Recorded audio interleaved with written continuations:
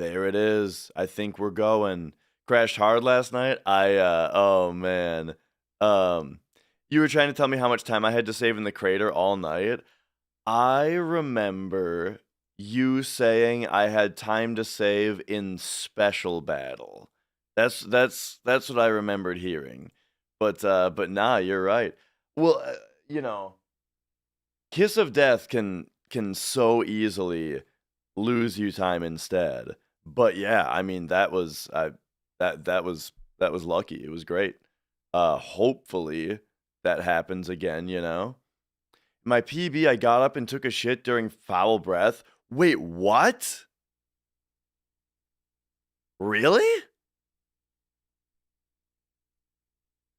Well, oh, I guess that's what it was then. That's funny, man. Oh, dude, I don't remember that at all.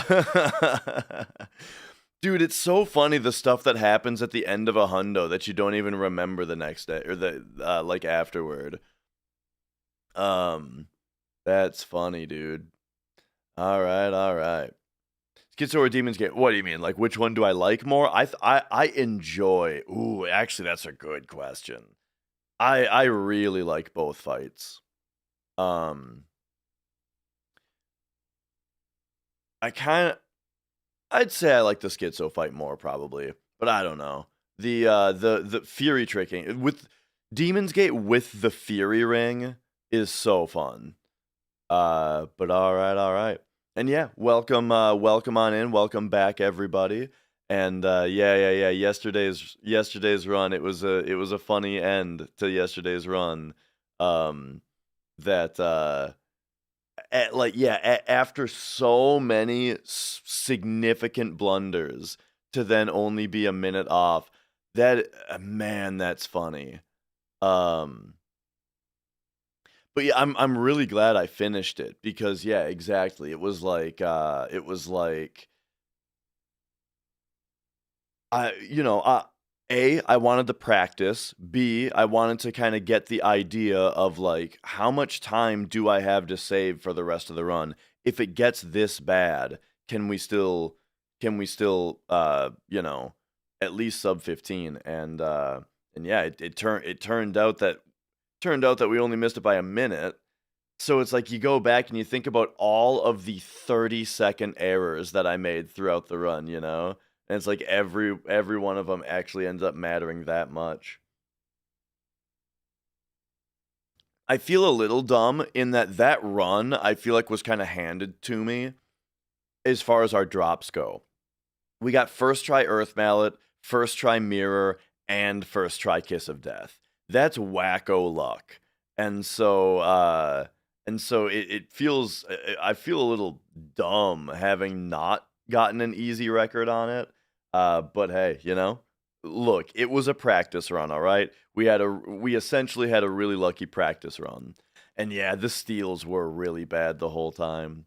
But yeah, all right. We're getting there. I'm gonna send out a Discord ping uh, about the run being or the stream being back up.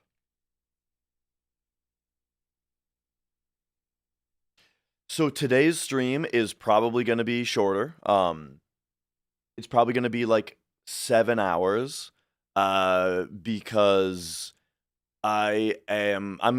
remember, it was for grandma. Um, but we didn't get the record. But either way, finishing the run was for grandma. And so I think I'll be going to I'll be going to the card making party. The same grandma that gave me this chair, that's right. So, I'll be going to the card making party tonight. Um and yeah, there we go. Uh, it proved it could be done. Yeah. Yo, Danger. Okay, I think I'm going to. I gotta go stretch my wrists because I didn't do it yet, and then let's get the Wii plugged in. Know what I'm saying? I think the Wii might already be plugged in. It is. How convenient. I still look very tired. I got like 7. What time did I go to bed last night? I don't even know. But I think I got like 7 to 7.5 hours, which that's 7.5 hours is a full night's sleep, you know? So, I'm a little tired just because I'm not a morning person, but but I got more sleep. Um, I don't think it was 2 in the morning. I think the run ended at like 12, didn't it? Or 1? Yesterday, I think I started the run at 10. Oh no, you're right. I started the run at 10 a.m. after the hour reset. So then that means that the stream ended a little after 1. So then I probably got to sleep at 2. Um which means I got like 7 hours of sleep instead of 6. But hey, that's a lot better. 7's a lot better than 6. 7 is basically a full night's sleep, you know? Um, but all right. Well, I'm not doing another hundo today, Danger. We're doing we're doing I'm doing like a bit of a shorter stream today. And by shorter stream, I mean like 7 hours. But yeah, and then we're gonna hook up the Wii and play some Metroid. So one of those vacations where you end up more tired than a normal work week. It's true, but it might also fix my sleep schedule also, you know?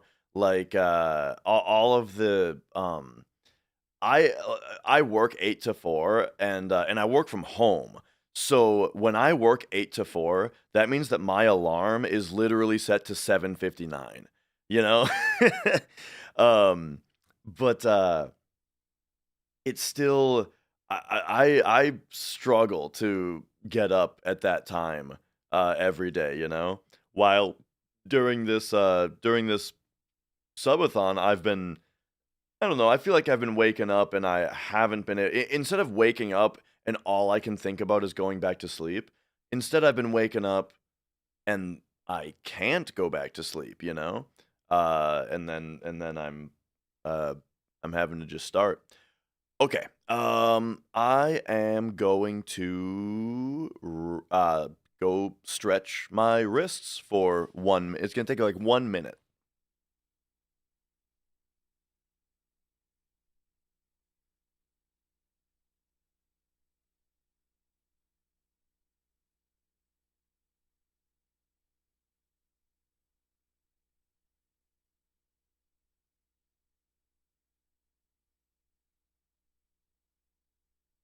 I'm doing it, Daddy!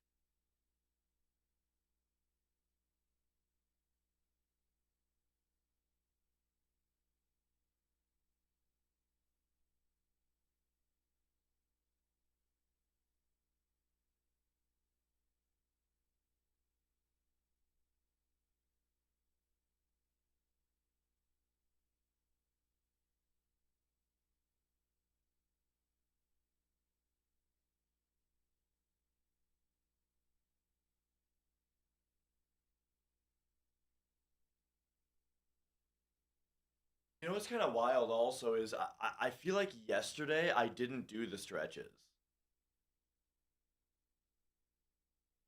I don't know if I did them yesterday.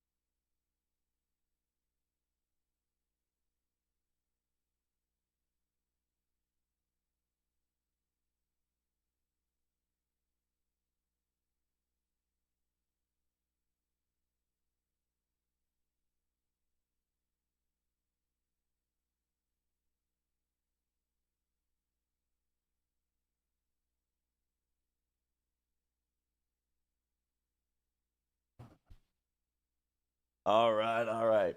Deep vein thrombosis. Um, what the hell is that? Musician timing.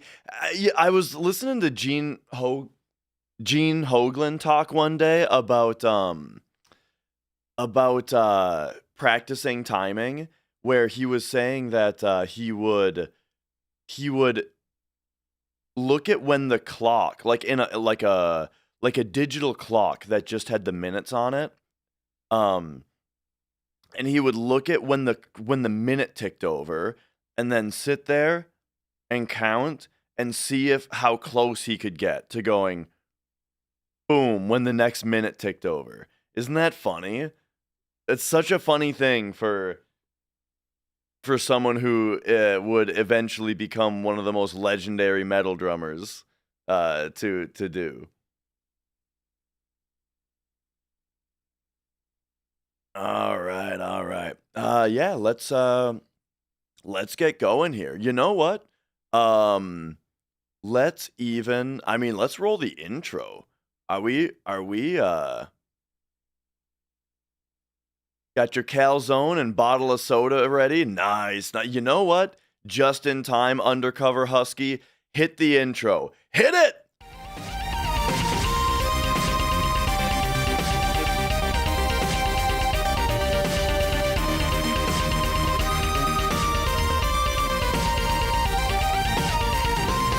All right, all right. It is day 3 of the Subathon, and today um we're getting back into Metroid Prime 3 on the Wii for a real chill, relaxed day of gaming. Yes.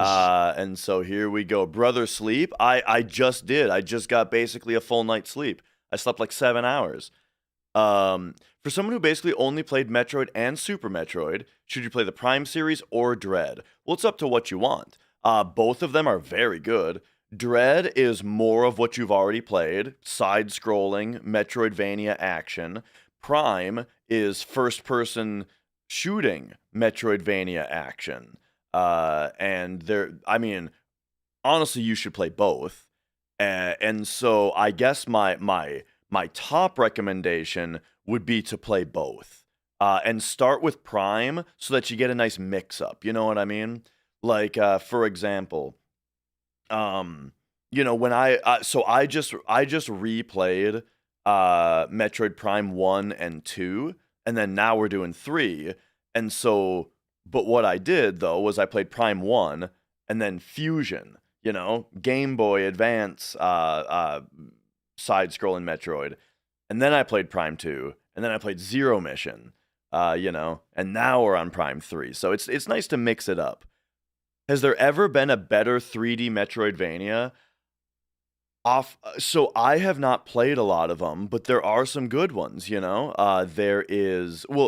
ones that I've heard of. Like I heard Shadow Man is good. I've heard like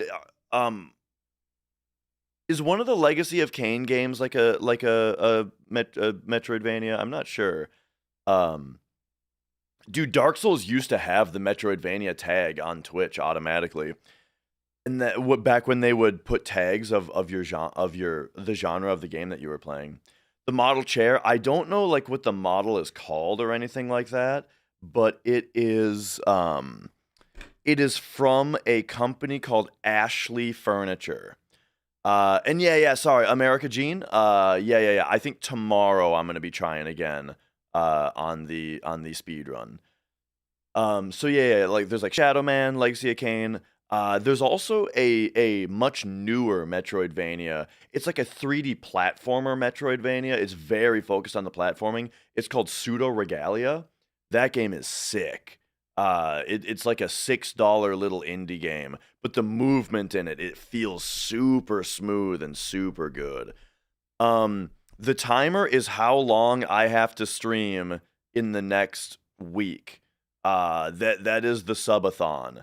So yeah, for I've got through Sunday to stream this much. And so yeah, that's what we're doing. Today is going to be a rest day, and I'm going to go hang out with family this evening. But then tomorrow we're going to be back to a 15-hour one, you know. But yeah. Parents still have some recliners from Ashley. Yeah, I don't know how I'm not sure if Ashley is like a country like a popular thing all over the country or if it's just like a Midwest thing. But because I've only heard of the one that I know of in Minnesota. That's in like gosh, what town is that in? Albertville or is it Albertville? I think there's a Ashley Furniture. Anyway, um, but all right. Well, Bloodstained is 2D, right? So I mean, yeah. Those prefer your Metroidvanias 2D. I would say yes. I agree. But you know, I still need to play some of those cool 3D ones a little bit, you know, to get back into those. Why is my ring so dirty? But all right. I haven't played Nier Replicant. I played Nier on PS3 right when it came out, you know? I had you know, a friend and who it was kind of a funny story. It was like I saw that they had Nier and I was like, "Oh, what's this?" And they were like, "Oh, you know, some game. You want to borrow it?" And I was like, "Whoa, that I feel like that's a pretty that you're it's funny for them to be trying to get rid of it so quickly." You know what I mean? But I was like, "All right, sure. I'll try to play it." Um and I played it for one day and I really didn't like it. Um I just thought it was kind of nonsense and it wasn't really my style of gameplay, but it also seemed I don't know. It didn't seem very cohesive like game design wise. I don't know. Wasn't for me. But then Nier Automata looks awesome. Um, I think Nier Automata looks really, really cool. However, I've never played it. I've owned it. I've owned it for like 8 years, and I haven't played it yet. Uh, but then what's funny though is that then this Nier, and I'll get to your question too, Turtleneck. Um, this other Nier game came out, a remake, Nier Replicant. Maybe Replicant was the name of the remake. Uh, I remember that came out. And I thought it was funny that like all of a sudden everyone is talking about how great Nier 1 is because they're all playing the oh yeah, the version 1.22 whatever. Yeah, that one. That came out and now everyone is suddenly talking about how great the original Nier is while they're playing this remake. So I'm like, I'll take a look. I watched someone play the remake, and it was it just looked like the worst thing I've ever seen. It was like pages and pages and pages of text. I couldn't believe how long this part was going on, where it was just read out loud text that was like read out loud in this anime voice, you know? It's like I'm playing a visual novel, except what's happening behind it was actually like a hack and slash thing that was happening. So then it then it was like they finally got through what felt like 15 minutes straight of listening to voice acting just reading out this text and then now you're back into this like hack and slash action, but the hack and slash action looked exactly like what I remember, which is just waves and waves of the same enemy. But then they only hack and slashed waves and waves of the same enemy for like a couple minutes, and then another like 15-minute text segment started, and I was like, dude, what do people see in this? But what people probably see is, I'm guessing the writing is probably really sick, you know. Like for some people, I'm guessing the writing hits just right. Talking about the Nier replicant remake thing. But wait a second, Fluffy. So, or America. So you're telling me Okay, so wait a second. You're telling me that Nier Replicant version 1.22 whatever, that is not the same game as Nier for PS3 in the US? They're two different games? It's a situation where the Nier that we got, it's like a Persona 2 Innocent Sin versus Eternal Punishment situation where like I see. That's weird. Okay. Cuz yeah, like in the US we only got Persona 2 Eternal Punishment until on the PSP they brought over Innocent Sin. Okay, gotcha. That's crazy.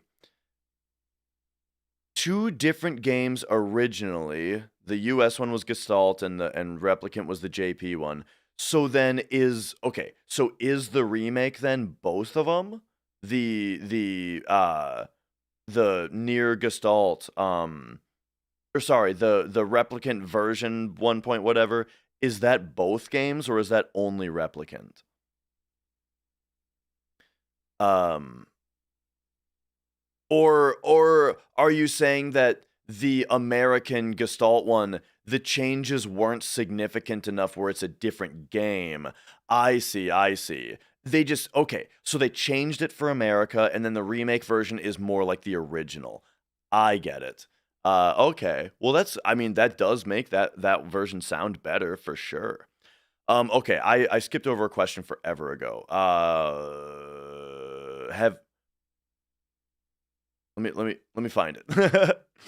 Oh, has there ever been a game that made me crash out? Yeah, yeah, yeah. Go 2 streams ago. If you find the part where they got me talking about Bravely Default, oh man, I like there are some games where I've gone on where if you time your question right and you ask me the right things, you can hear some crash outs about some games that I've played.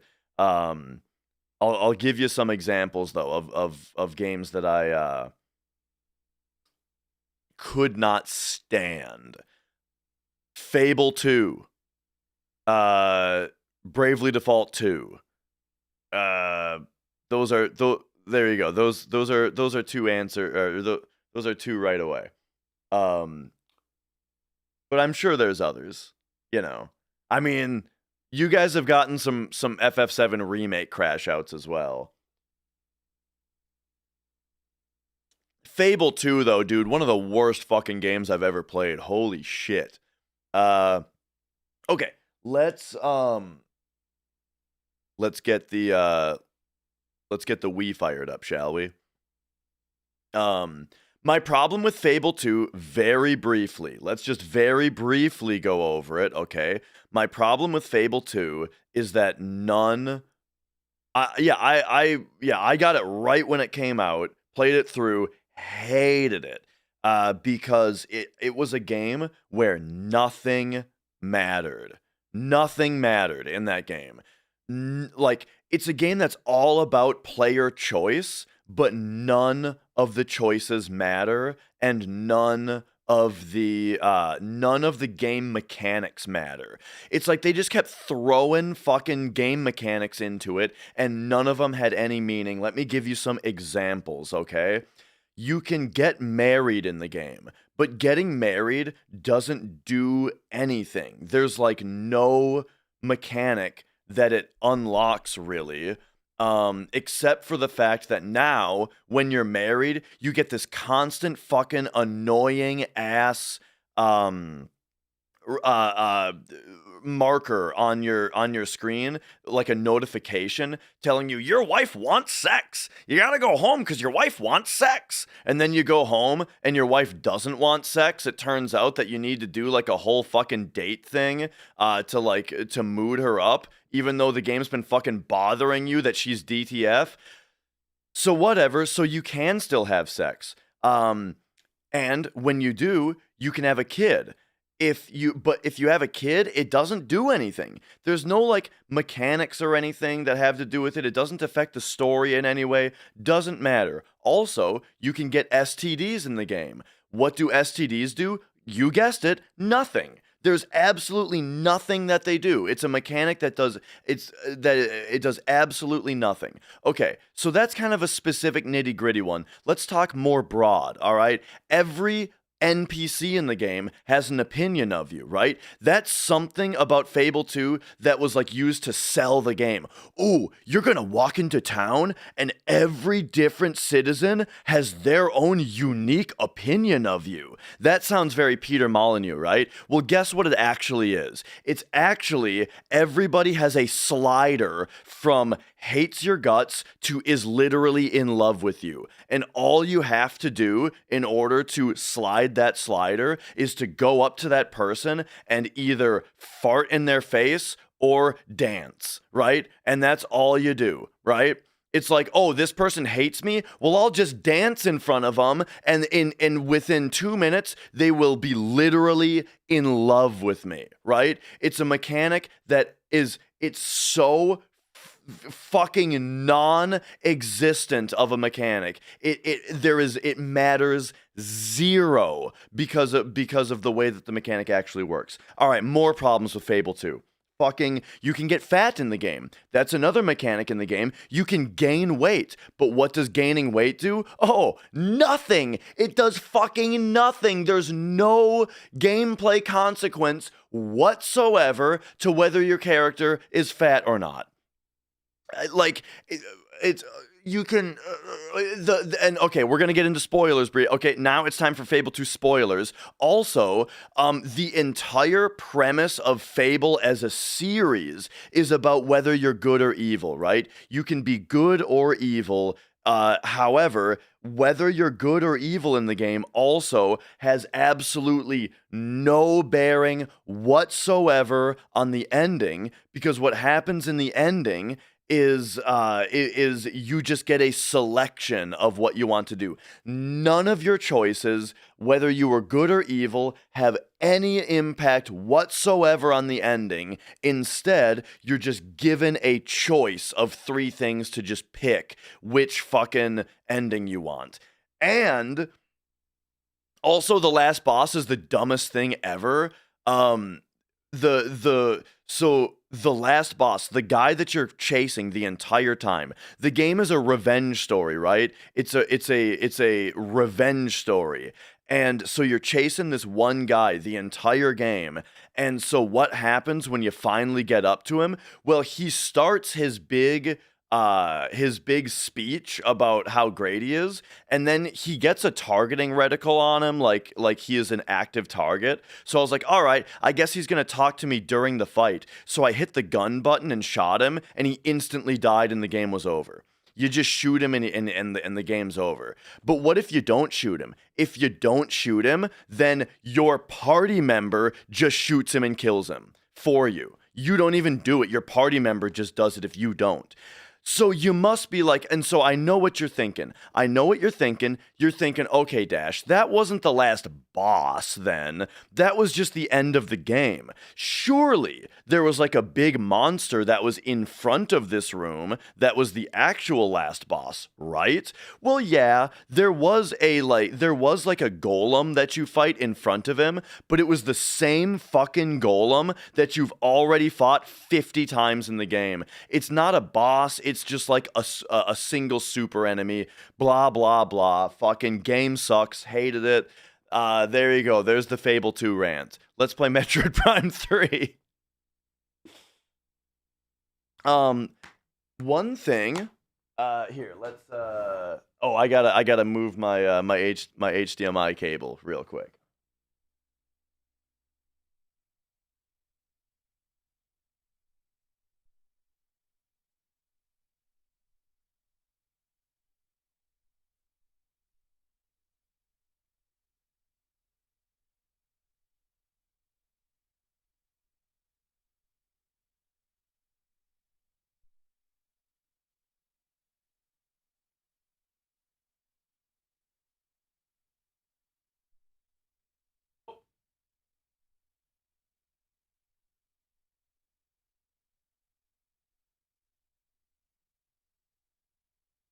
I need my where RetroTink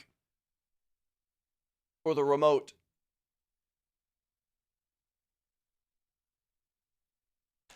I mean, remote for the RetroTink. I said that backwards.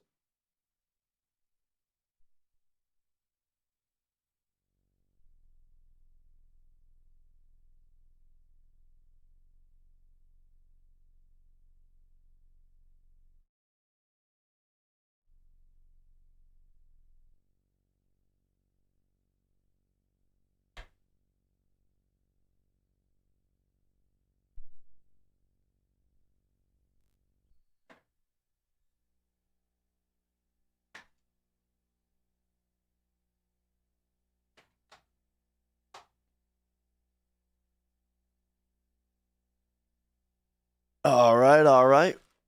Wii remote. Are you guys ready for this sound?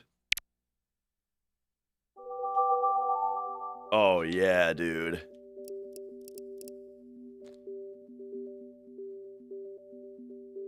All right, now, the same splitter. Oh, talking about retro. So this is the RetroTink 5X. It's the upscaler that I use. And yeah, this thing is the best, dude. This thing, like, if you are a retro gamer, but you like the convenience of playing on a new TV, this thing is, yeah, they're like $300, but they're worth every penny, dude. These things are life-changing. They're so nice. All right. Okay, so one thing, there's something that I didn't mention last time that I was talking about how nice it feels to put a disc into a Wii. You know what I mean? Like the disc slot of the Wii is so like gentle and smooth, you know? But another thing that I kind of glossed over, though, I didn't even gloss over it, I just completely forgot to mention it at all, is how nicely the games come out of the cases. Like, do you guys remember specifically these Wii cases? Like, the disc is also just held super gently, you know? Oh man, it feels great. It's such a small thing about the Wii, but it's like the case just feels so nice. Oops. And then once again, it's like when you're putting the disc into the system, it's like you can't even tell when you have stopped pushing the disc and the disc is being pulled in by the system, you know? You can't even tell when the switch happens.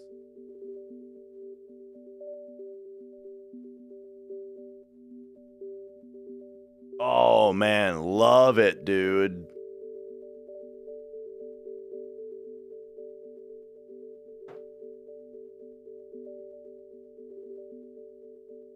I'm generally not even that big of a fan of disc slots.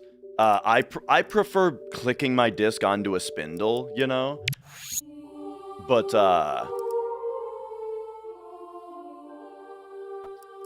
you know, the Wii is the exception.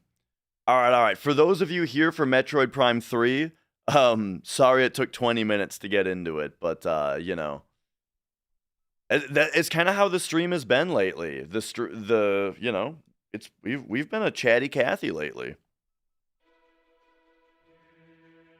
Been chatting it up. All right.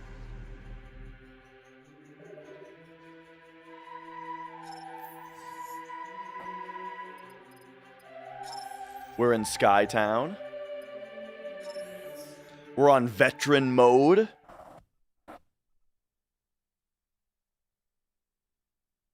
And let's get a little bit more of this coffee going, yeah?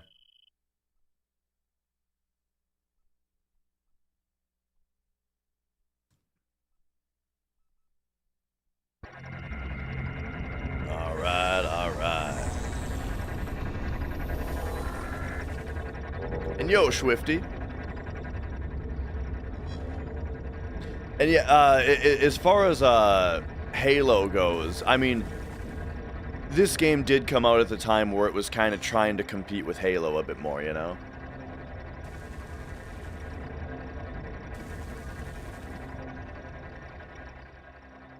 And that's the thing about and that's kind of what's been making it so I've been enjoying this game a little bit more, is that I've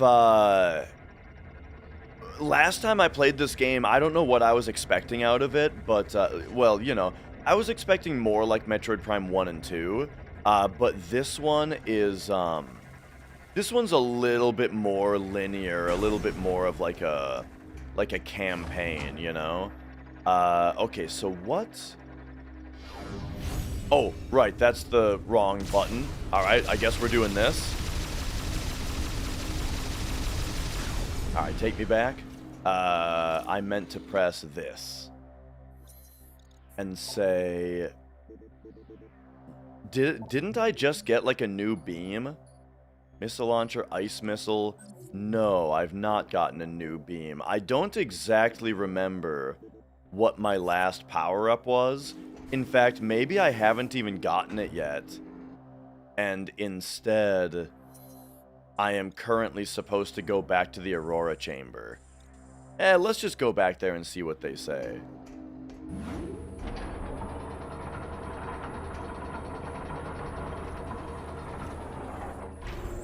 Alright, alright.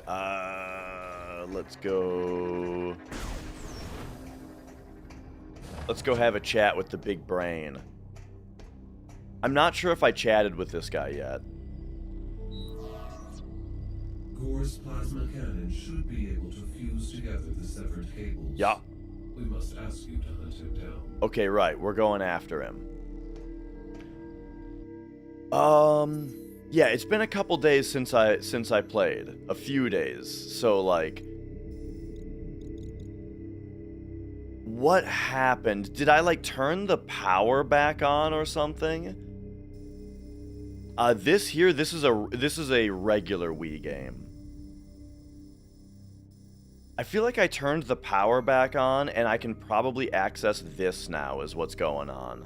That's gonna be my guess.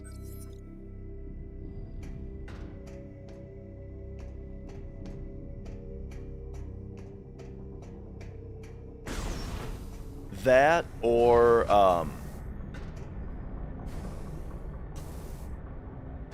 it might also be that he's just gonna be, he's just gonna be in this area, maybe. And yeah, we're getting ready for Prime 4, you know? Okay, yeah. I think that this is where his suit was before.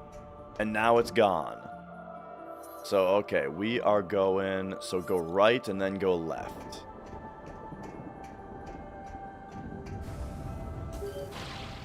Oh. Oh, I slept pretty well, Rain. I slept pretty well. In fact, I don't even really remember getting woken up. Usually, I'm a... Ship status alert. Unknown entity approaching. Commencing hull lockdown. Ah, that's what we're doing.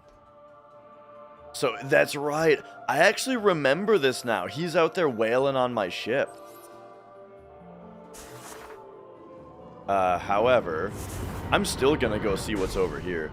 But yeah, I'm a pretty light sleeper that I usually get woken up a bunch of times throughout the night. Oh, yeah. That's like a power thing. Okay. Alright, so we gotta get back to our ship. So let's... Okay, we're going all the way back here, eh? So, because, yeah, surely it's not gonna let me... Oh, yeah! The boost ball is the last power-up that we got. I remember now.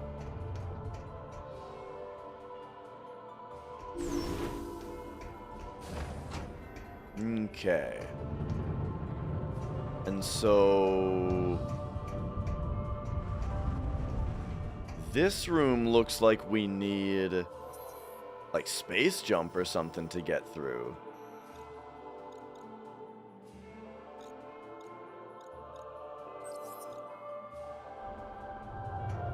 Does that make sense? I'm not just missing a morph ball spot. Yeah, looks like it. Okay. So sorry. as we get back in, I'm gonna be looking at my map every 3 seconds. We gotta go the other way.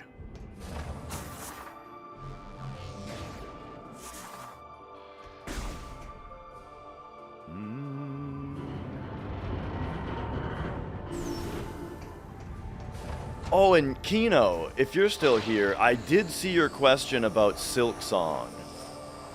I should try, I mean,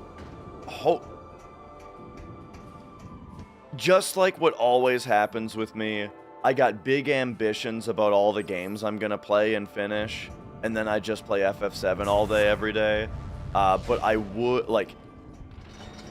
would really love if the Subathon includes finishing this game, Dragon Quest VI, and Silk Song, you know what I mean? Just finish all 3 of the games that I'm working on right now. That would be great. Oh man, I was too impatient to shoot that thing.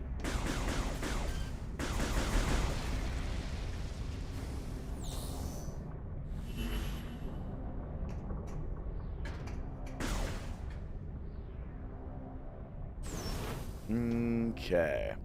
Showing a good Wii U game? I got a good Wii U game for you. You ever play Tokyo Mirage Sessions? Oh man, that game rules. Okay, so we gotta go in here. But like all good Wii games, there's a Switch version of it.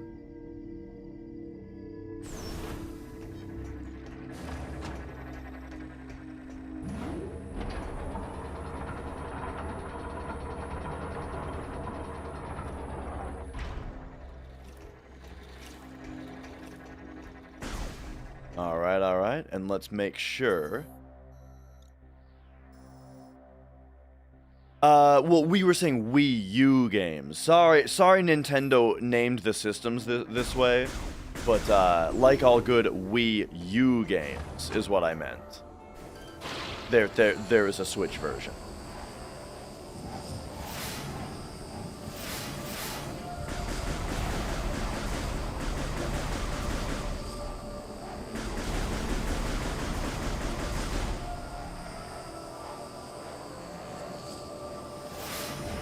Oh. Got him.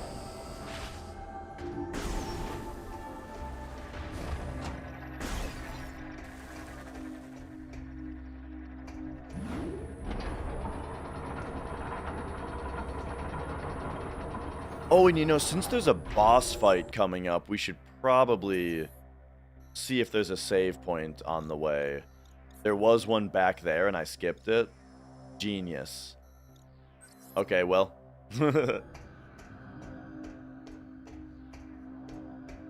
Hopefully that'll be fine.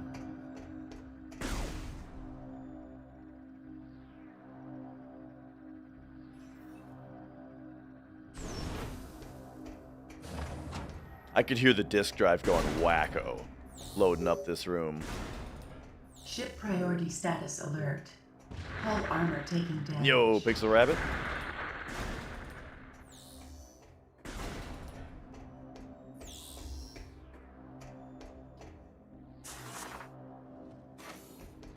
Okay, so now...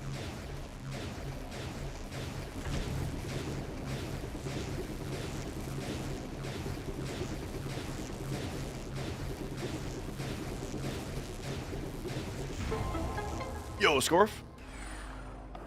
This is on a regular Wii. This is an original Wii with, using component video out. Ah, okay, so that made us one of these, where now we can do this. Feeling good today, Pixel Rabbit. I mean, I'm definitely having to still talk just a little bit more softly, at least for the start of today. I feel like right after I wake up, I just gotta, I gotta ease into talking. I can't wake up and start yelling right away, you know? Okay, so what do we got here? There is a missile pack up there.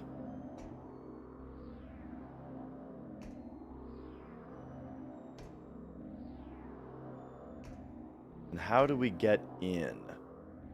Do we get in right there? Is that crazy talk, or am I a dummy?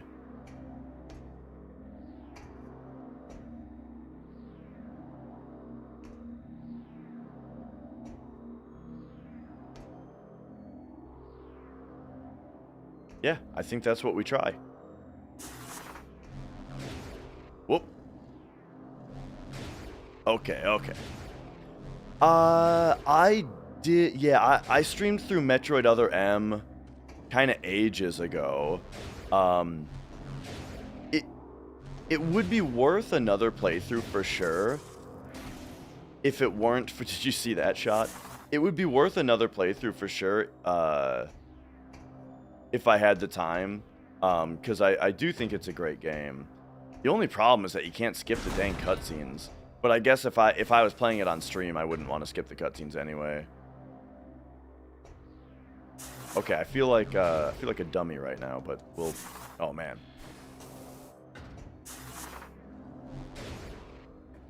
Why did that go down?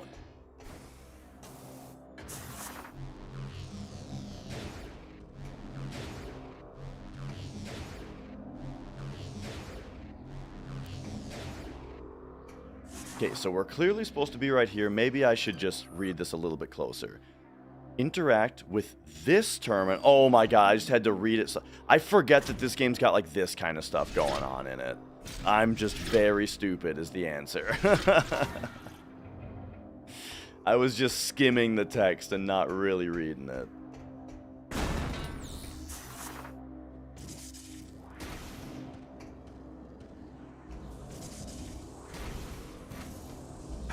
Oops. Oops.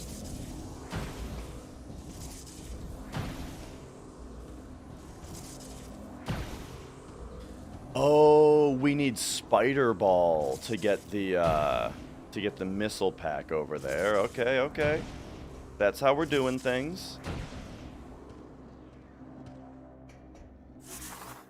And then we get dropped back down here. Gotcha, gotcha. Oh boy. Lent it to a friend and then it went missing. Oh man. Hate when that happens. Ship priority status alert. Hull armor taking damage. Oh right, I'm getting distracted. Alright, let's go.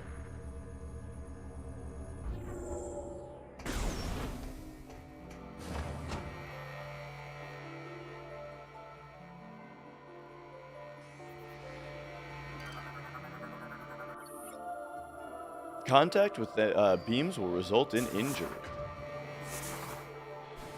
Gotcha. Take a week off work and just replay games from the 90s, 2000s? I love to hear it. Wait.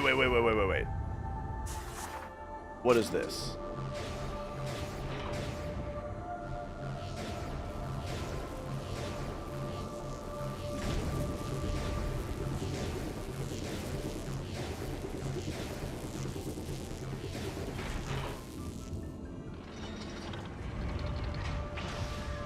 Faster way across? Or is this access to a different area? That was a faster way across. Okay, cool.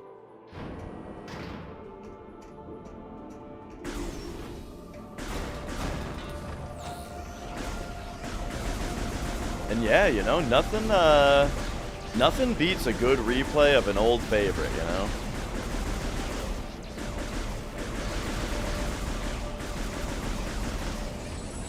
We got it.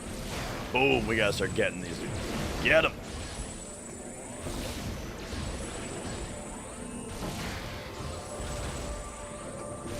You know, I'm really surprised, like after Metroid Prime Hunters, I'm surprised that they didn't put some. Oh, okay. Two things. After Metroid Prime Hunters, and after Metroid Prime 2 had a local multiplayer mode, I'm surprised they didn't put a multiplayer mode into this game.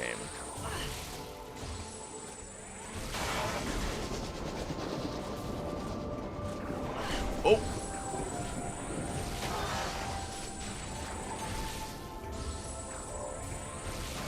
This feels like Doom. Where it's like they always shoot directly at you, so you just... Oh my gosh, can I hit this guy? Oh my dude. Alright. Well, I'm getting warmed up, alright? But yeah, it feels like Doom where you just have to like be strafing left and right and then they won't hit you.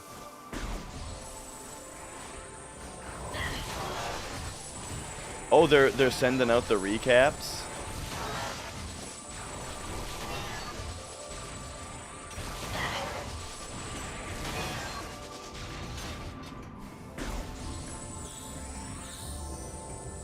The recaps are fun.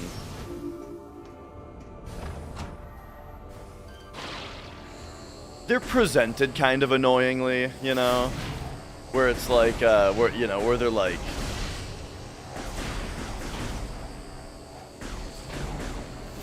there's just all the stuff that's like, you know, oh, you watched this many hours, awesome job, you know, and it's like, wasn't really work, but okay.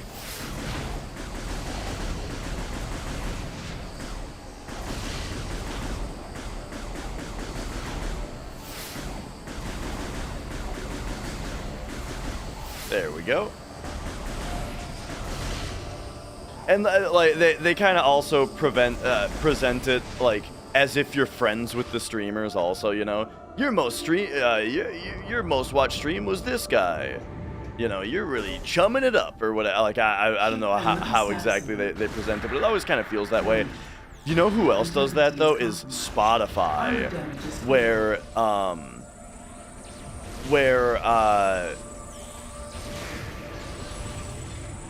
they'll if a band posts something, if a band posts like a video, the way that they the way that like you get the notification is like they made something just for you, you know. It's like, no, they didn't. This is an advertisement.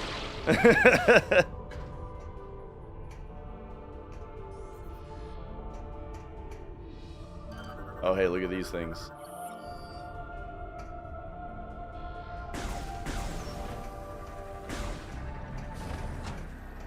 Oh, there he is. Look at him wailing on the ship. That's right. Only Matt over yonder is allowed to watch this stream.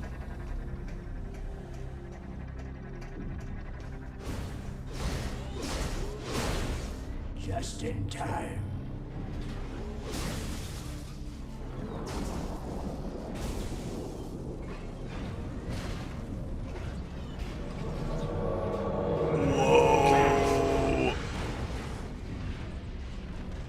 Is that slime popping in again? What's up, everybody? Hello, welcome. Don't you feel the power? Soon everything will be corrupted, including you. All right, here we go. It's boss fight time. So, shield repels all weapon fire, powered by a unit on his back. You don't say. Whoa! Okay, I got you.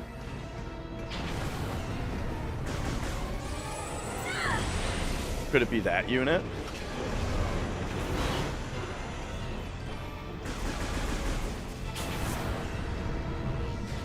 Oh, wait, this one we gotta jump over the... Okay, yep.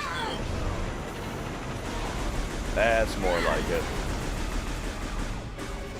Oh, okay, and he's leaving cat piss on the ground. Gotcha. Oh, he actually tracks you with that move? Get out of here.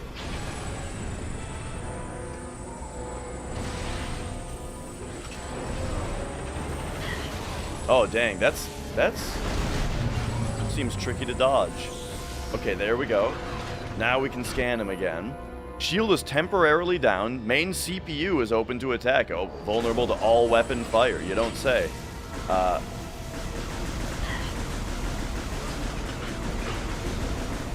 Oh, that looks like he's gonna sweep with it. I've played video games before.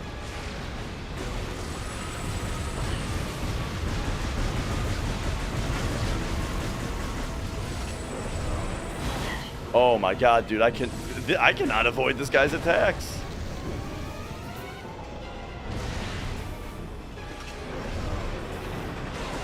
Okay, there we go. And now I think we hyper mode him, yeah? Okay, there we go.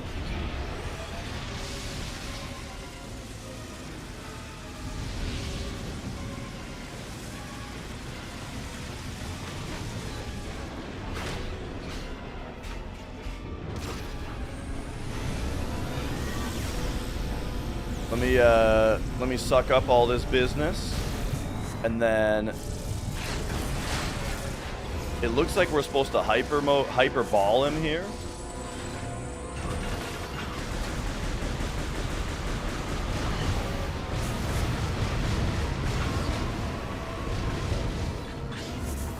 Oh, whoa, whoa, there's still a bunch of stuff to pick up around.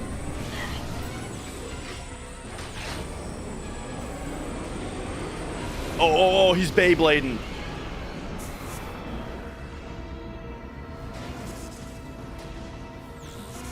Yeah, I think I got a scan in here. Lower target appears to be connected to Ghor's main CPU, vulnerable to ground attacks. Yeah. Oh, boy. So is that a, are we boosting into that?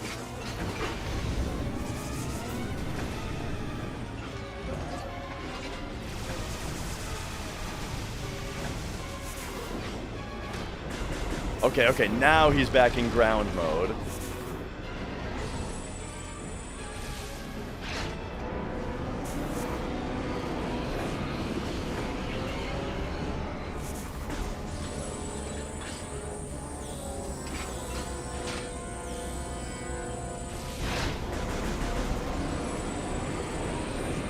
Whew.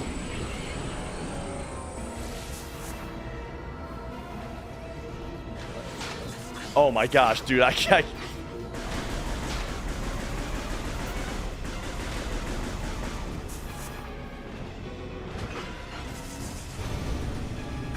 Okay, I do think they want me to boost him.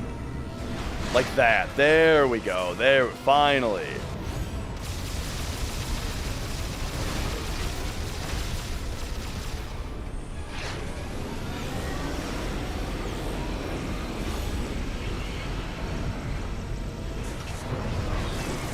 Whoop.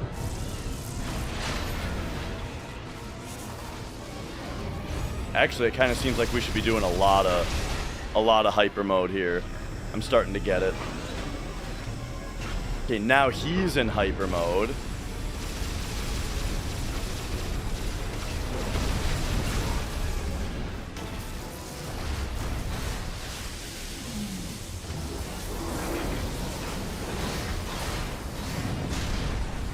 Surely that wasn't the whole fight.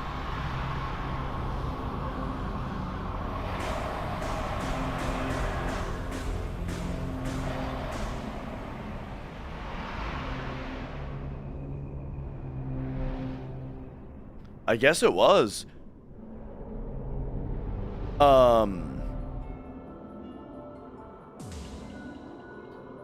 So I'm surprised that was the whole fight because it just seemed like he wasn't doing a lot of damage to me and there was a lot of health available, you know?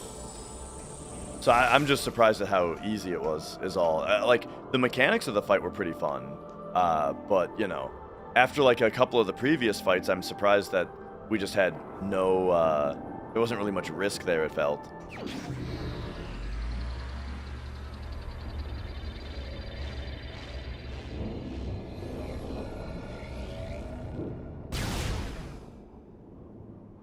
Nice.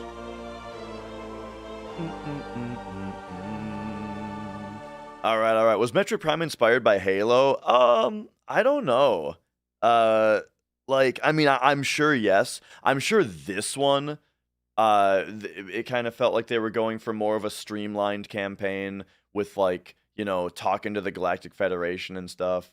I feel like the first Metroid Prime came out before Halo, though. But I'm not sure. All right.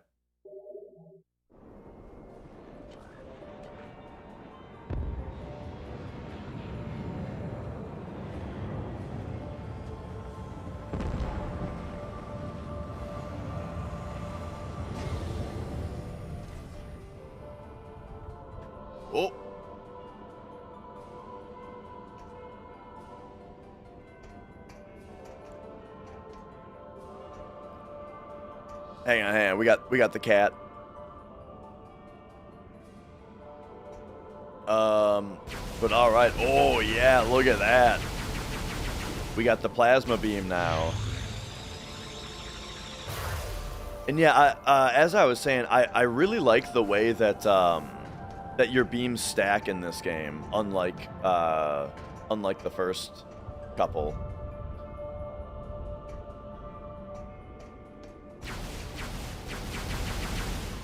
Music here in the opening area of Kingdom Hearts. Yeah. With the with like the big stained glass stuff. That was a pretty cool intro. I make fun of Kingdom Hearts all the time, but you know, that intro was pretty cool.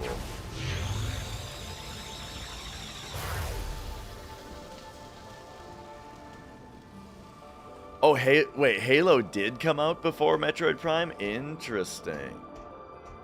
Man, Halo was 2001, huh? That is earlier than I thought it was.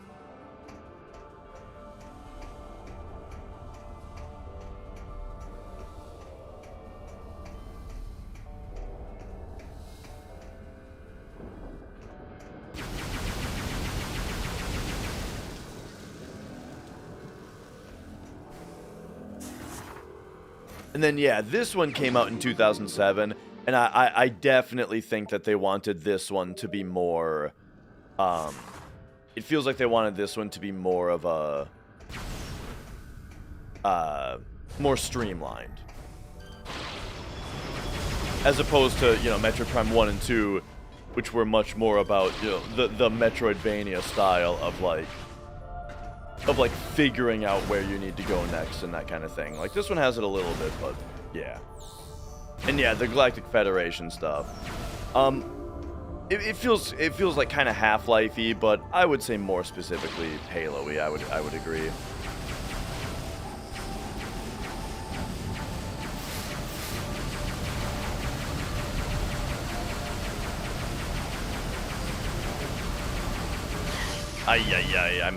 I'm bad at the shooting. I also got a cat batting at my hands down here. Always an excuse. I got the best excuses on Twitch. And YouTube now.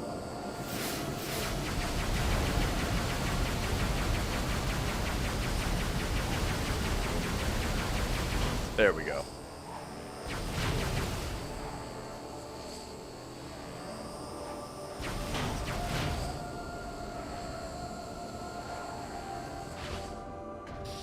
Okay, so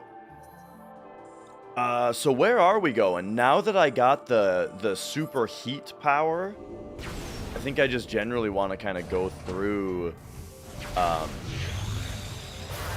some areas of this place again here. Oh yeah, these guys, you like barely need to charge at all now to just melt them. Oop. Oop. Oh my gosh. There we go. Jeez. That's pretty cool.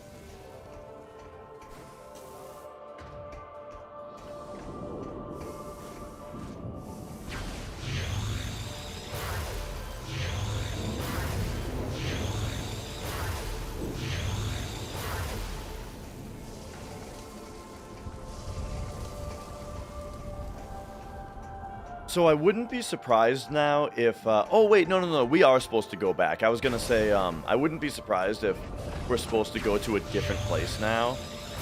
But nah. They want us to...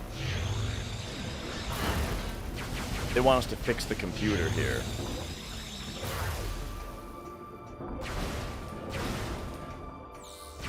Story of my life.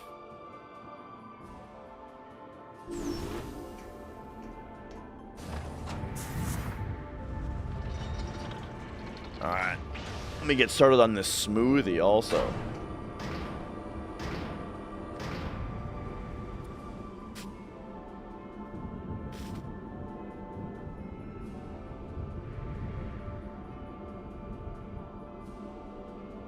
And James, I'm glad to hear it. Great to have you here. Whoop. Whoop. Some of the stuff in my like archive is kind of like I think a little cringy. I think my energy in previous, like, I've mellowed out a little bit, and I think my energy in some previous years' streams is a little cringy nowadays, but hey, you know, it's how it used to be.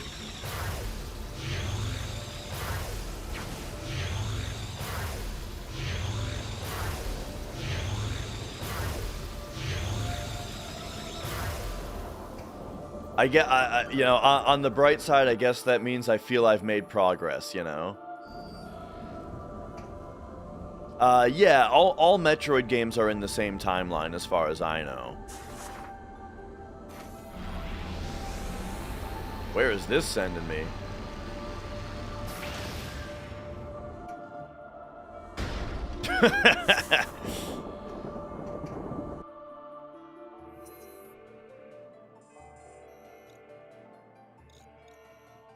Alright, alright.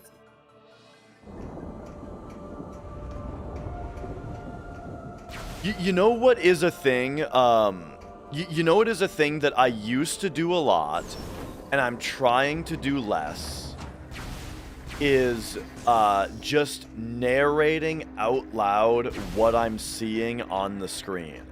Because it's very heavy DSP energy to do that.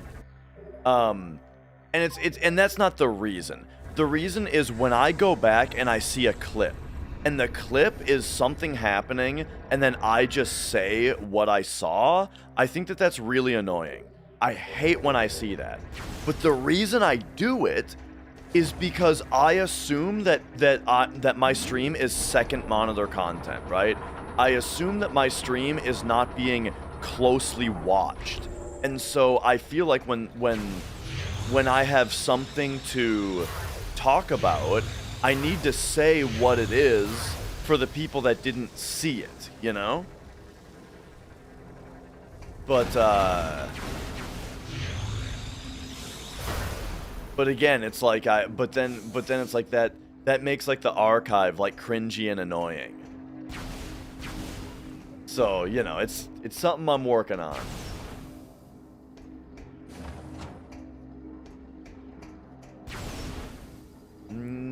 Okay. What I gotta think is, you know what? YouTube has a rewind feature. Twitch is sort of having a rewind feature nowadays, and so if people need to see what happened, they can rewind real quick, you know? I'll commentate it, I'm not just gonna say what I saw anymore. Alright, here we go. Now we get to play the game where you get halfway through. Dude, I wonder how fast speedrunners do these. We're gonna... These puzzles, these are like these are like the puzzles that you put on, where when you get halfway through, the scary ghost face shows up and it makes a loud noise.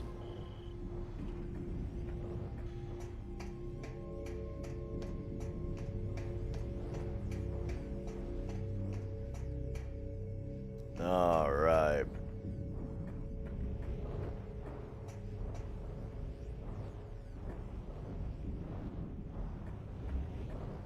Alright. Let's go. Where the hell... How the hell do I get out of here? I remember it being a morph ball thing. There we go.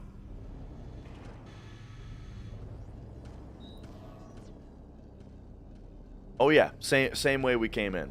Alright, now we can go talk to the big brain.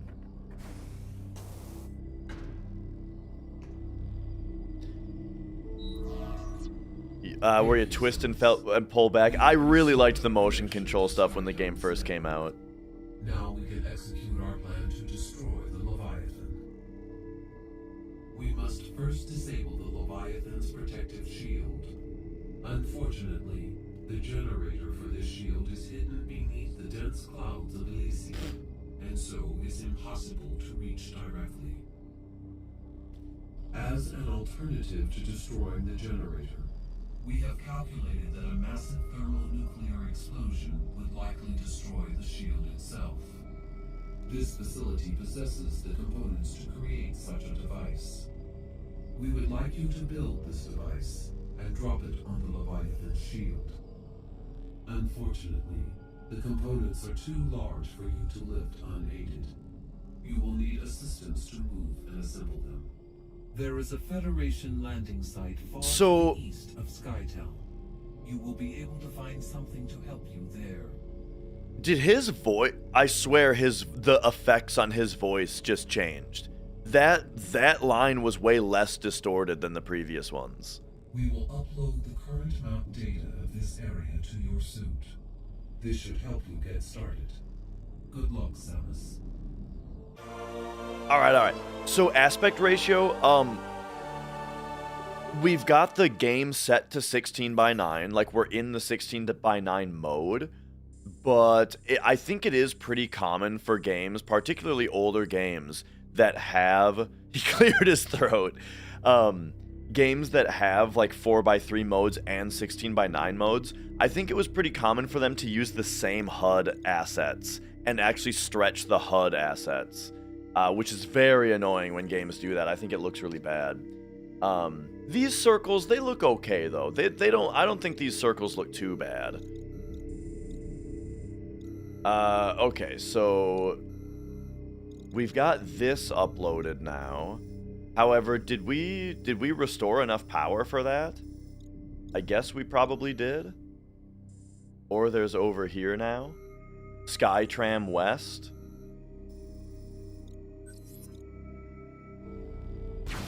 Oh. There is a Federation landing site far to the east of Skytown. Okay, yeah. So they want me to go to the western area. So I would say...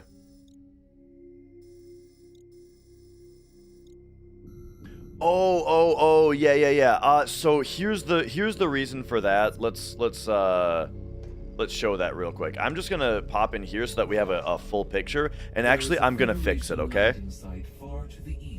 So it's RetroTink setting. Will be able to find something to help you there.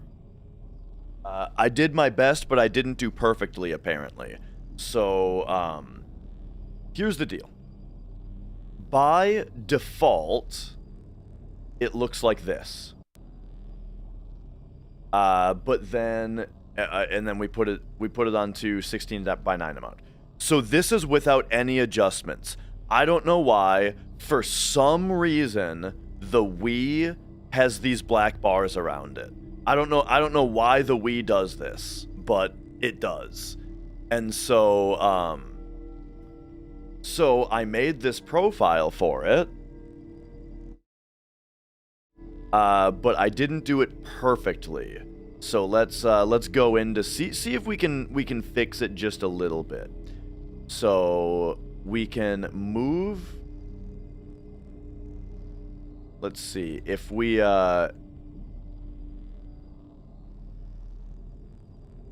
make it a little bigger. All right. Move it left a little bit.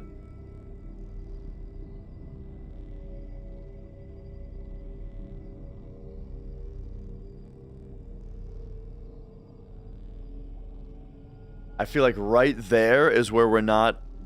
Wait, oh no, I should be looking at my capture, not the TV. Put it right there.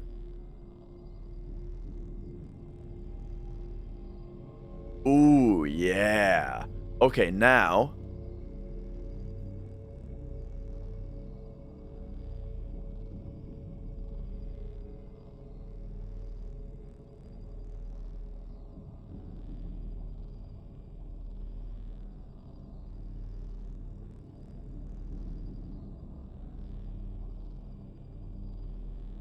Boom, right there. Okay.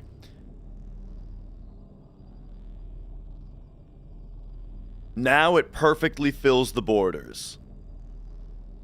Okay, you know what? Save that.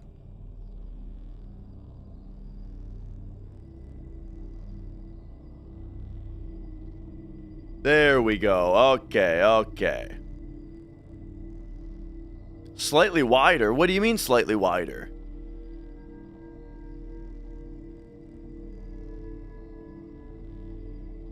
You want one more notch on the wide, or are we joking?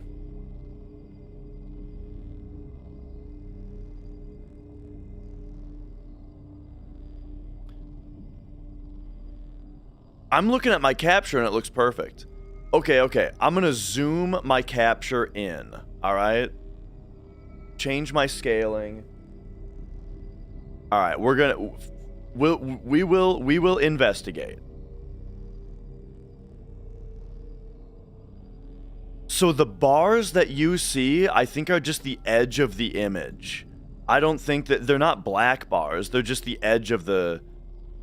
Okay, fine. Give me one more pixel left. And give me one more pixel. Wait, no. That's bad. Okay, so it was here. And now we're moving it here? No, this is better. Right here is where it should be. I'm zoomed so far into my capture, bro, and this is perfect.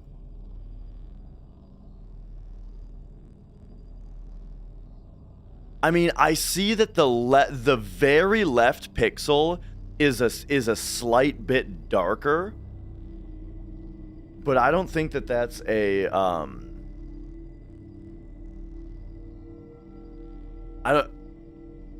that's not a black. That's part of the image.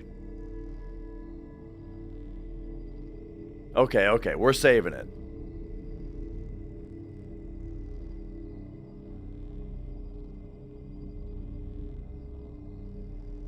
All right, there we go.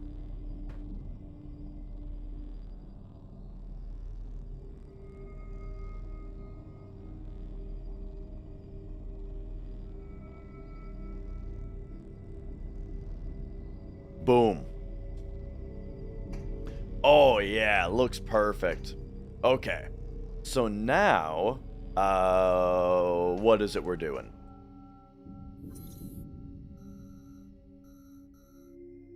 We're going, I think they want me to go here, but I also want to check if we can get here yet.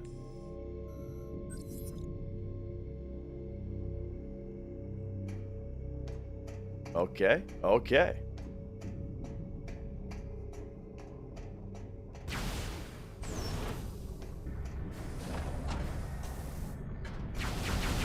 Oh!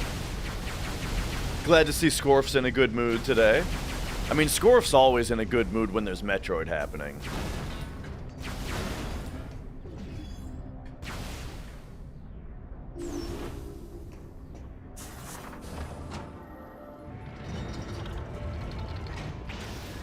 Alright. So I think going right. Ship status update. Auto repair functions complete. Ship is ready for use. How convenient. So I think going right first is what'll get me to this other room that I've been trying to figure out whether we can go here yet or not. It keeps saying it needs more power, so I'm guessing we still can't do it. But maybe fixing the power of the... Yeah, okay. I thought maybe fixing the power on the brain would fix it, but we probably just need some other upgrade. On the back end of a minor ear infection. Oh, man. Dude, you know what's weird? I don't know what the deal with it was, but when I was a kid, I got ear infections all the time. And by all the time, I mean, I don't know, maybe I had 5 or 6 of them. I remember one time, though, having an ear infection in both ears. It was like I was trying to get to sleep, and if I laid my head on my pillow on the right side, it was painful. If I went on the left side, it was painful. And I remember telling my mom, like, this, like, my ears, like, either way, I can't, like, nap or get to sleep because both of my ears are in pain. And she took me to, you know, urgent care or whatever, and yeah, I had an ear infection in both ears.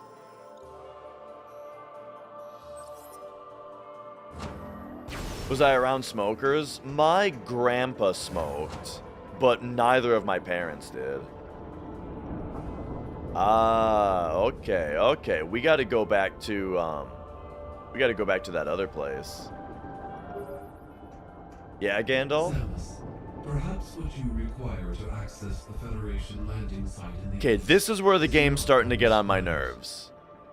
Like, yeah, no shit, bro. I remember. The item you need may reside on a world you have previously visited. I'm getting flashbacks to when I actually crashed out and quit this game. Where, last time I streamed it. Where it's like, yeah, dude, it's a Metroid game. No shit. We came across a thing that I can't get past. And so now we're gonna go back to where I remember I needed some hot stuff.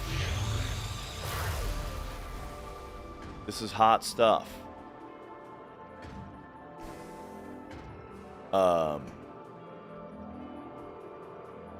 You had an 8x4 centimeter abscess in your butt cheek. You had to have surgically removed, and you couldn't sit for 2 weeks.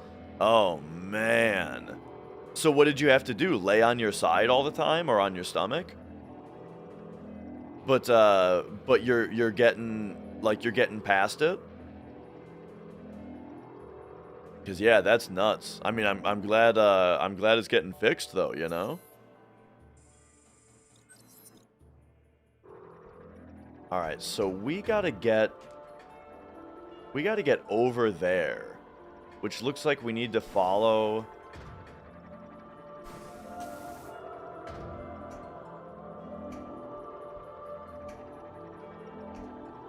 We need to follow this?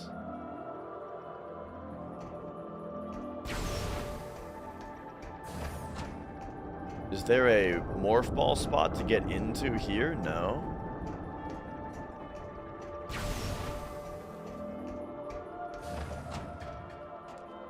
Oh, you can just jump here, dummy.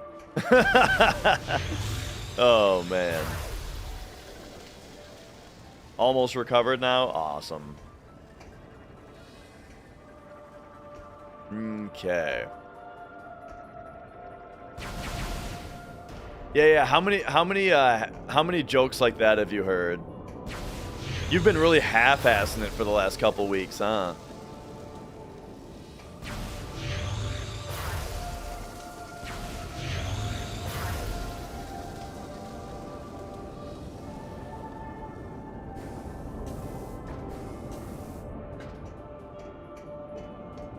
Okay, where does this send me? It was a pain in the ass.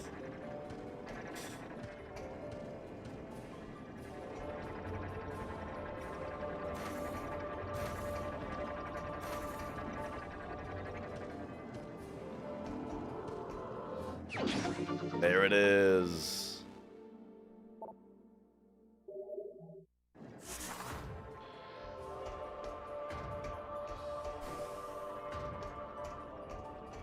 Okay.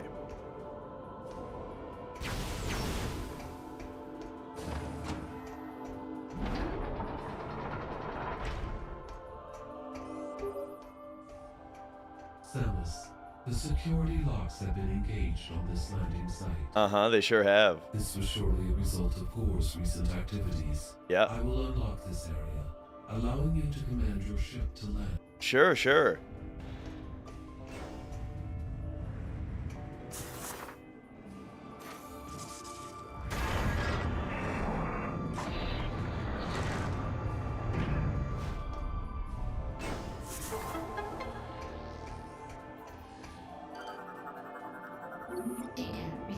I wonder what the point of that was.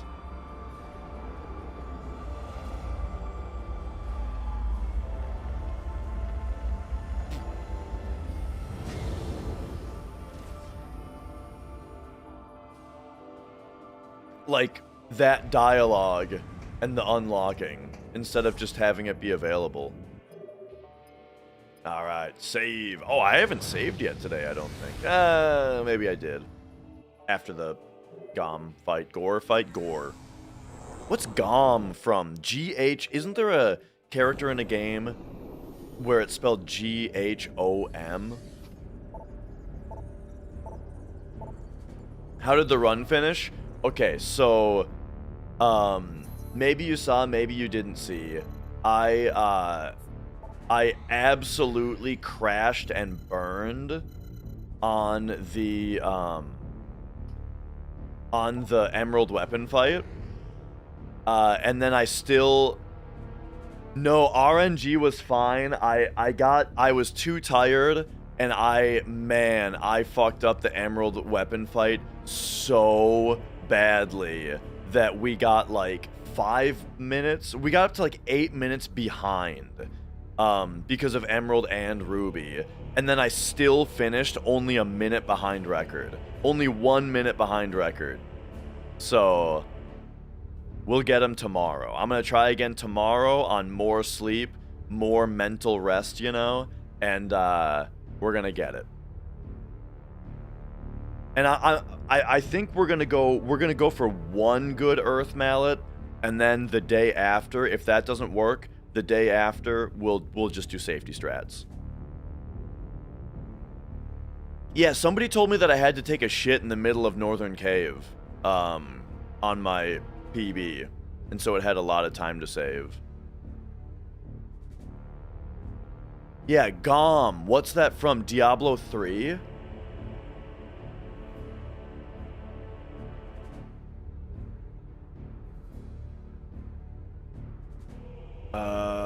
Hang on. I'm finding my notes for this game that I...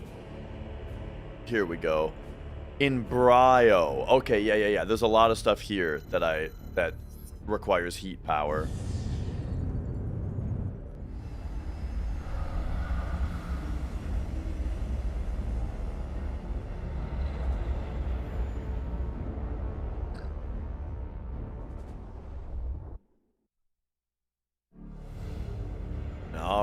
All right. Hundo run on the day off? Yeah, buddy.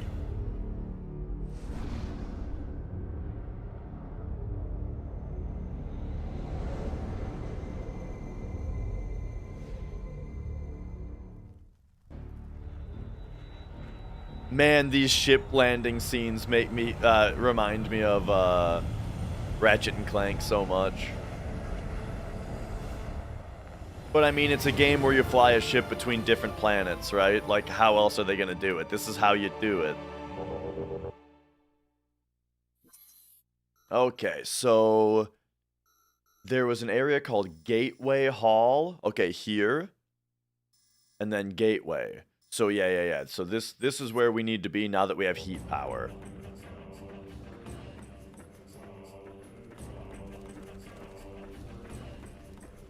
Man, this game really does look great.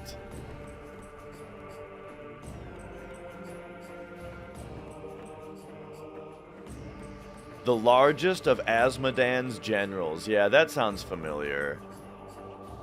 Oh, yeah, he's the guy that put the poison clouds around in his room. Yeah, he was a boss. That was a fun boss.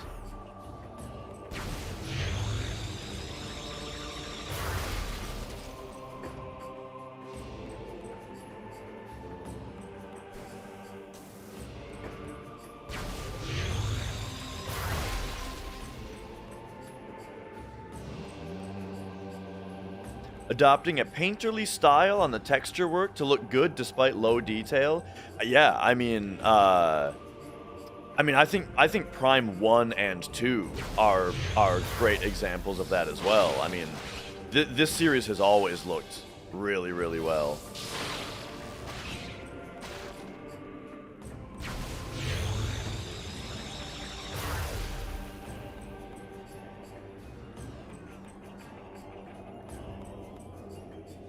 But yeah, that's kind of been a topic in games in general.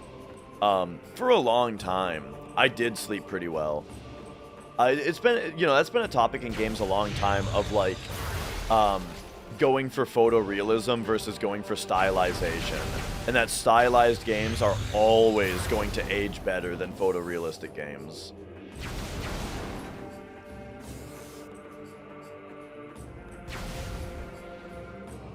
But what are some like photorealistic games that have aged really well, do you think? Whoa!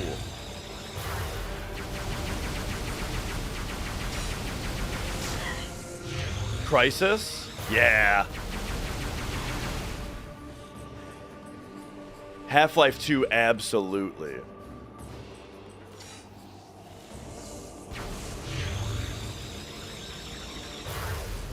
Whoop. Whoop.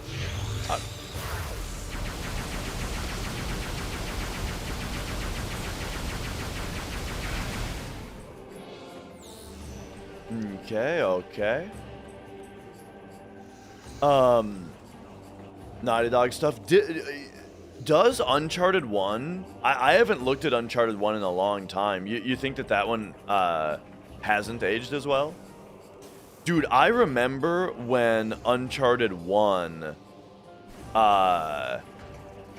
came out. And that was like... I feel like Uncharted 1 was like the beginning of the turning point of people's opinion of the PS3, you know? Where it's like, when Uncharted 1 came out, it was like, oh my god, this looks so much better than anything on 360. You know what I remember about Uncharted 1 that was like the particular, just like eye-opening holy shit thing? Was the fact that like, if the Nathan only got like ankle deep into water, only his ankles would be wet, you know? It was like you could get him just knee-high wet, and the top of him was still dry, right? And that was so crazy.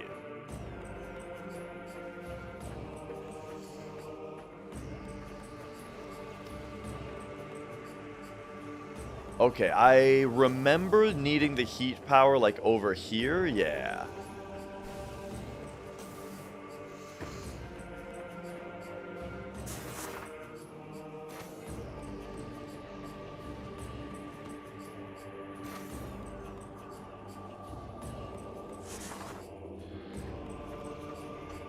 But yeah, as far as how those games hold up today, I mean, honestly, I'm just not really into that kind of gameplay in general anymore, you know? But I mean, I'm sure that they still play fine, I just think that they're a little boring.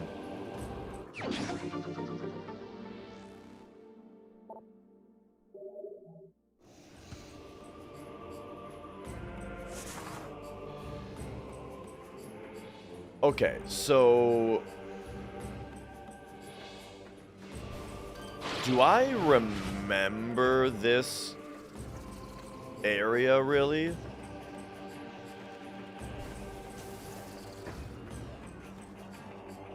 I remember we're supposed to get up there, but I think I already did that.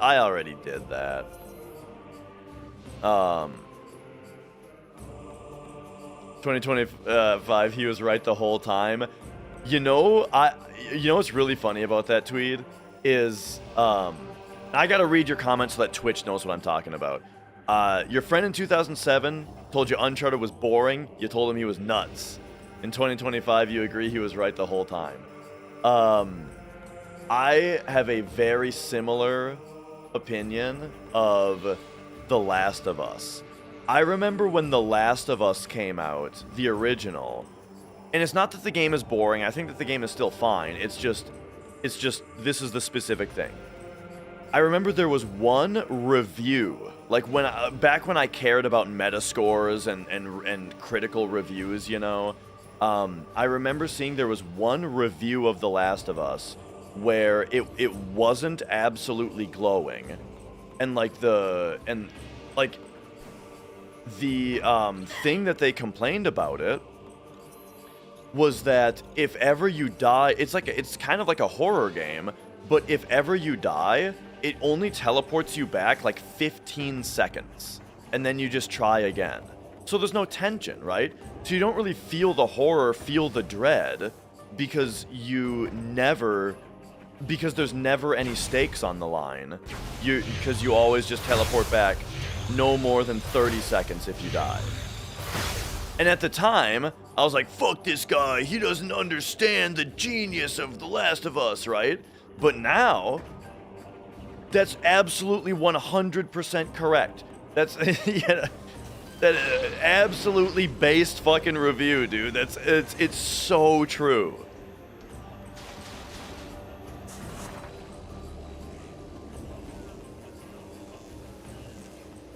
Okay, what was I missing here last time that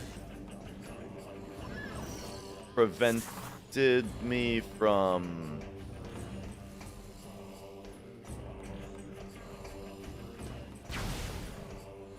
Okay, so this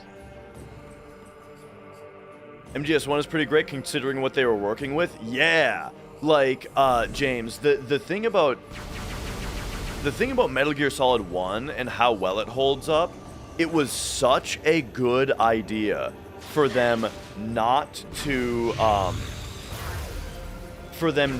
give the characters like eyes and instead have that part of their face just be dark. And then not have moving mouths either.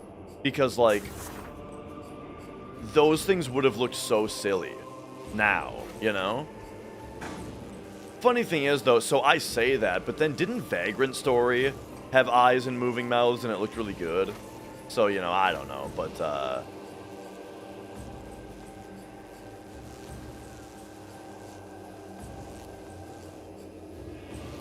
Okay, I see what they're doing here.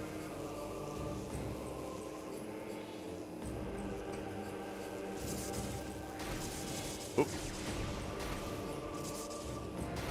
That thing's probably coming back down now, isn't it? Oh, no? Okay, they gave you time for a few tries.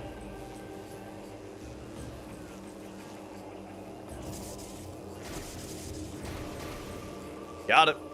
I don't think I did this before.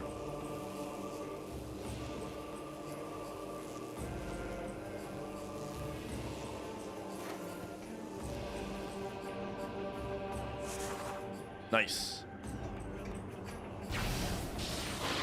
And yeah, that's a big thing about like Uncharted's like platforming and stuff. And it bothers me with a lot of games that have like climbing, where all you're actually doing is just holding up, you know? That's what drives me nuts about Assassin's Creed, where it's like your character is like parkouring and climbing on shit and jumping over stuff, but what are you doing as the player? You're holding up on an analog stick while the dude does all the stuff for you, you know? Drives me nuts. Yo, Worsk.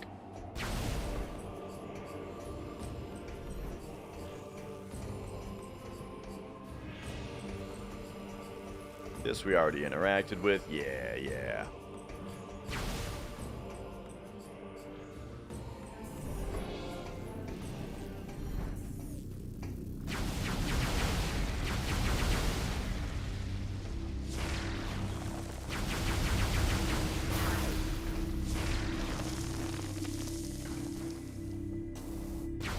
Okay.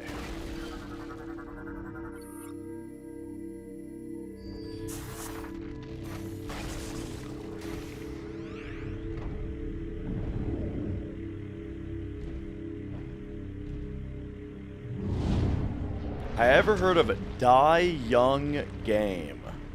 Die Young? I don't think so. I don't think I've ever heard of it. Okay. All you're doing in Final Fantasy VII is pressing X? Well, first of all, you're holding circle.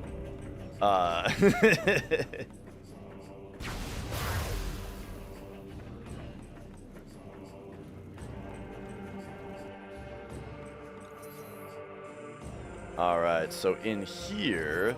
Yeah, I remember this room. First of all, there is... Oh, there's a half pipe up there too that we can interact with now.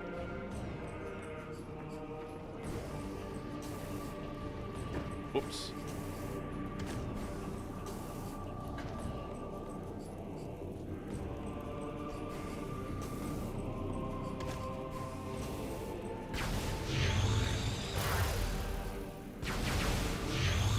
So So that's already ignited. All right, if we do this, oh hey, that puts it out. Analysis of the ancient reptilian ruins on Brio has revealed a unique energy spike. We suggest you investigate this phenomenon. We will transmit the coordinates to you now. See here, this is what the game doesn't need to do, dude. I'm already here re-exploring shit. But you know, whatever.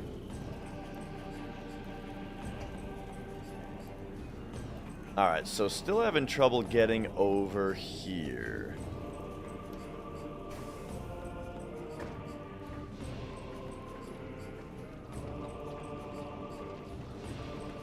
And yeah, that just gets us over there. Okay.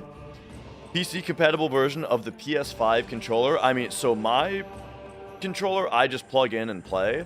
However, I am on Steam and using Steam input. So I'm not sure what game you're trying to play, but if it's on Steam, then Steam should make it compatible. And that's one of the things about... Sorry, I keep having to look at my map, but... that's one of the things about Steam in general that I feel like goes a tad underappreciated, is like how much work they do to make like games universally compatible or playable, you know? Like I remember using a controller on PC used to be super annoying. You basically had to use an Xbox controller or it was going to be a massive pain in the ass. But Steam fixes that, you know?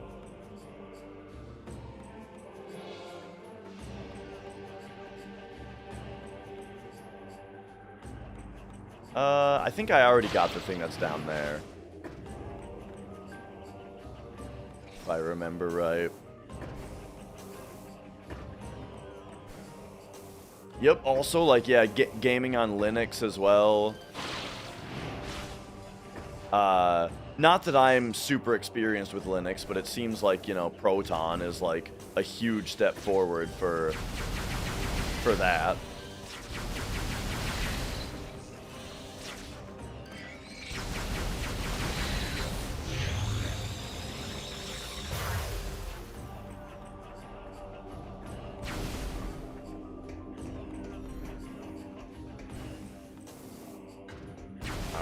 So now we can go in here. And my nuts, how's it going? So the run from yesterday, I absolutely crashed and burned and lost like 11 minutes on the Ruby and Emerald fights. And still I managed to finish 1 minute behind record. So I basically matched it, just 1 minute behind. So tomorrow we're gonna go for it again.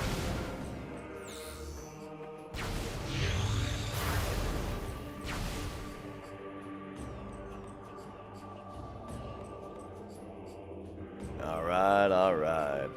But yeah, if you like Xbox controllers, then you're not gonna have any trouble. I'm not really I don't like Xbox controllers though. So being able to just use a Switch Pro controller on everything is like a godsend.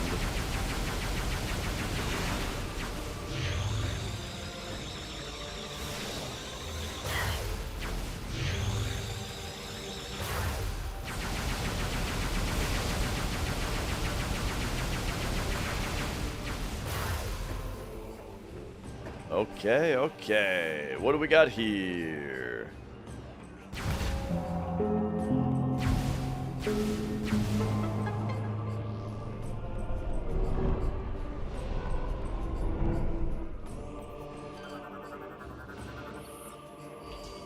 So much RNG, but it evens out in hundos? Exactly.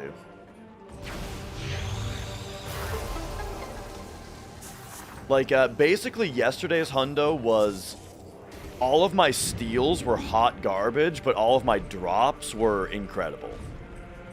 Except for Lunar Curtain and Bolt Plume. But still, the fact that we got first try Earth Mallet Mirror and Kiss of Death is nutty, you know? It makes me feel stupid for throwing it away.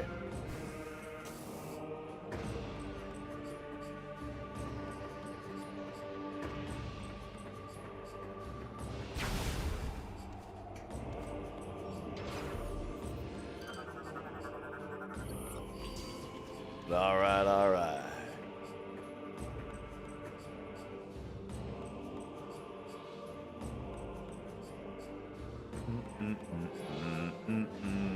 It was a verified hundo, though. You know, we did go through and verify that I didn't miss anything.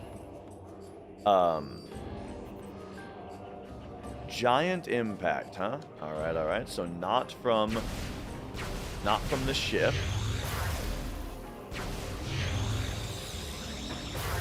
Unless it's like a drop point.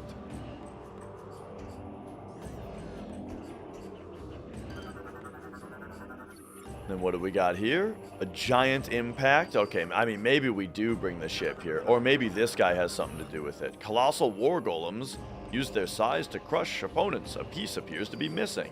Ah, so we're going to have to drop... Ah, yeah. We drop something there with the ship. Gotcha.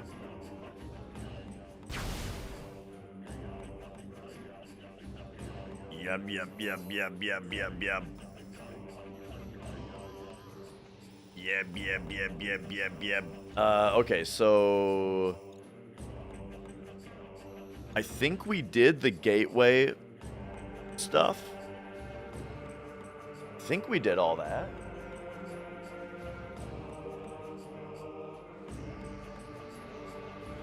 And dragon. Here you go. Here she be.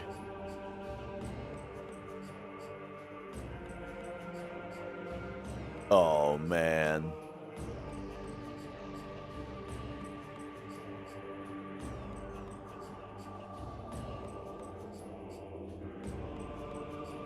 Which run, Rex? We're just gaming today. We're just jamming. No run today. Tomorrow we'll be trying another hundo though. Today I had to take a breather so I can come back much better rested tomorrow.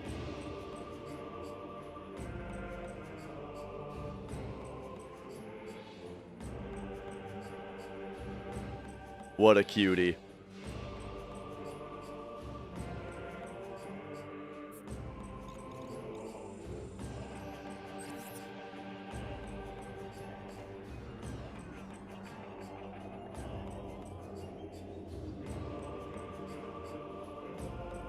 Alright, you know, just waiting for this room to load. No big deal. There we go.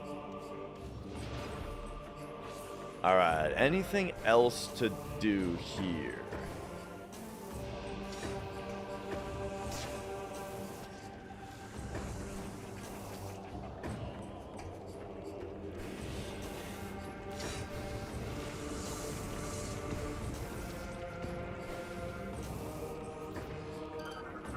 What the hell is this?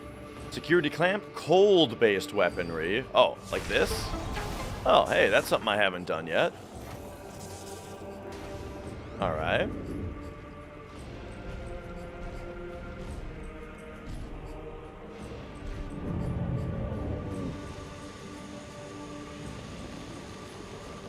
Well, would you look at that?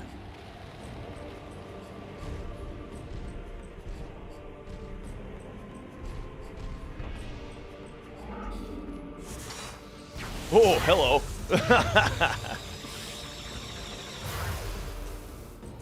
Oh, he's back. Oh, whoa, the whole floor.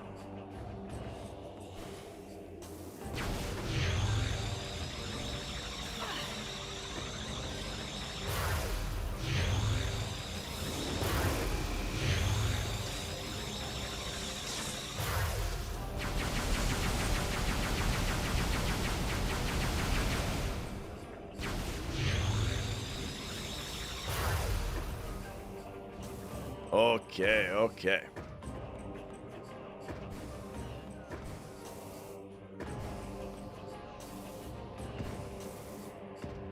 But yeah, I am pumped up for another attempt.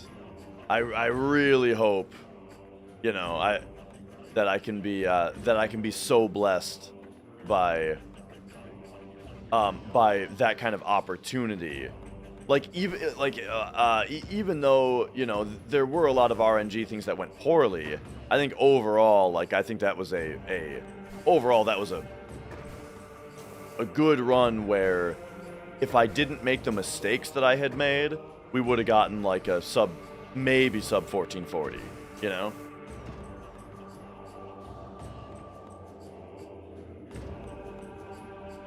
Okay, am I supposed to be jumping onto this? Yes. I'm not sure. Maybe that's a little lofty, but no, I think so. A single chocobo race, I feel like is like 1 minute, but that might be with PlayStation loading times. Maybe it's slightly shorter on PC, I'm not sure. I feel like they're about a minute apiece, but I haven't exactly timed it.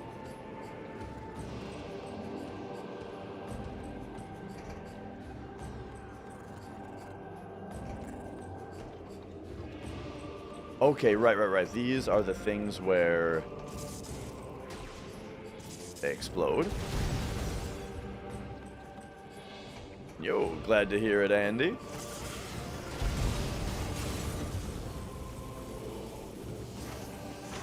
Whoops.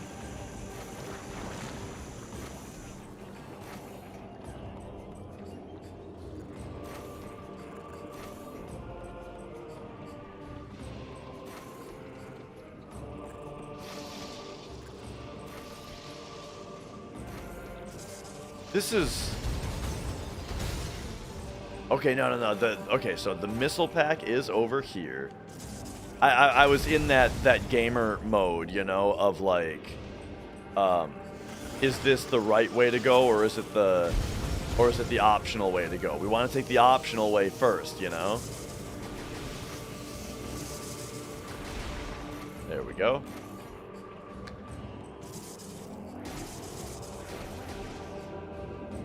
I don't really get wrist issues with anything anymore. After just learning to do those stretches every day, I'm basically just totally fine. And as far as the wrist issues that I did have, the thing, like, it wasn't a joint pain, it was a burning on the inside right here, and the thing that caused the most issue is doing things with my fingers.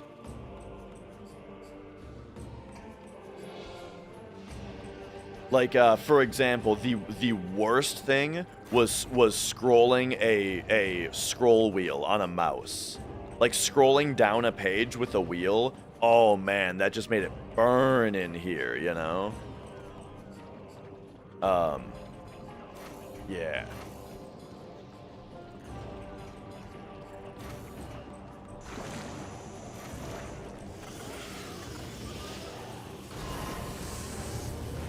But another big part of the problem, too, was that it was a very delayed response as well, you know?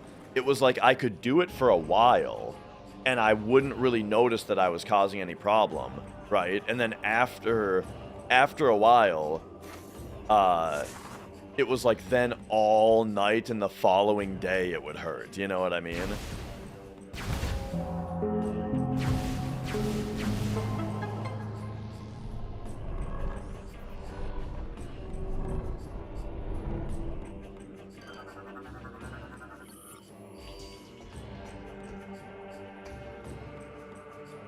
Alright.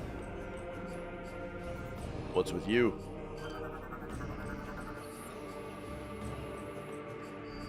Just weapon fire is all you need, eh?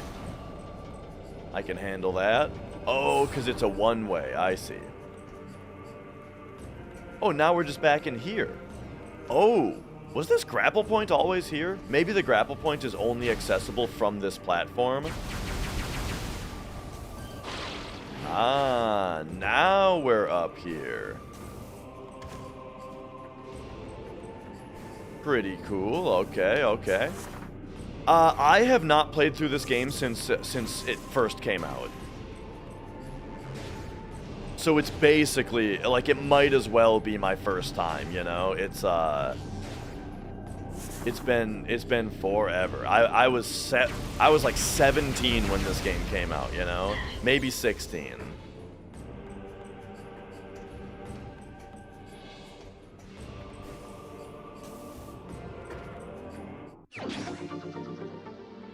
So 28 sorry, no, not 28.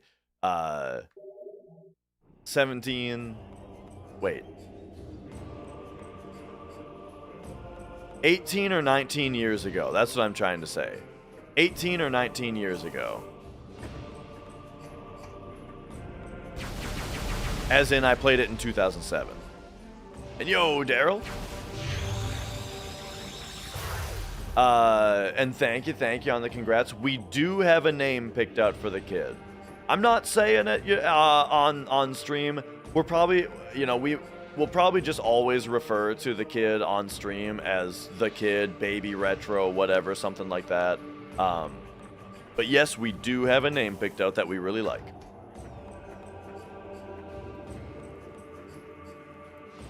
No way I'm that old. I am 35.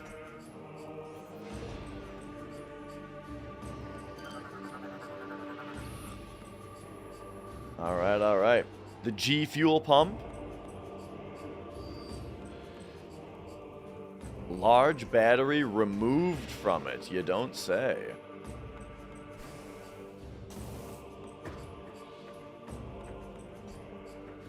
So I'm guessing we'll be able to walk through this at some point, but right now we're blocked. You'll turn 35 in about 6 hours. How about that? Well, happy birthday. Whatever the opposite of belated is. Prelated? Whoa! Mrs. Featherbottom. Thanks for subscribing.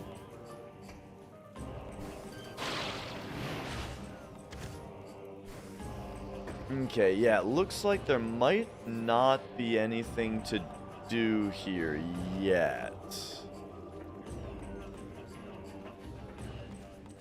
We'll be coming back here later. Alright, so for now, we're going this way. Gonna turn 50 this month. I mean, that'll be me one day. I mean, if you're 50 and you're watching a Twitch stream of a Metroid Prime game, I feel like you're pretty with it.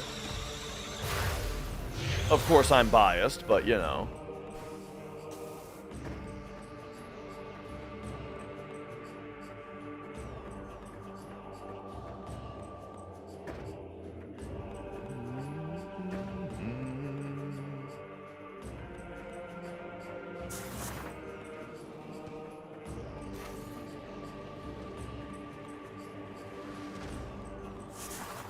Oh yeah, excuse me.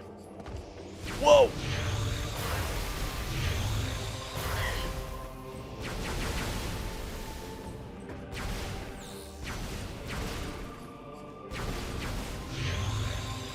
Oh, I just remembered there was a place earlier that had a bunch of those, like, repair spots that we can do with this weapon now as well. But we'll be back there at some point.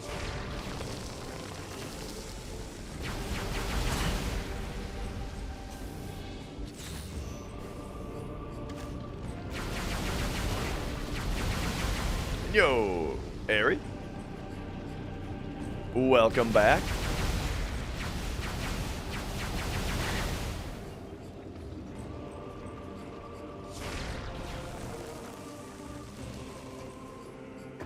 Oh, we got the morning yawns going.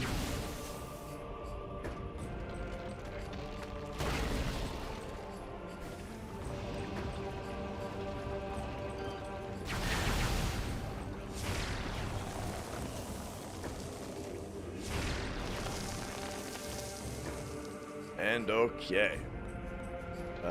Up here. There we go. Oh, and now this is just something to pick up. Alright, alright. So this is, okay. So this here is the headpiece to the golem. So I'm going to write this down. The fuel gel pool is where we need to go. Or that's, I should have been writing this stuff down from the start. But fuel gel pool is what has golem head. And then where did we need the golem head again? Probably the Colossus Vista. That sounds right.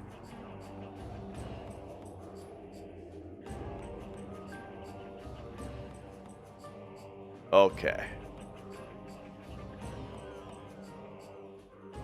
Excuse me. Transformer blew up down the road. Blew up?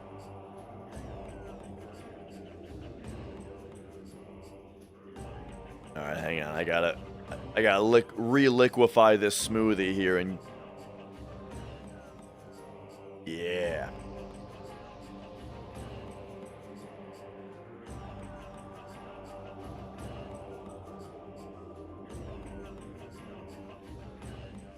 I didn't even know what a transformer was couple months ago. But then Annie Austin made that video about whether the power lines in GTA make any sense, and I learned a lot. You guys know what I'm talking about?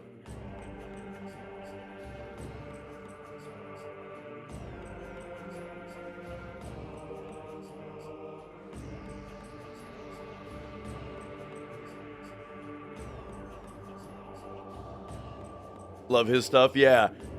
His videos about odd and obscure places, like the older ones, prime sleeping content. Prime go to sleep video.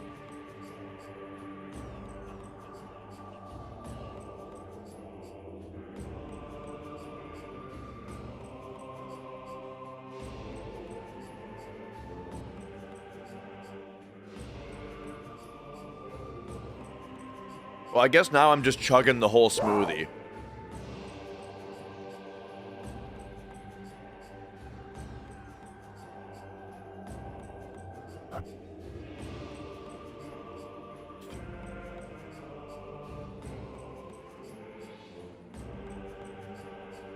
But yeah, Austin kind of reminds me of myself in a way, where it's like, I get an idea for a project or a question, and it's like, well, I guess it's time to learn a whole bunch about a field that I, don't work in or am not experienced with, just so I can answer this dumb question. Right? Like, I had to learn a ton about, like, electronics and stuff to make that NES controller and then to make the turbo controller.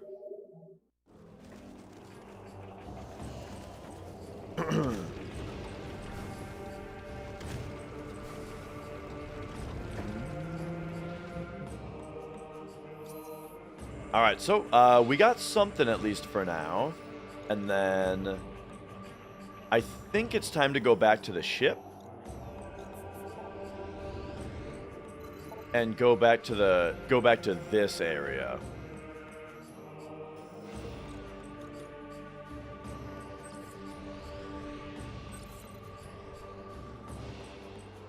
Yeah. So let's get back to the ship in the old hangar bay over here.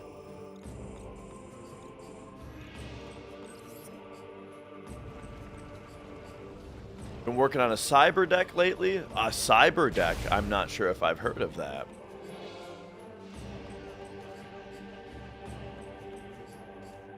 And Resonant Arc podcasts, I also am unfamiliar with.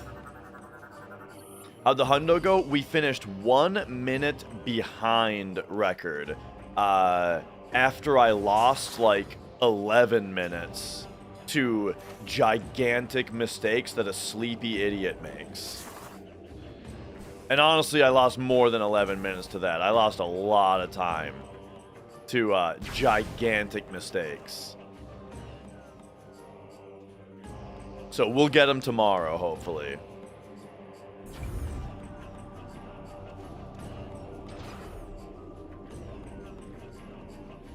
Okay, so the way that we get to the hangar bay is down here. Got really big detail, multi-episode reviews of Final Fantasy games and stuff. Oh, nice. Yeah, I think so too, Bakura. 1450 should be pretty easily doable. As long as the game somewhat cooperates and I just make less mistakes.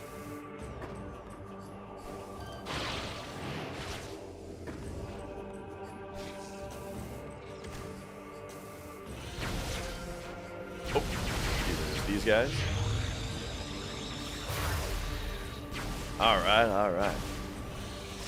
You've restarted your efforts to speedrun FF7, Pixel Rabbit? Nice! I mean, I love to hear it. That's the thing, like, people throw around the word influencer, you know? And, the thing about, as far as, like, my streams go, and when I hear people say things like that, the thing is, I love hearing, that I've, like, inspired someone to play old games, you know? What I don't like hearing is when I've convinced someone not to play a game with my bitching and ranting, you know? I bitch and rant about things I don't like about games all the time, but, like, my intention isn't to convince people not to play them, you know? I think people should form their own opinions. And so, yeah.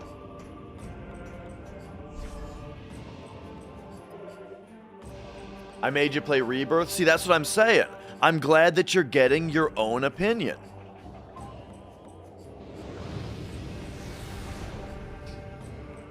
Because, hey, a lot of my favorite things are things that, a lot of my favorite things are things that I originally heard about from people bad-mouthing them, you know?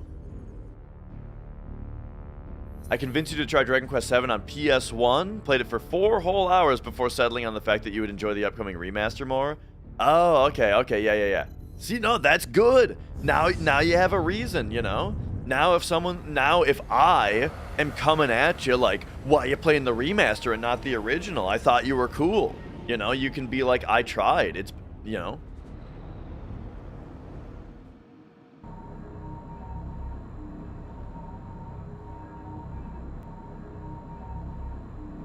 Square convinced you not to play their FF7 Bollywood musical, and then you platinumed the whole thing anyway. You know, sometimes a game comes out at just the right time, where, and, like, it's convenient to play it, and, you know, you just do the whole thing. Like, I 100%ed the original Death Stranding twice, you know? It was just the right game at the right time, what can I say? Whoops. Yo, Surge. Oh, it's going well.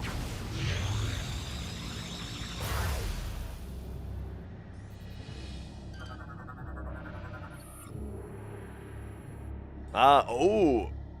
Rundus is here, and the pilot status is deceased. Ooh, I find that hard to... Oh, wait, no. We killed him, actually.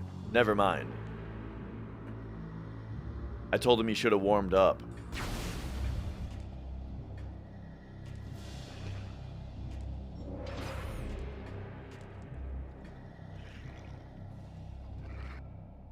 Alright. And yeah, and Chris, glad to hear it. And, yeah, PoE, I didn't get, not the same guy as Silux. Well, there's another guy in Hunters that looks even more like him. I think his name is Noxus, is like the ice guy. Silux is like the super sci-fi looking guy that I believe is going to be in Prime 4. It looks like, from the trailers and whatnot.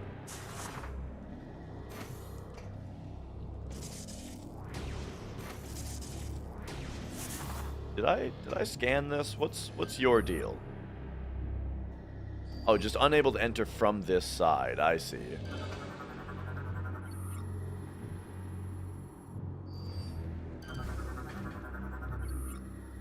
Oh, and look at this. The third empress of the Sea Clam dynasty.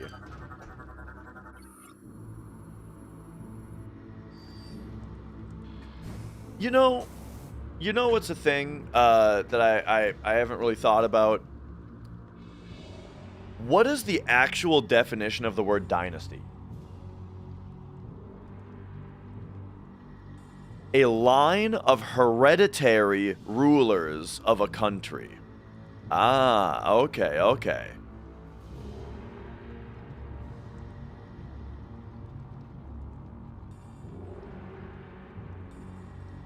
So dynasty has to do with like a specific a specific family line being in charge.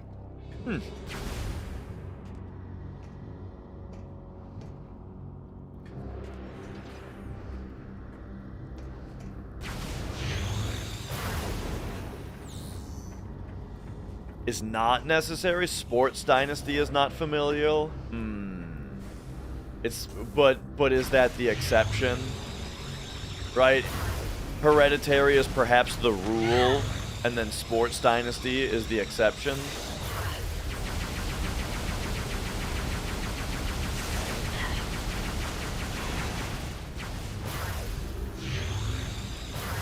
Alright, here we go. We can finally take these out.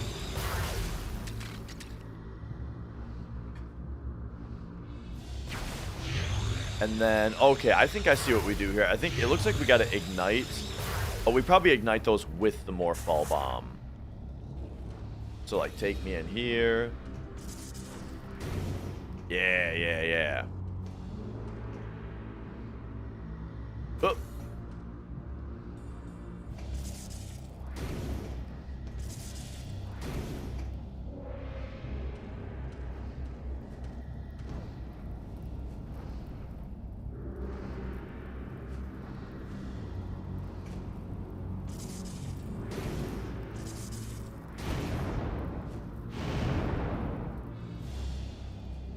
Oh, look at this. Look at this. We got a boost. Pew! Make the little jump right there. That's fun. Okay. But yeah, pretty much every time I've ever heard the word dynasty before, it's been in the it's been in the context of like Chinese history.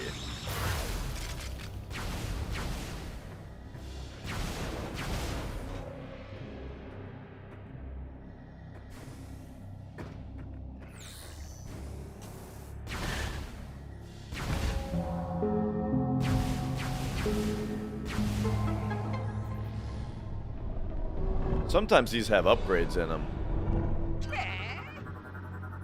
Boom. You put half the effort into speedruns as you do food, you might be halfway good at it. See, I'm the other way around. If I put as much effort into anything that I put into speedruns, I'd be a lot better at it. Imagine if, imagine if I drummed for 6 hours a day instead of speedran FF7 for 6 hours a day, you know?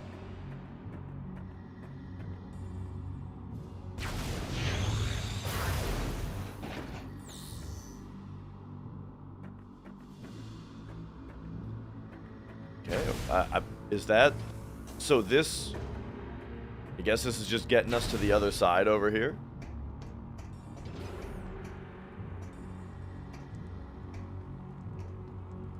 Only 6 hours a day? Well, 6.5 if the run finishes. Wait a second, I'm trying to figure out the point of what I just did.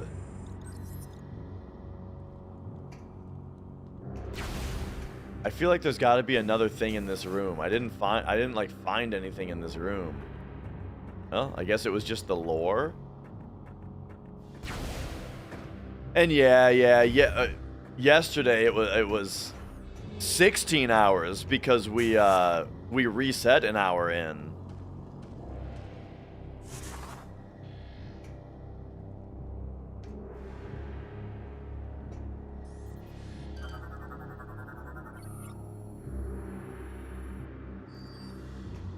Prime 4 reviews are in. 80 on Metacritic.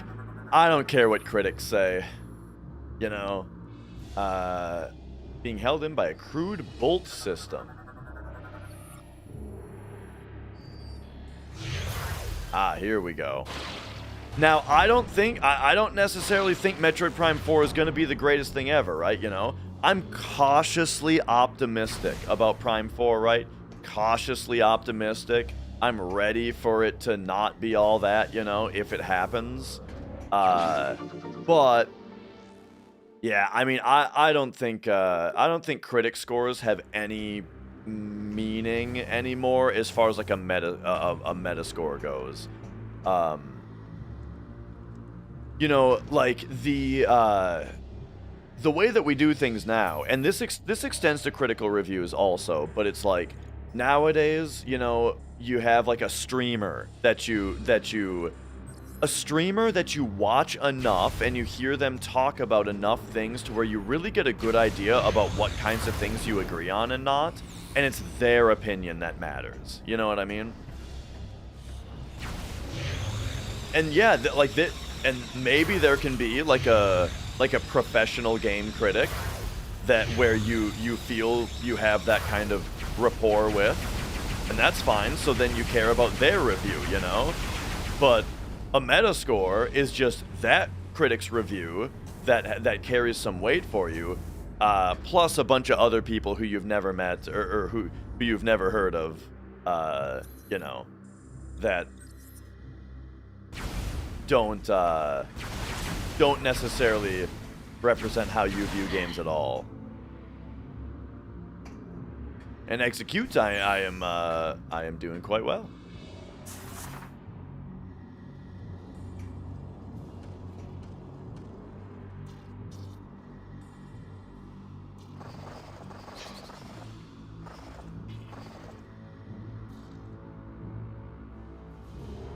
Okay, I don't exactly remember what we're doing here. Okay, that worked. Yeah. So did I do this before and then it turned out to not get me anywhere because I needed some kind of ice power? Oh no, this was just, there was a power-up right here before. That's what it is.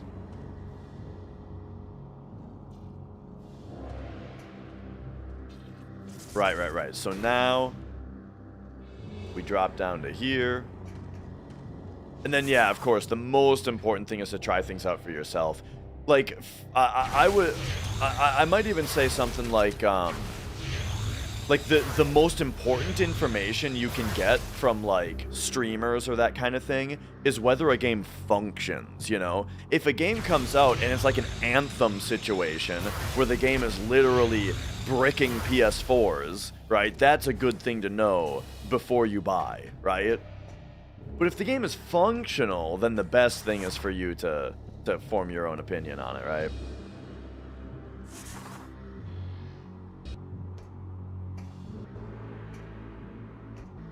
Whoa, the music is having trouble playing while the Wii is loading the next room.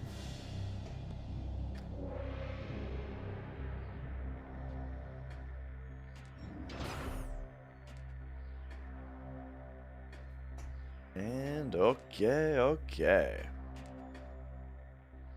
Does it look cool or fun? Yeah, totally. Like a great example of that is Destiny.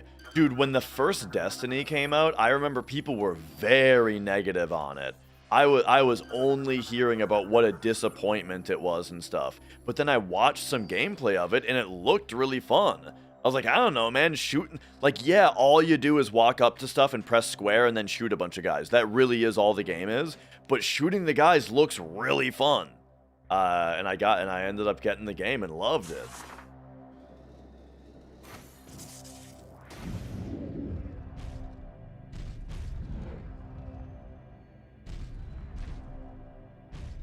Oh, okay. It's like, oh, never mind. Whoa, what the hell happened there?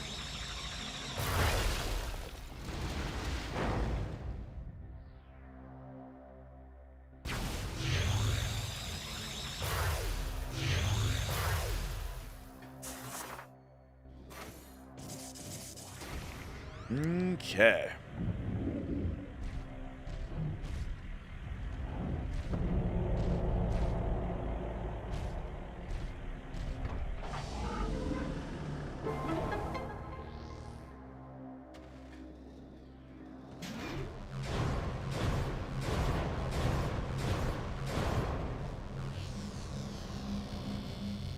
Yeah. Oh, I get it. Okay, yep. Spinning big wall things around like this always reminds me of God of War 3. Because God of War 3 had like the coolest room spin thing ever. It just looked great. Man, I could go for another playthrough of God of War 2 and 3. I pretty recently played through God of War 1 again. 2 and 3, I think are... Oh, and I recently played through Chains of Olympus as well. I could go for another 2 and 3, you know? Hope they don't mess up Witcher 4 with the Cyberpunk-like release. Yeah, see, Cyberpunk, that was another one where it was like when it came out, there was such a massive, like, concern about the game's performance. Yeah, Chains of Olympus is the first PSP game. And then there was also Ghost of Sparta on PSP, which I remember also being really good, but I only played that one once.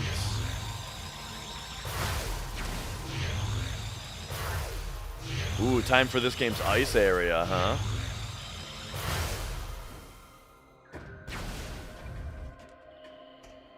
They're bringing back the Phendrana Drifts sound font. Oh, we're gonna get the jumpy power here, huh?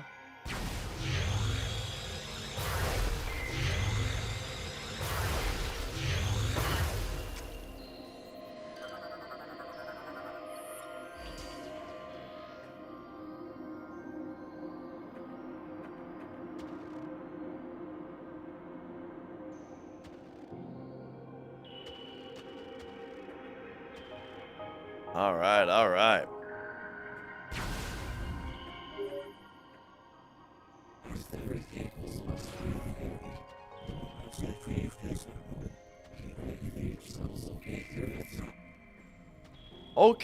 Okay, you know what?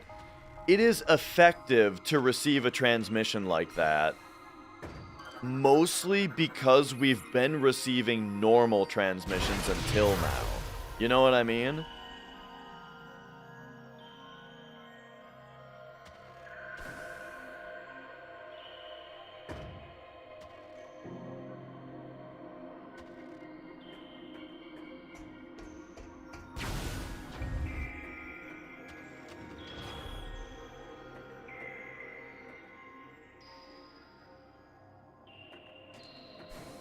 All right, this part's pretty cool. I'm kind of just taking it in for a second.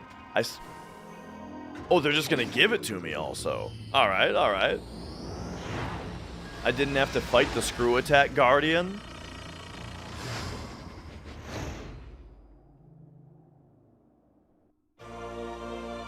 Nice.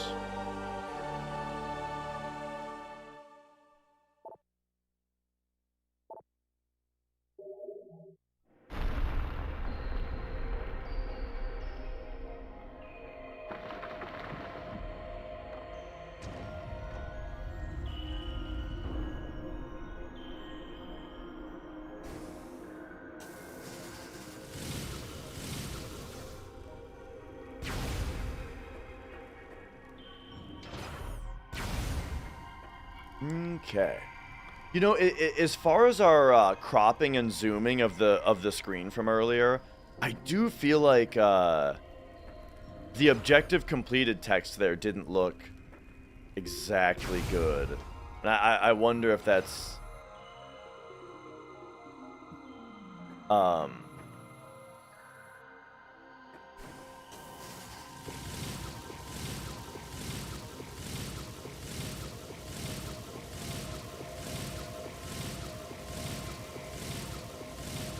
you can I don't know if that's automated or if you can hit B super early. I should test it.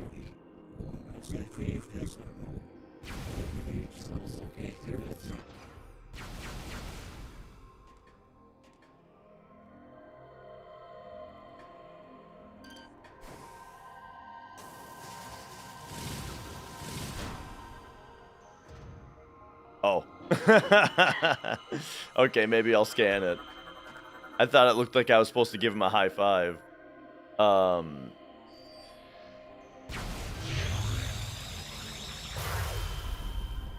Okay. Oops, I needed one more jump there. I guess we'll scan these in the meantime, you know. Statue represents Nga, the first reptilian emperor to receive the gift brought forth by the Chozo.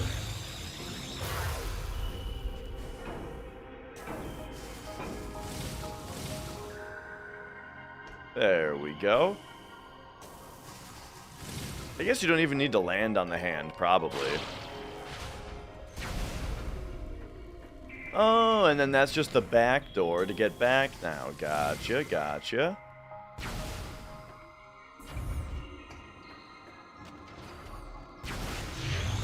Alright, so now let's do some tests on the screw attack. Like,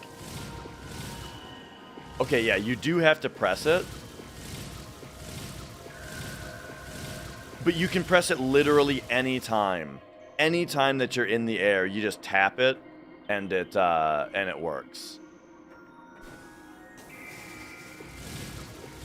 Like, boom, boom, boom. Like, I'm hitting B again immediately after she jumps, and she auto jumps when she hits it the next time. Gotcha. So I like to test the limits of, like, how mechanics work, how controls work.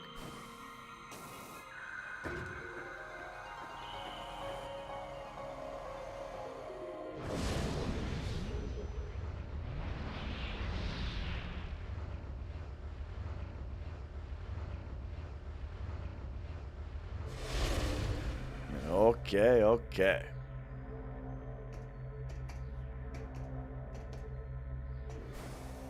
And yeah, so what you're saying about the so I'm getting behind on chat. And by the way, if anybody here is watching the YouTube archive that's on my archives channel, and there's like a whole bunch of chat I'm talking to, responding to, that's not represented up there, it's because it's YouTube chat, and Twitch doesn't want, you know, YouTube chat on the screen. So sorry if that gets confusing, but oh well.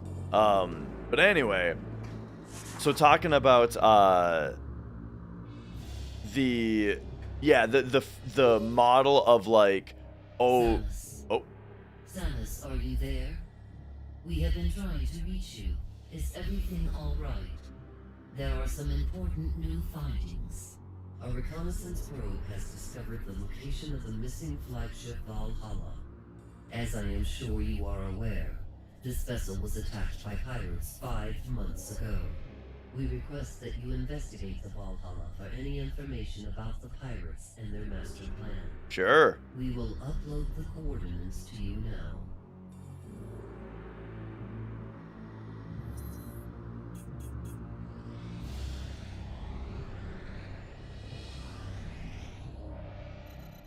All right, cool. Now, where were we? Now that we have the screw attack, where I want to be going is...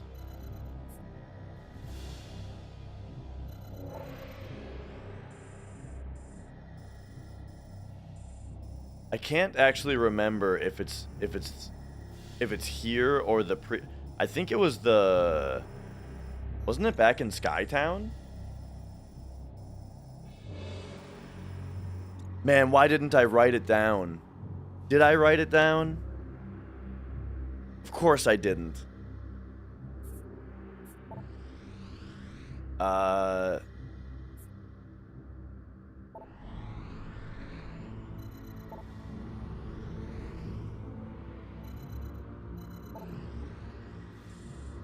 But Elysia here. Was it here that we needed the screw attack? I don't think so. I think it was back on Brio. Or no. No, it was right here, bro. Or right here? It had to have been this. Yeah. So we want to go to landing site A.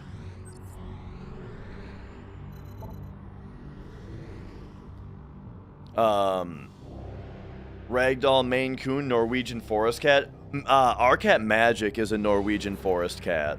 He's not down here, but I do have a big print of him that I plan on hanging up on the wall. But yeah, beautiful cat, dude. He is the most handsome boy.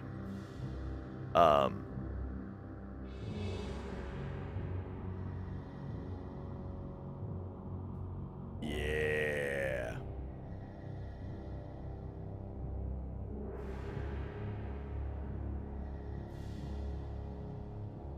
Nope. Yeah. Yesterday when Mrs. Dash came down and he followed her down. It's like I'm saying, he never comes down here, but unless both Mrs. Dash and I are down here, then he'll follow down.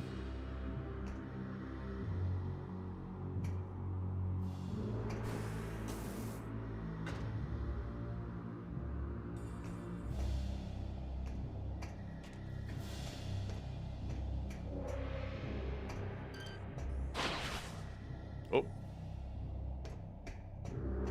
Wait, nah, we're trying to get to this door from here.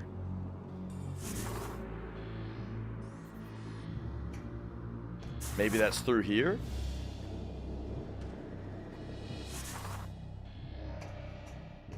No, assuredly not.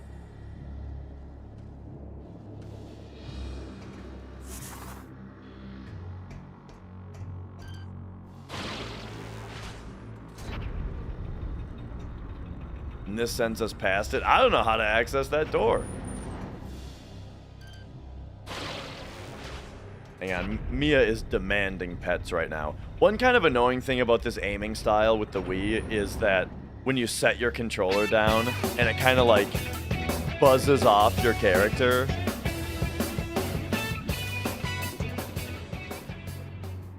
And Airly, thank you. Or Airy, I mean. Thank you for subscribing. Oh, she's loving it.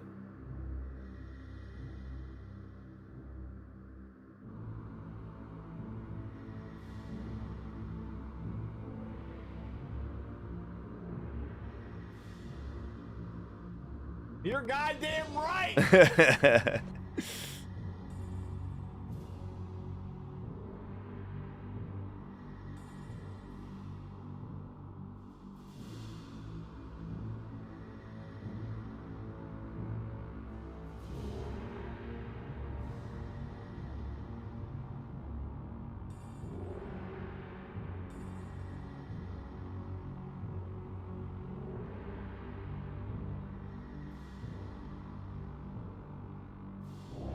Oh, she's kicking.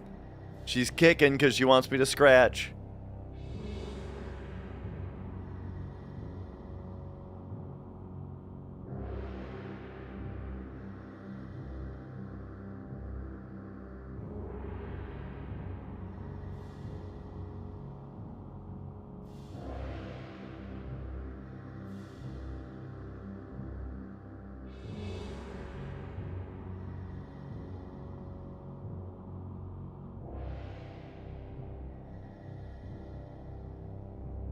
Was she born deaf? No, she went deaf like a couple years ago. It's funny, the way that we noticed was that, the thing is, like, she's always been a bit of a brat, you know? Where she'll start fucking with stuff when she wants something, you know? And I used to be able to just go, Mia! You know, like, when she was doing something, bad. And then she'd be like, oh shit, you know, and stop doing the bad thing that she was doing. And then I just noticed that she just stopped caring, right? She just never reacted to me like calling her that way anymore. And then also we noticed that she stopped coming up for dinner. she used to always hear Mrs. Dash open the cat food can and come running, you know? And we noticed, like, man, she doesn't respond to being called. She doesn't come running when a food can opens anymore. And then the third thing is she started meowing really loudly, you know? Whenever she meowed at us, she was just getting louder and louder, just yelling at us, you know? And eventually, you put all three things together, and we're like, I think she's deaf. I think she went deaf.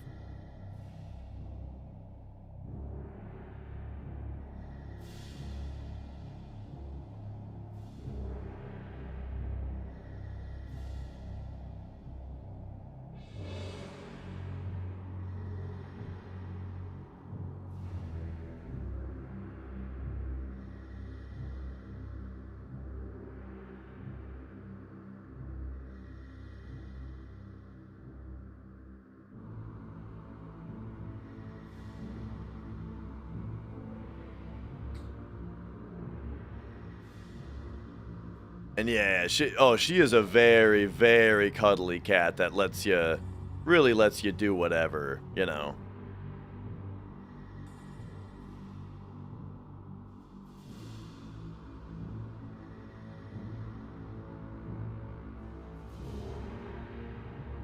Okay, there we go, Mia. Are we happy? Look at all this cat fur getting everywhere. Are we happy, Mia?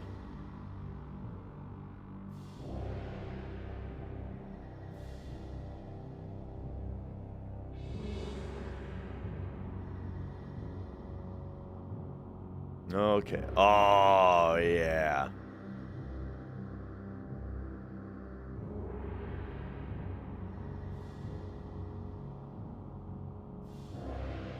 All right, all right. Now, where were me? Oh, obviously you just go in here, dude. Okay, that's all I need. I just needed to pet the cat for a minute and now, wait. Yeah, and now down here. And now it's just right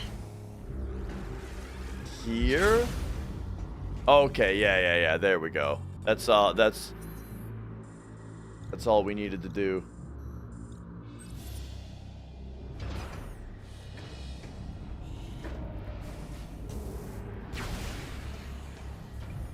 We're coming back this way. And now they told me to go to this Valhalla ship or whatever, but I'm going to test it. I'm going to go back to where we were going back to before. Landing site A. Oh, that's right. In the previous games, you went in the top of your ship. Save, enter ship. All right.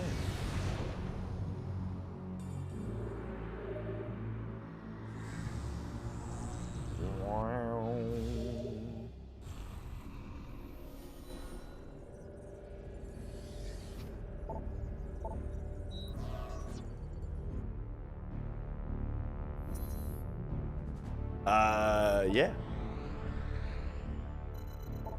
Back to Elysia. Landing site A.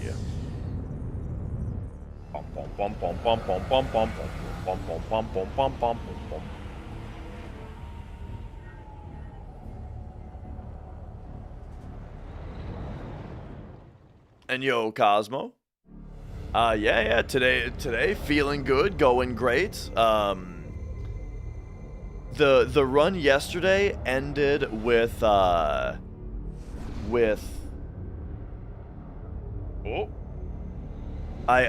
ended up 1 minute behind record after making some ridiculous mistakes. I lost a ton of time to just awful mistakes, and so we should definitely be able to beat that time. If the game cooperates again, and I'm just not so sleepy and dumb, then we will easily beat the record by a pretty significant margin. Yeah, dude, if only it weren't for the bees. You know, there's so many things you can point back to at the run and be like, if it wasn't for that, you know. But really, it was the things that really killed it were my mistakes, you know. So, again, as long as RNG cooperates, like relatively cooperates again, we'll be totally fine.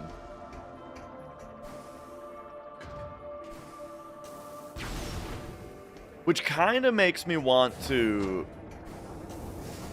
go for safety strats right away, but you know, we'll probably full send one first. I never grew up with Super Nintendo. Were there games I wanted to try? Yeah, our daycare had a Super Nintendo, and I played Mario All-Stars on it all the time. But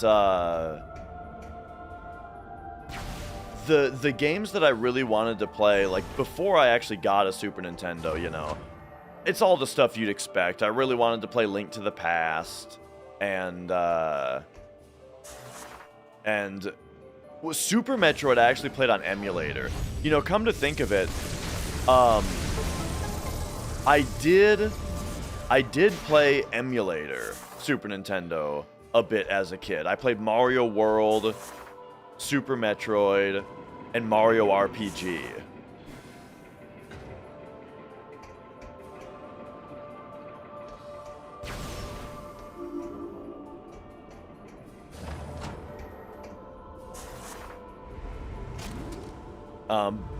And then when I got a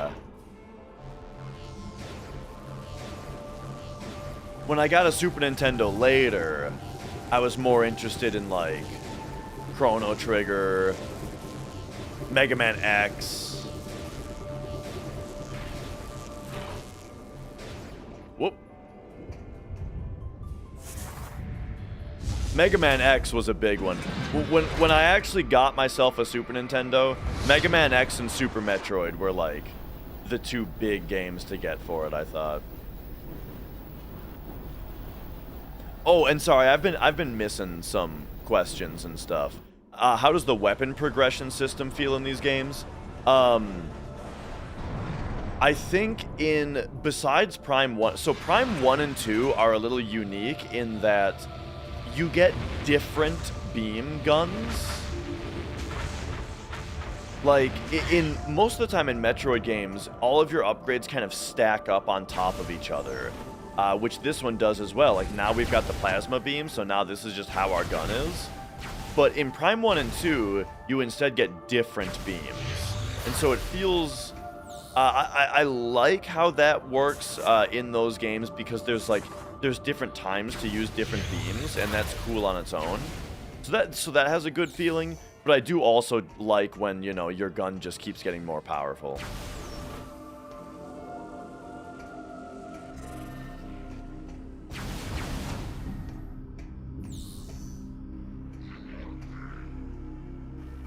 Your mom picked up a PS1 for you because it was easy to jailbreak. It's funny that your mom would have been in the know on that kind of thing, you know?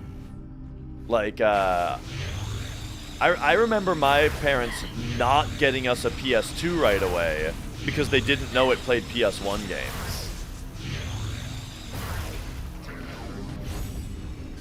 But if they knew it played PS1 games, oh, then they would have gotten it right away. Because, you know, they didn't want the games that they already bought for us to become obsolete.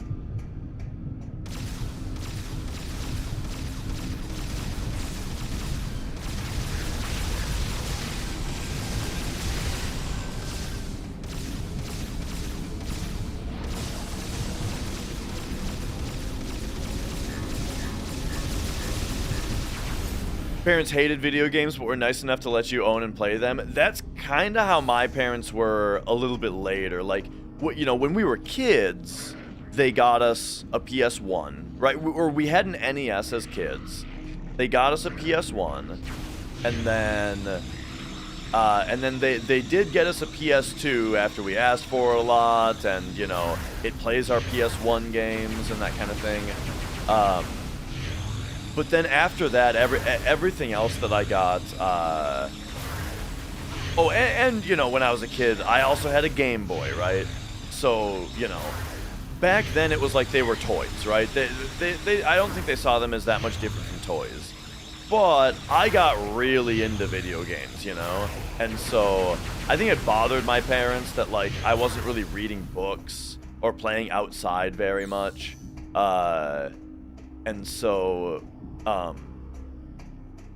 yeah, they particularly my dad, was, you know, tired of how much video games I played, and he complained about it, right? And then I had to, you know, I bought my own games after that,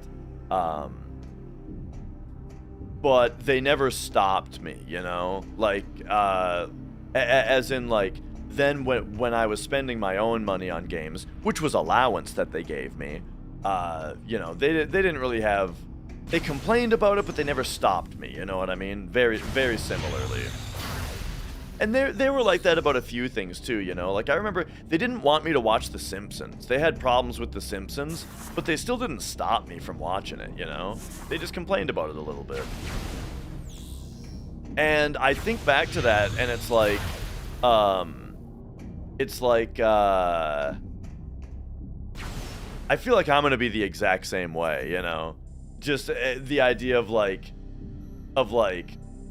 sort of having adult criticisms of things that are like for kids, but not actually stopping them, because, you know, I don't know.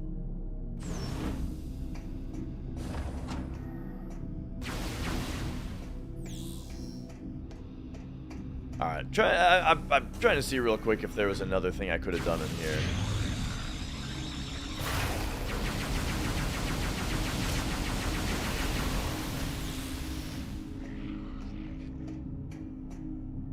You have to pick what Simpsons episodes you would play, because some are kind of crazy for kids. Yeah, you know, I, like, recently watching The Simpsons, you know the McBain parody stuff? It's actually nuts how violent those scenes are.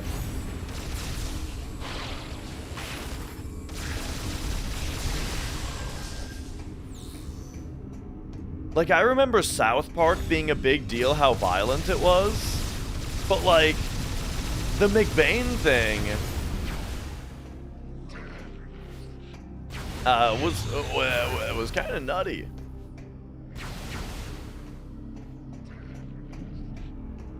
I've seen that DBZ, the McBain movie. Okay, I feel like I'm not paying enough attention. I'm trying to figure out if there's something I can do in here, because there's like several doors in here. But now all the dudes respawned, and it's annoying. So all right, I'm getting out of here.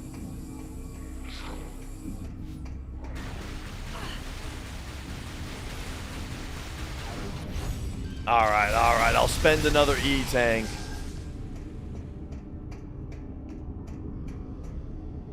The particle effects in hyper mode look really nice.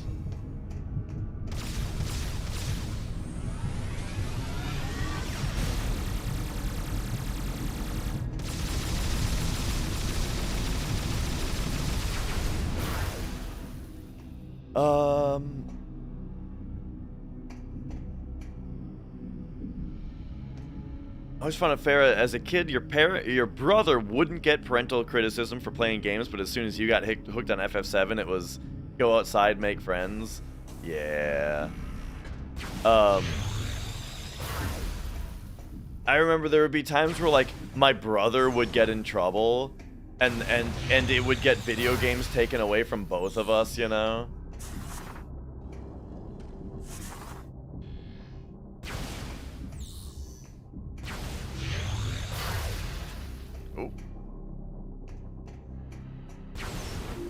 But yeah, that's the kind of thing for me, is that it's like, if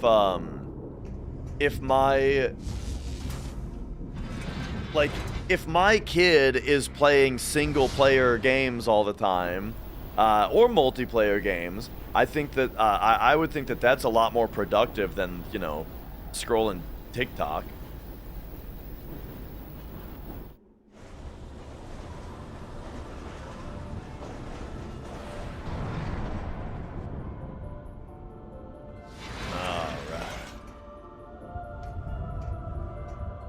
Have I played Alundra? Yeah, I loved it. Alundra was absolutely awesome. I have not played, I've not even seen Alundra 2. I have no idea about it. But I think it is, but yeah, the first one was a wonderful game. Is this just back where I came from? I gotta start paying attention, dude. This is just back where I came from.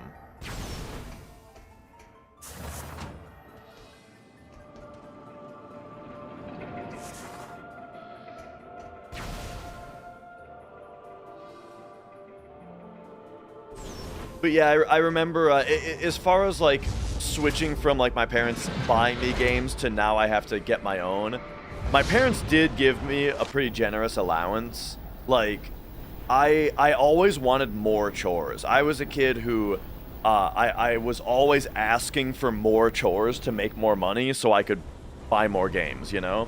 The first system I bought was GameCube, I remember. And it was back when it was cheap. Like, the GameCube, I want to say the GameCube was like $75 for a brand new one when I bought it, you know? Like, it was at that point in its life cycle. And, yeah, I remember that was the first system I bought, and then the Wii was the first system I bought when it was brand new, you know? The Wii was my first, like, well, unless you count handhelds. The Nintendo DS was my first day one, you know, system purchase, with the, with then the Wii following that up, you know?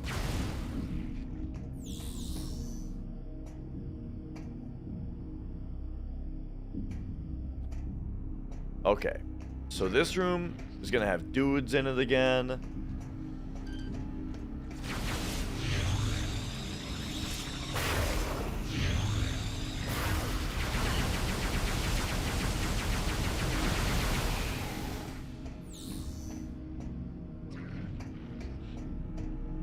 In line overnight 2006 to get the Wii on release. Me too. In fact, I'm gonna show you guys a picture because I think I have it right on my computer here.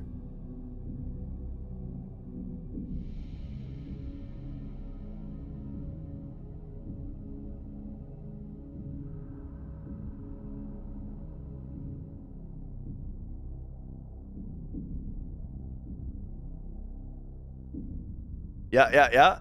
My mom sent me this picture recently because she found it.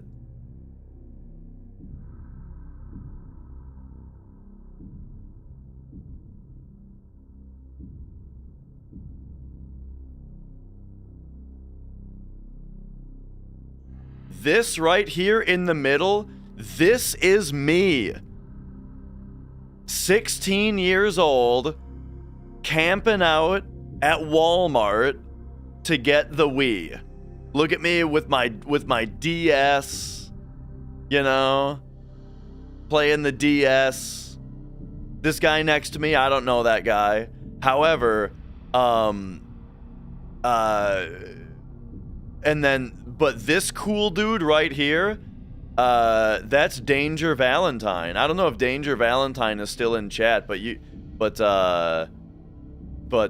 old, that guy, that's him. So yeah. Camping out, for the Wii. What'd you say, 2006? Yeah, 2006. Good times, man. Look at us.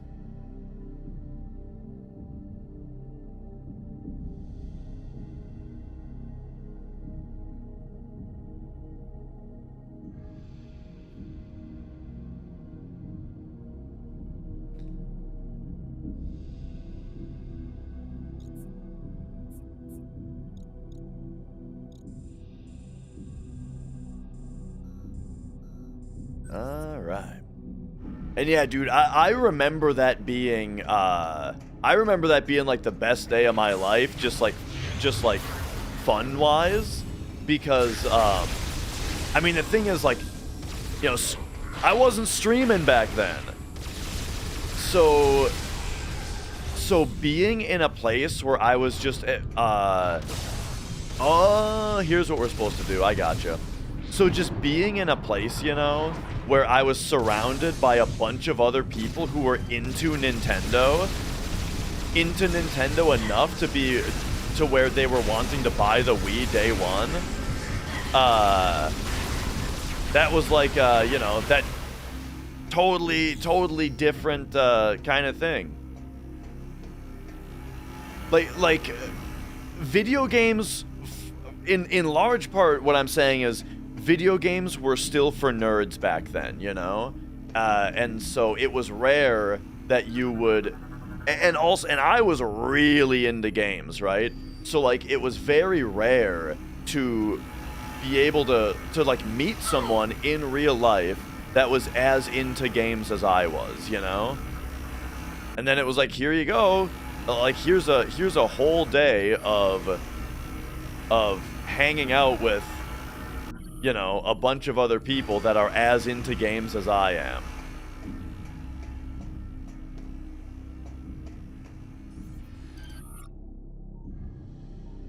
Susceptible to explosive blasts, eh?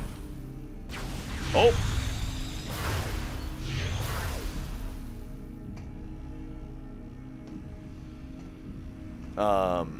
But yeah.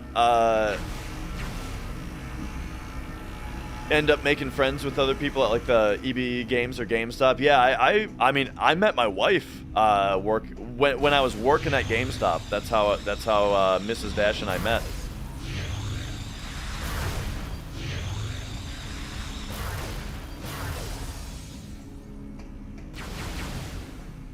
That's funny, dude. I tried to shoot this thing before, but all I had to do was charge it up for a half a second. Met your first best friend in line for Final Fantasy 13 release. That's awesome.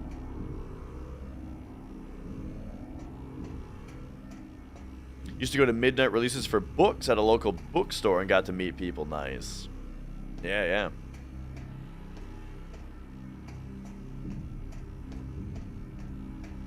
Mrs. Dash, she came in for a memory card. She actually came in to work there. She worked at a different store and transferred into our store. And then I transferred out. But yeah, first time we talked, it was her calling to say that she was going to be late for her first day at our store.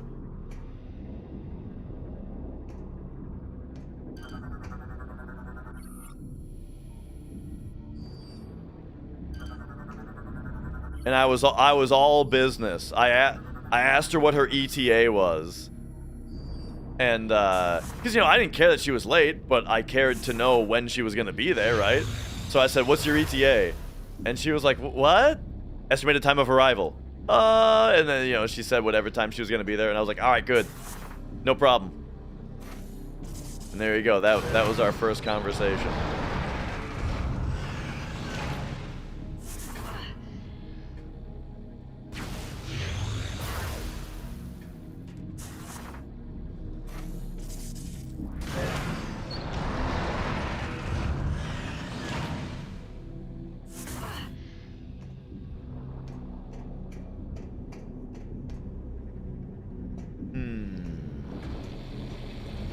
All right. We got a missile pack up there.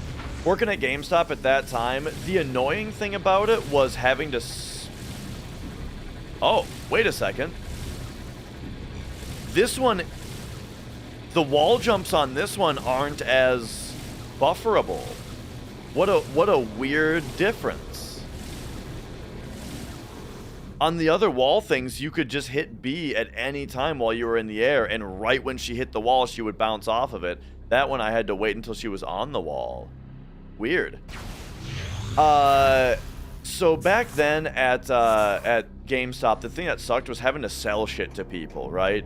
it wasn't like just a retail job, it was a sales job, you know? You had to sell reservations, you had to sell the magazine subscription, and all of the percentages were tracked, and it wasn't that we were making commission. Commission wasn't part of it. It was just, this is how you don't get fired, is to make sure you hit your numbers, right? That part of it really sucked. But the part of it that was just talking to people about games, hearing people's opinions on games, alphabetizing games, you know, all of that was great. Loved all that stuff. And the nice thing about at least the nice thing about the magazine subscription was that it was more importantly a discount, and the discount was a really good deal for a lot of people, you know, where like it was a total no-brainer for a lot of people to get the card, and so that at least made it good. It wasn't like a total bullshit thing. There were other things that were total bullshit though, which is game reservations, for example. Reservations are stupid. Hate having to sell reservations. Hated it. There's no reason to reserve games. Reservation culture is bad and stupid. Not into it. So hated that part of it. And then the other thing we had to sell a percentage of was GPGs, gameplay guarantees, which were the year warranties, right? Selling coverage for a game. That was super annoying too. Hated having to sell those.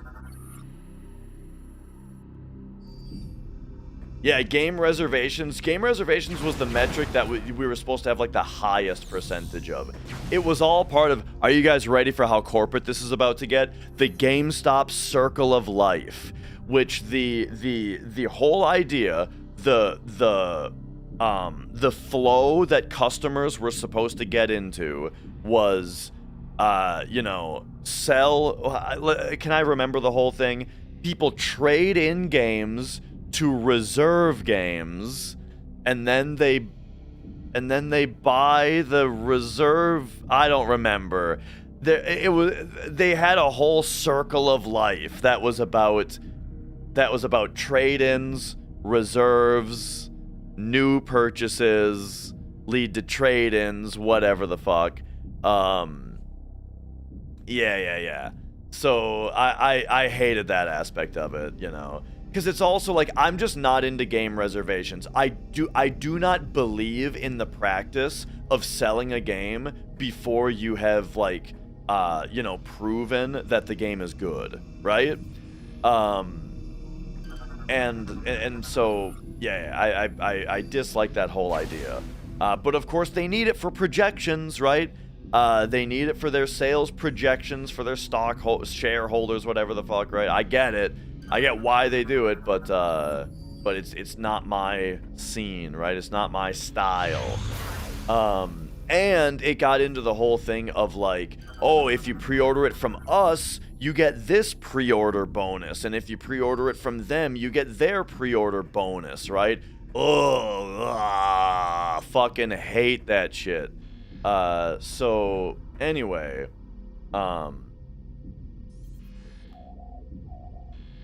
what was I talking about? Yeah, I mean, sale. Yeah, reservations was a big deal, for not getting fired. Yeah, I think we need this, right, to blow this up. No.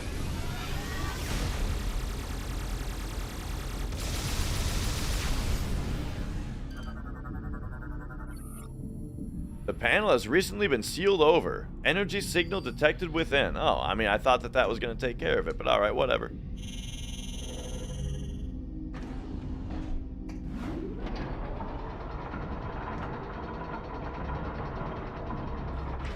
So yeah, so for the first several years, though, that was just the thing, right? Was that it was like the job itself was quite enjoyable, but selling shit to people really sucked. but it definitely got worse. Like, working there definitely got progressively worse. The very worst thing that started to happen, and I'm sure they stopped doing this because it was the fucking worst.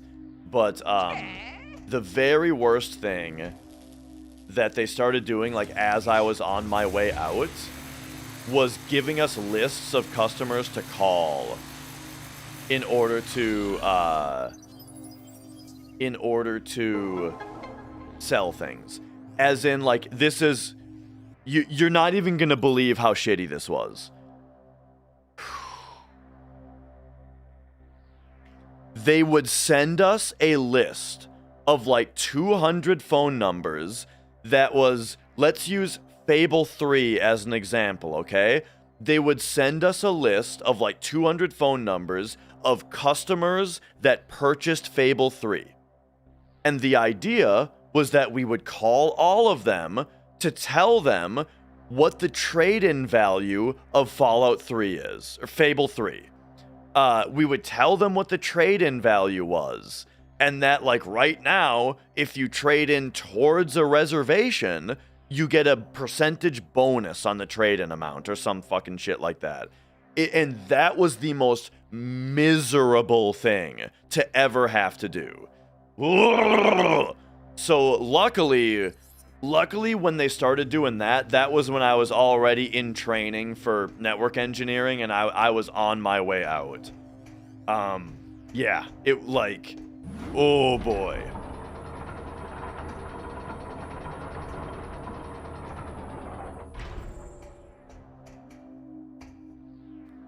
And, dude, like, let me tell you, every single phone number to get through that was like a... That was like a, the call could not be completed, was just like, oh, yes.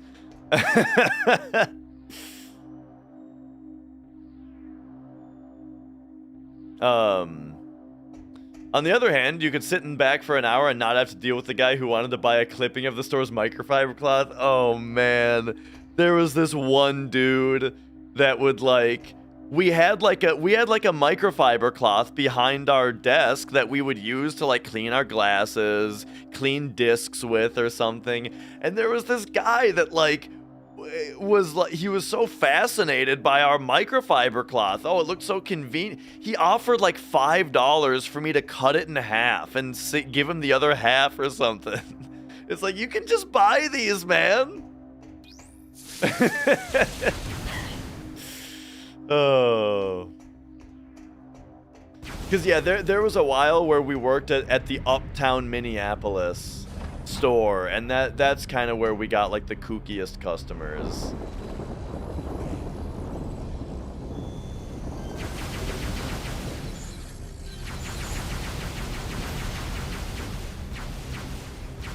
Oh, yeah. We know how to do the screw attack.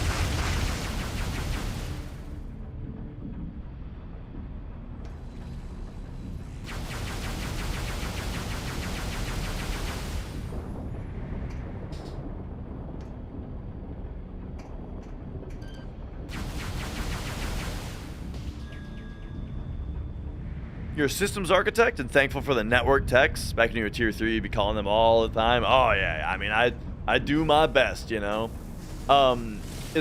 At our company, we have a direct... Like, we have, like, a Teams group that is specifically the techs and the network engineers. So we have a direct, immediate line of communication, team to team, for anything that's you know, quickly needed. Yeah, very different from my last place of work. The last company I did network work for was very, very, very rigid, where it was like you could not even change a VLAN on a user access port without an approved change, you know? It was yeah, it was very strict.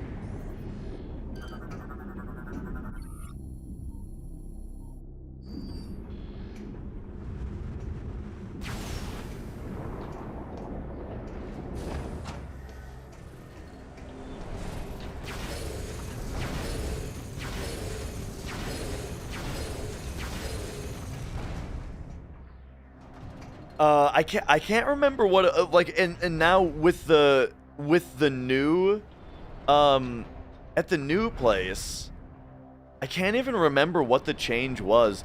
There was I think it was shutting all of the unused ports. It was like, for best practice, you know, ports should be shut down if there's not something connected to it, right?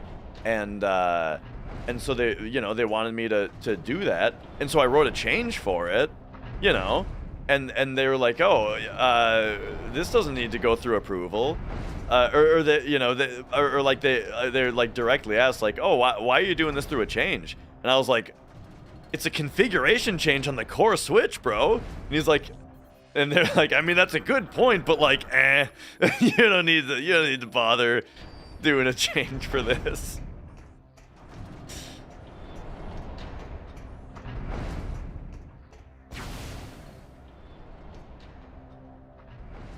How do I feel about port forwarding?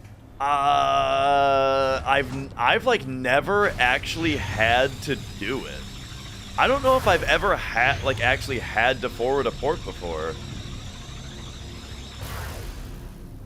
Like on my home router, I mean, you know.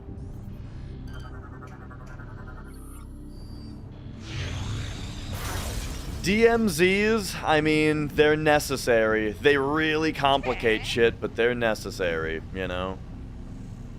I remember back when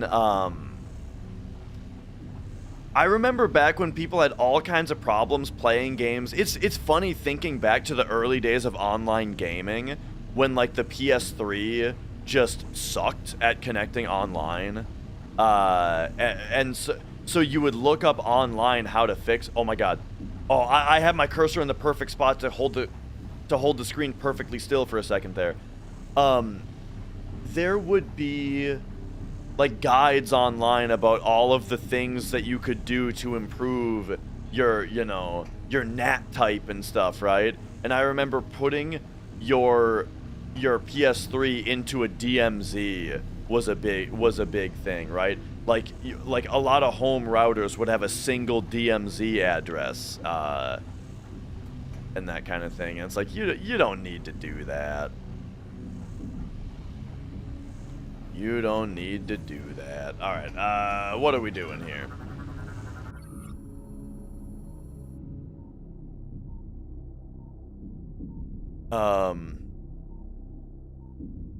Change advisory is good, but you've got to have some freedom, otherwise things will just stay broken and the customer gets more and more frustrated. Yeah, exactly. And it's just it's just a waste of time for the person that you're paying, you know? Like they're paying me to like build new networks, and now they want me to like waste an entire hour to change a VLAN on an access port, you know? Like, yeah.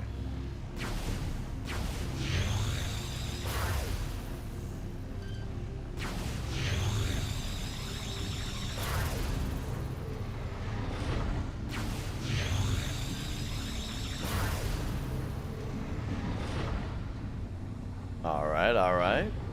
Oh. Giving Rebirth another shot with retranslated subtitles and Japanese audio, and it's significantly better so far. That's interesting.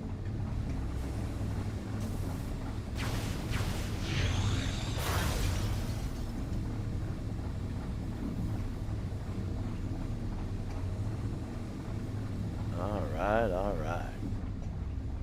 Always had a worse NAT type despite living a few kilometers away. So, I mean, NAT type shouldn't be affected by location, I wouldn't think. I mean, unless your ISP is doing something fucky. Alright, I'm gonna have to run to the restroom in a second here.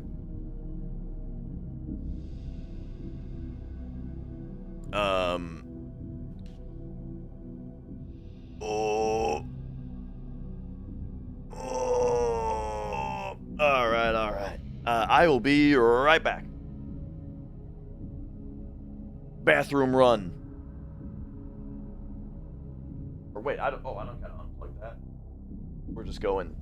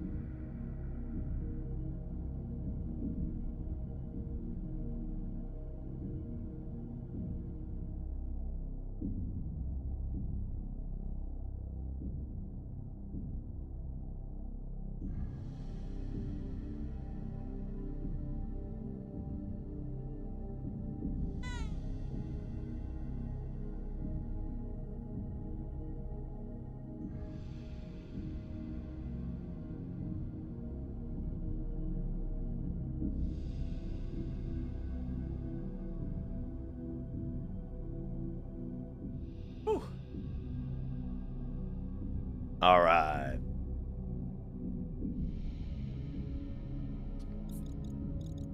Ooh, we back.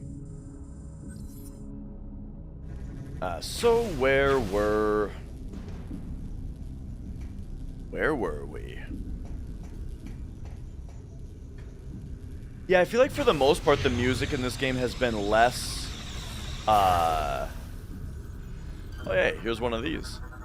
Has been less catchy. A lot of Metroid music is usually pretty catchy.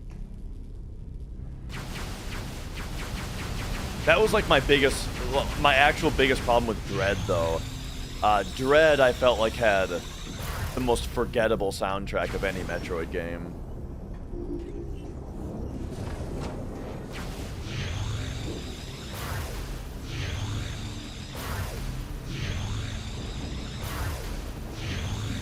Yo, Cirque Troop.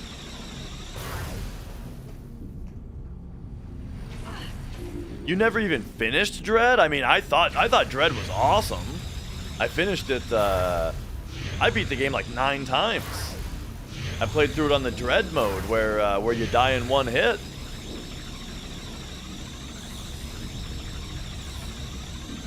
I had my criticisms of it, but I thought it was great.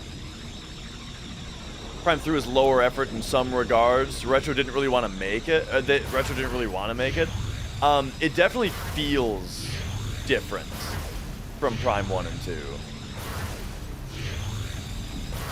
I wonder if Retro wanted to make 4, because remember it was originally being developed by Namco Bandai, and then they just started the game over, right? Remember, like a couple years after they announced Metroid Prime 4, Nintendo released that other video that was like, hey, Prime 4 is not going so well, so we're gonna have Retro do it instead, and also we're starting over.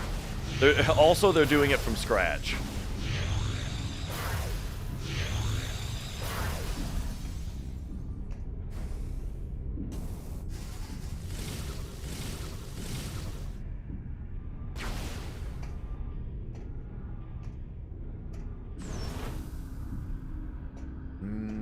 Okay. Oh.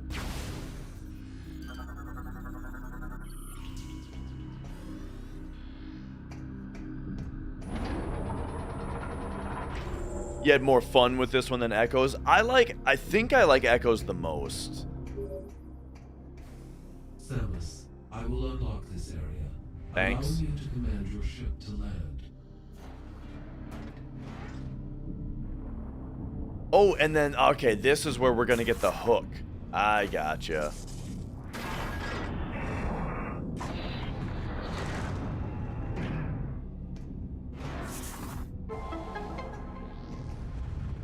Probably won't know if Retro wanted to make this game until an employee does an interview after the NDA is up. Yeah. Yeah, this is Corruption. This is the third. Or the, oh, hang on a second. We gotta go... land it. Data received. Oh, yes. That is the same thing as FF7 Remake. Yes. That CyberConnect 2 was originally making FF7 Remake. And then, yeah, they started over with their in-house.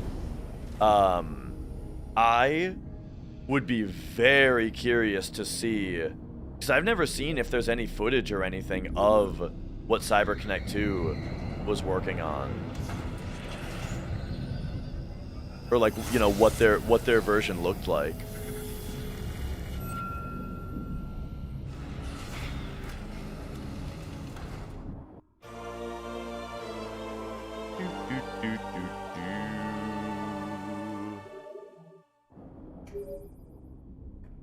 Samus, now that you have the ship grapple, you should be able to assemble the Theronian bomb. That's right. We will upload the coordinates to all 3 bomb components to you now. Gotcha.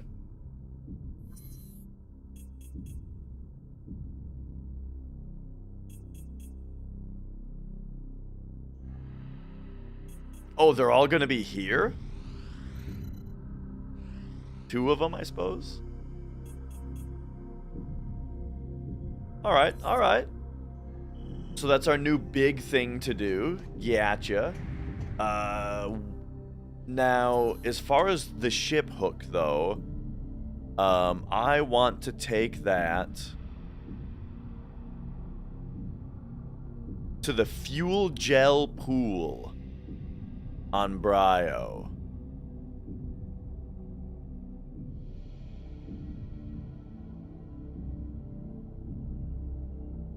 Yeah. Okay. Well, I mean, yeah, let's go do it.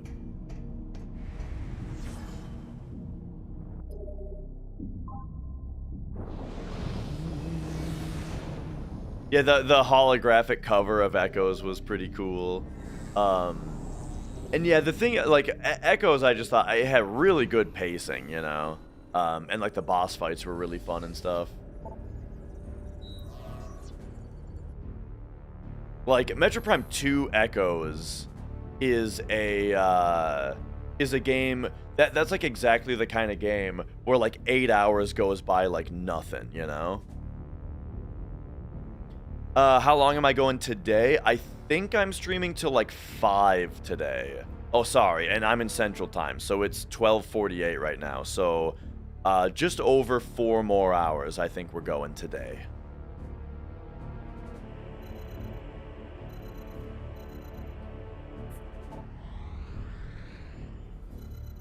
Alright, so on Brio, am I able to look at these places without... No, I wanna just look at the map. So, okay, if we back out here... Wasn't there a way to look at the map? It wasn't that. I think it was one of these.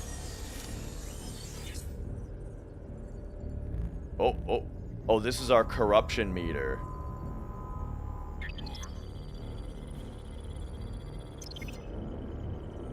Corrupted! 25%? Okay, so it must be this. When you're first in the Dark World and you're taking constant damage? Yeah, I thought that was awesome. I really like that kind of thing where, like, it sells you the, the danger that you're in. Okay, apparently I have to exit the ship to be able to look at... No, I could have probably just pressed 1. In fact, I'm going to test it. Go in. Enter ship.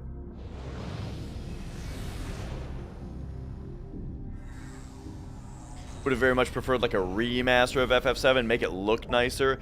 Yeah, I like what I think would be really, really cool is that, like, you know, the original FF7 had pre-rendered backgrounds. It'd be neat to have the exact same camera angles and everything, just with real-time rendered environments now, you know? That are like actually 3D and stuff. It'd just be neat. Okay, hang on. We gotta... So, yeah. Here we can do this, and we can go Brio. And... Where was the Colossus Vista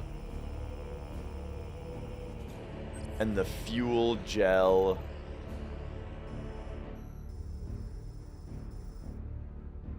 The jousting field. Here's the fuel gel pool. Okay, next to Hangar Bay. Gotcha.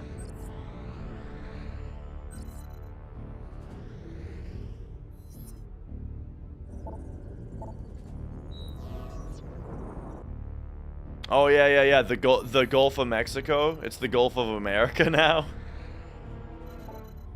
I don't know what the deal was with that.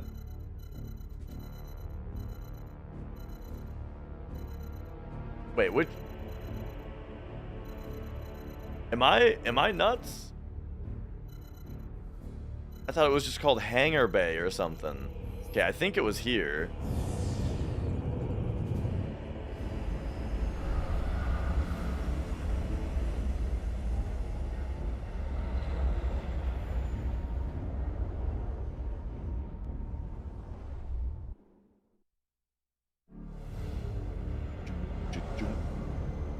we have America has more of the Gulf than Mexico does, so the name change is right.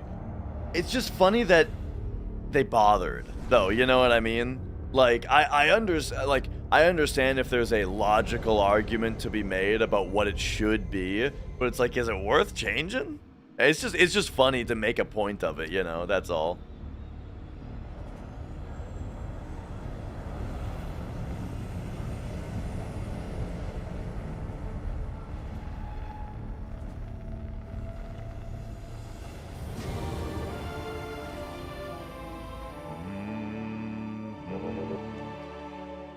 Okay, was this this was the right one.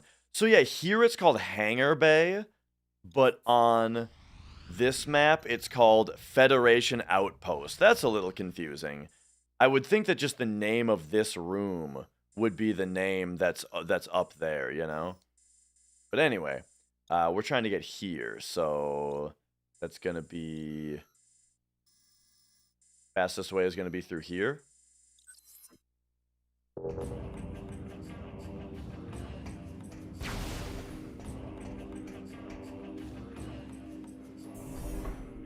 Okay. Did I end up improving world record? I made some of the biggest fumbles of my life. I lost like 11 minutes to it, and I ended up finishing 1 minute behind. Missed it by a minute.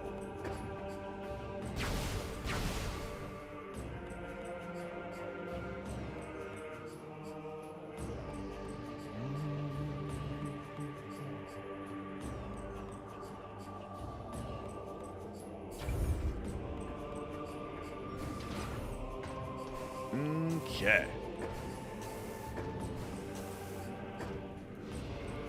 And now it's back this way, yeah? Yeah. Okay, so now I gotta remember what we're doing here. Oh, right, okay, yeah. This is the place where we just get up there. Whoops.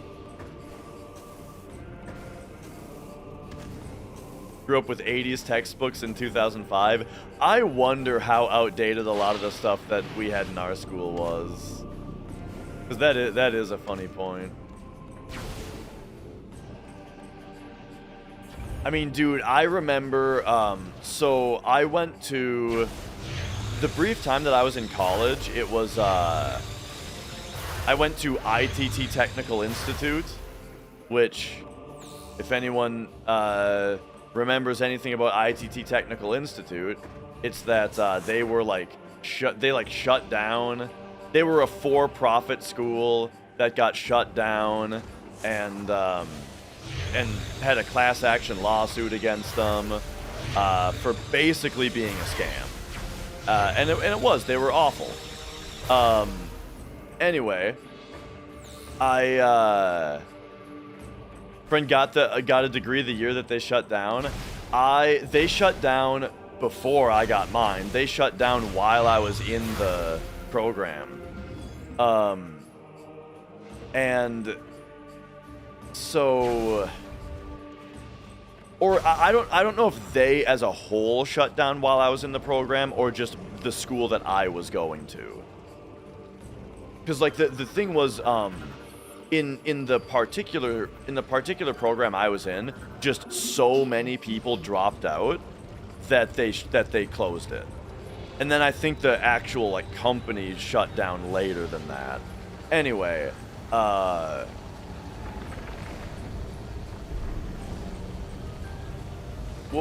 am I getting at?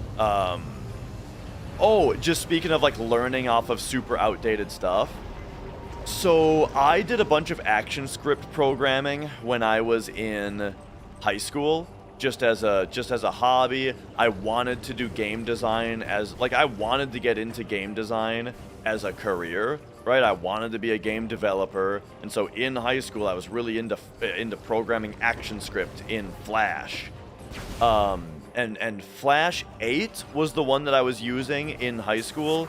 And that was a little outdated, though. I was, I think Adobe bought Flash a little bit before, or like sometime during my working with it, right? Point is, when I got to when we were learning programming at ITT, they were teaching us ActionScript that was so outdated that you had to run the player in compatibility mode for Flash 4. Compatibility mode for Flash 4 to get the scripts to work.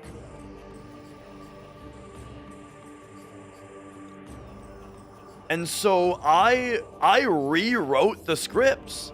So like what I did, because they also weren't even teaching us the programming, it was actually just go through this exercise where you fucking copy paste what we already wrote, you know? So I rewrote it to work in current Flash, and they were just like, "Oh, cool." Right? Like they didn't even care.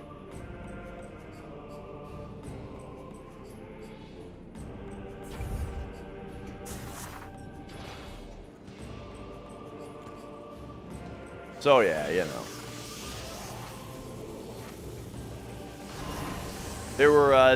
There were many problems with that place. I mean, the biggest problem was that we had the same teacher for every class.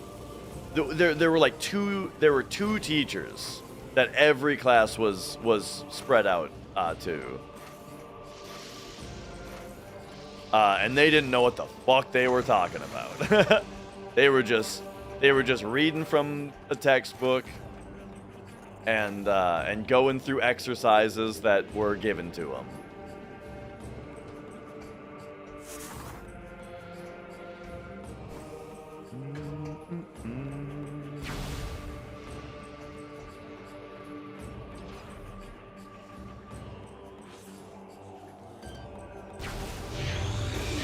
Yeah. The teacher was pretty like I'm saying, the teacher didn't really care about me rewriting stuff. I do remember though, like, I got sort of a reputation among our class for being someone who was very helpful to other people, because dude, it was like all they would do was give us a step-by-step exercise to go through, and if anything got fucked up, they would come look at it and be like, just start over.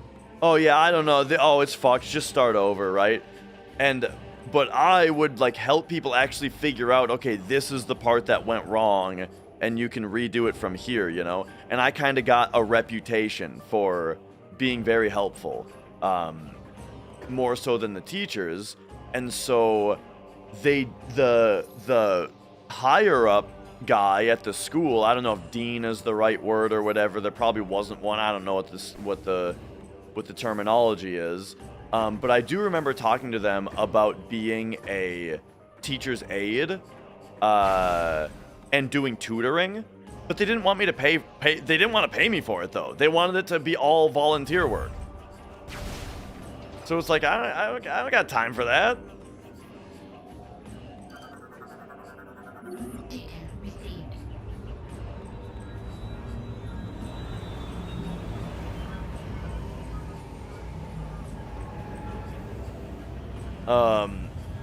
So yeah, so the program ended up shutting down before we could even finish, just because so many people dropped out.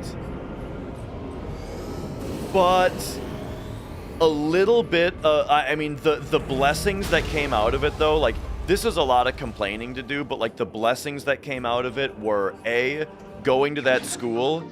I met the dudes that I moved in with, and moving in with those dudes was like a really, really, really important step for me to take in my life at the time, you know?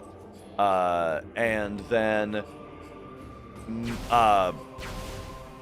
then moving is also what got me to like transfer,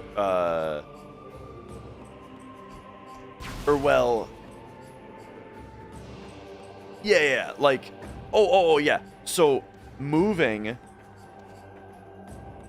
in with those guys was really important, and then not getting into game design is what got me into computer networking, which ended up being my career now. And I think networking is a pretty sick career. So, So, you know, everything worked out.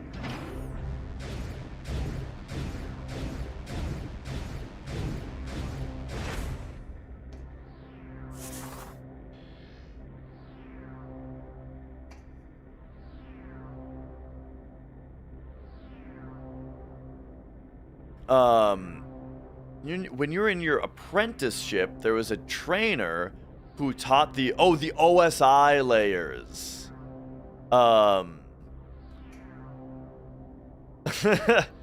Right. The funny thing about the OSI model is that only the first 3 layers matter. And then after that, it's all kind of the same, you know? Like, that's basically how most recently I've seen it taught now. You got physical, you got data link, you got network, and then after that, it's all just kind of the rest of it.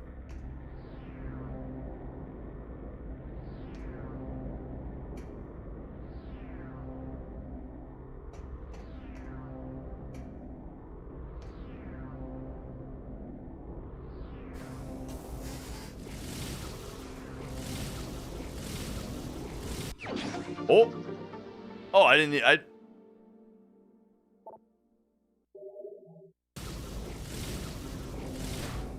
even see that energy tank up there.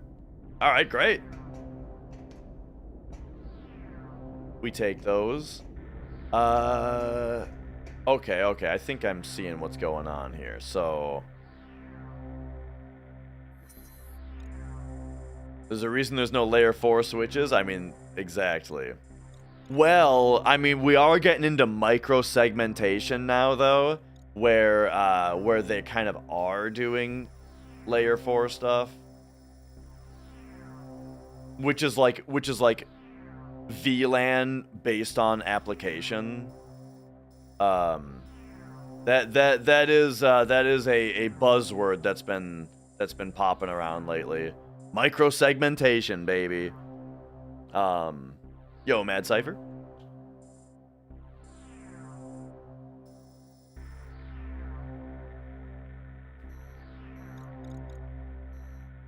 Wait a second. I'm starting to feel like the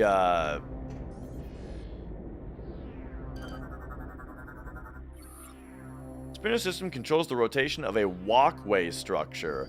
Oh, we need to get over there in order to actually open this thing up. I see. Is that hardware based? I mean, I don't know. I don't know a lot about it yet. But I would imagine that the goal is to be hardware based, right? So that it's fast. But, you know, I also am a little bit pessimistic as far as like enshittification, and so I could easily see it as just being like, okay, switches work and they're great, and so, but now we've got all these engineers that already made the product great. What are they gonna do? I don't know.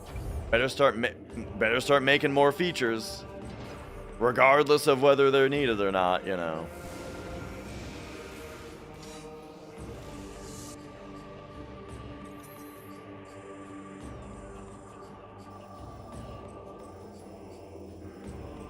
You had to replace Cat 5e on your last job with Cat 6 on an entire first floor and second floor of a hotel because Corp standards, not because you needed the bandwidth. Yeah. I mean, in that kind of case, like, yeah, you know, it's something to do. Like, so I also get a little, like, a lot of the time I'm just glad that there's something to do, you know, which just makes me feel a little bit more secure in my job, you know what I mean? Okay, so we did this, but now we'd have to get there from the North Jungle Court. Did I write something down about North Jungle Court? I did. We need the ship hook there. Okay, so yeah, now we do want to go over there, I guess. I don't even know what I'm doing right now. Like, I don't know why I'm doing this. It's just something to do. I mean, I got an energy tank out of it so far, so that's good.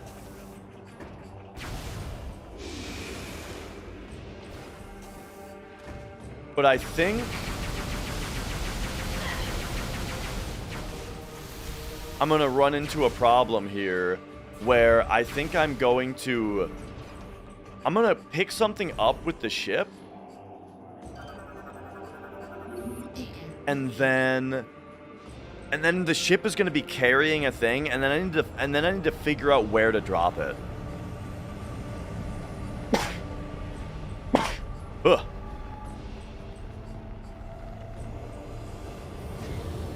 Twitch wants an ad break, and so this time, instead of like ignoring when ads happen, I'm gonna run and grab a protein shake for lunch while the ads are playing anyway.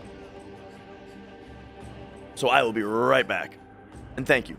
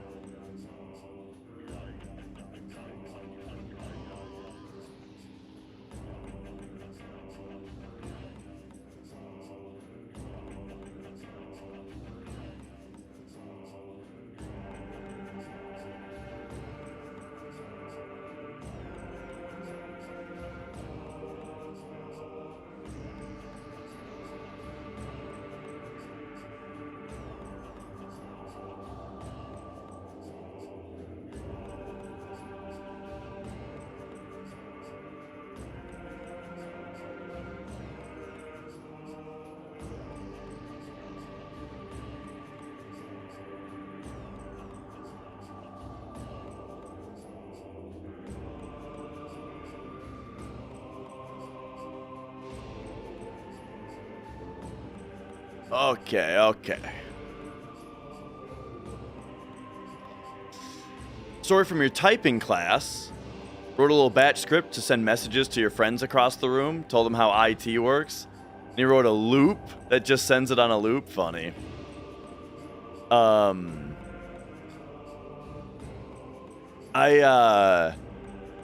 Typing classes.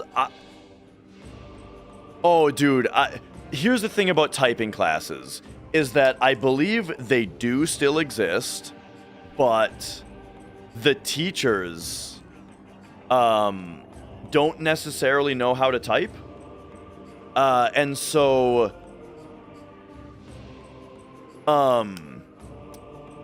look, here's what I'm getting at after I take a drink.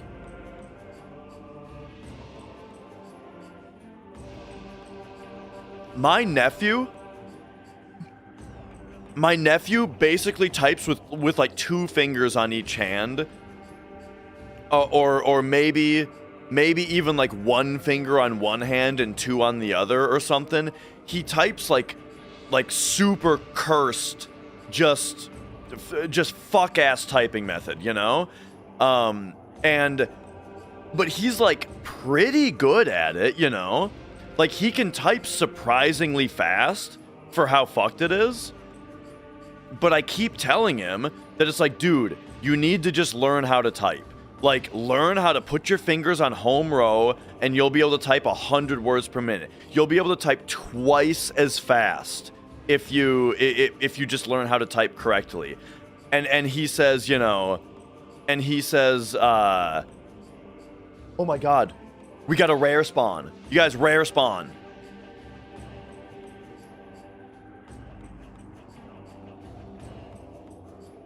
Hey, buddy.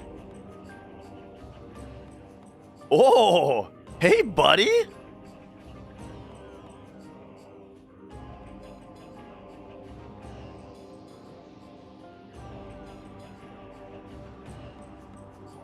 Mia immediately going to into cleaning mode.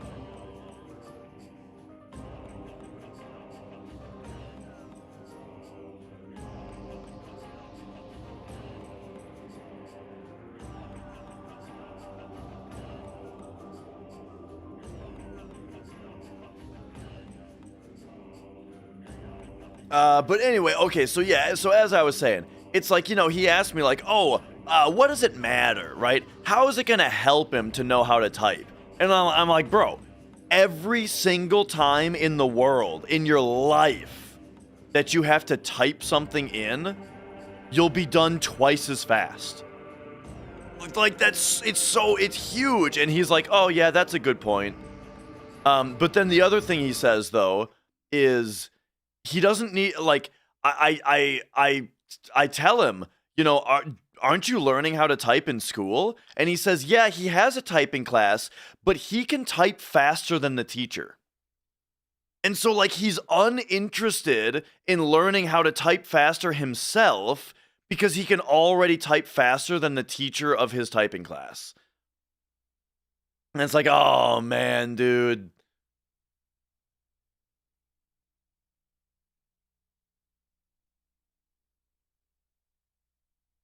But yeah.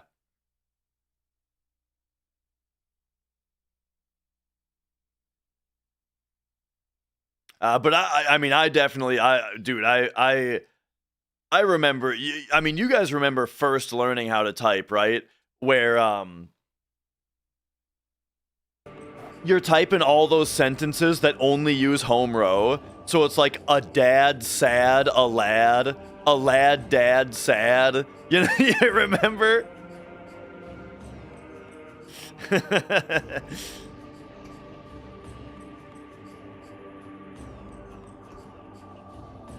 And then they got to teach you I. So then you can get into like, dad is a sad lad.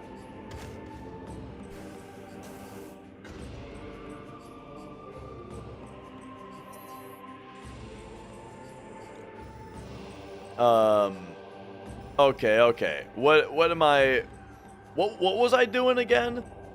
Okay, I brought the ship here so that we can go to the other side of this is where we want to go.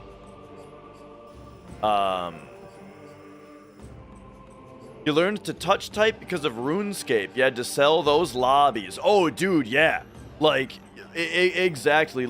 Playing online games with people is a huge reason to learn how to type fast. And that's like the kind of thing that I tell my nephew. It's like, imagine you're playing an online game and you know, and you gotta communicate with someone.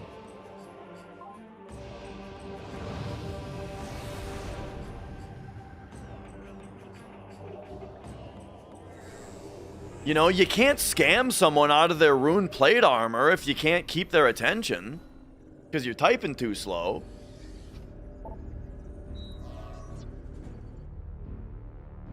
Yo, Sting. Alright, I think we're going... See, I don't know which one it is, you know. Maybe this one? It's going to be really hard to do aiming... Wii Remote. Ugh.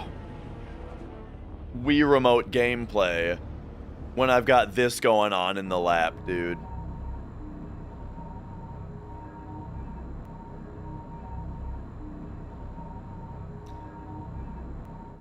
Yeah, Kiara, exactly. I mean, I remember it being Mithril and Rune because they're slightly similar looking. Where, yeah, someone would offer you a rune item for really cheap. And then they would put it into the trade window so you could see it. And then they would cancel the trade and go, oops, sorry, I lagged. And then when you went back into the trade window, they'd put a mithril one in. Yeah, dude, that was a classic.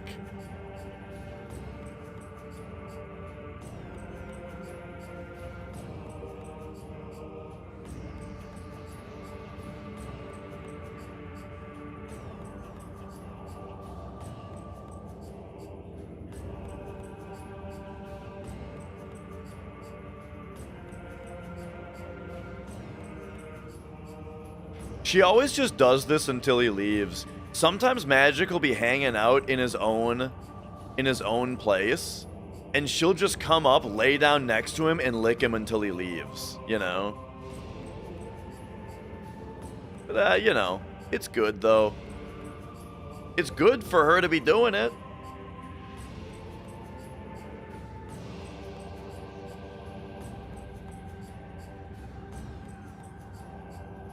Couple of cuties.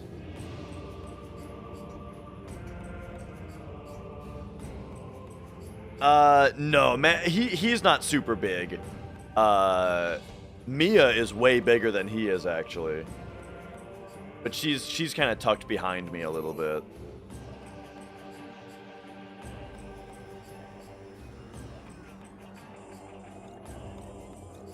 No, this wasn't the right one.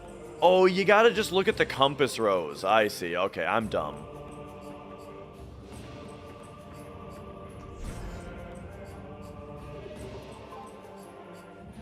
People who played DOS games as kids can type fast. I wonder how fast I was able to type on a TI-83. It's funny to think back to that. Because it's like, dude, I remember, like, we were talking about this kind of the other day. Making games on the TI-83. I remember doing all of the programming on the calculator, you know? Just sitting there typing away on that thing.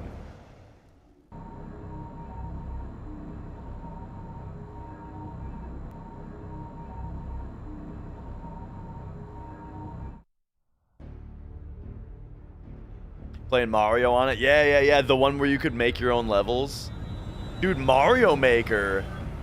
We had Mario Maker on the TI-83 back in 2002.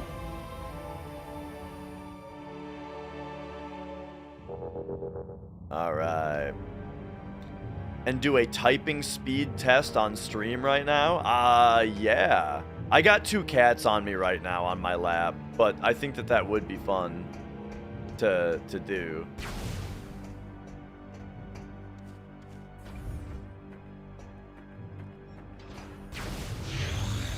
Oh. Have I not blown that up yet? Nah, we already did that.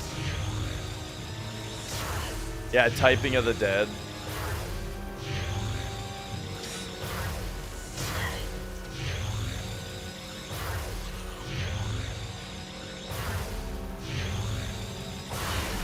Oh.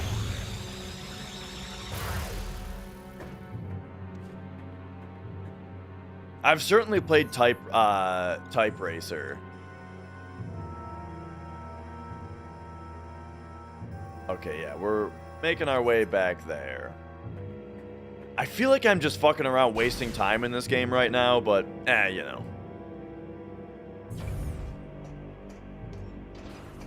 We're getting somewhere. Whoa, what is this thing? The Phasoid. Vulnerable to Phazon-based attacks, eh?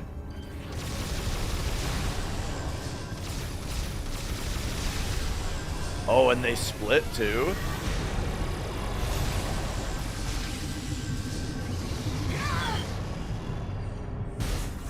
Wait. What if we hit him with this?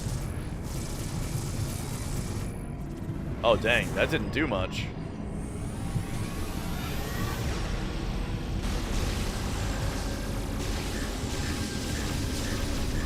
Oh, okay. But now you're telling me those have to get Phazon shot also?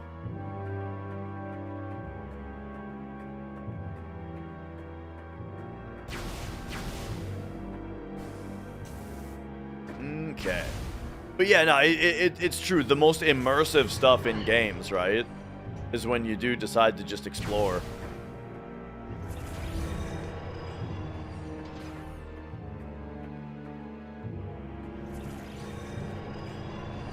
Oh. And this place is full of these Phazon critters.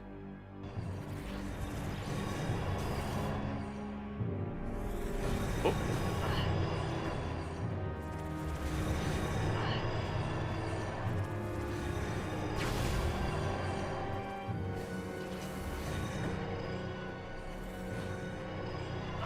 And now this is a save point.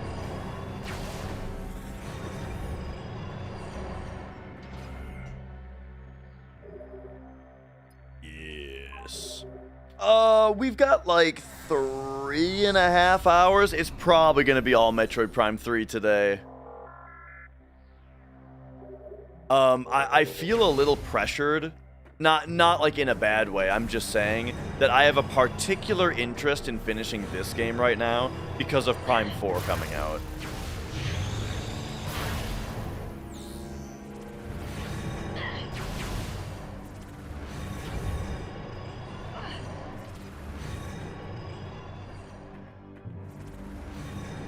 Oh, whoops. Dude, these enemies are kind of annoying.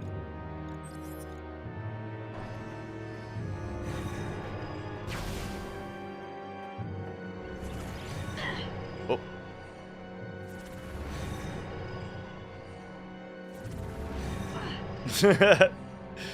Come on, come on.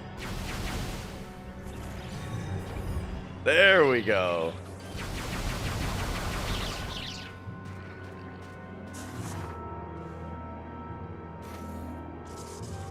Oh yeah, hang on a second. So this is the room where you come in from down here, and it's this.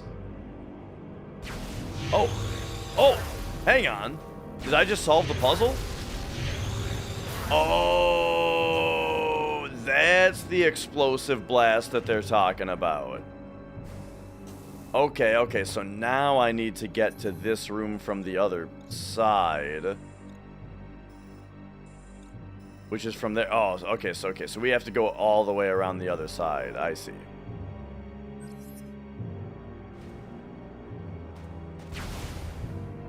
And yo, Golden Boko. It's going pretty great. I'm enjoying the game a lot.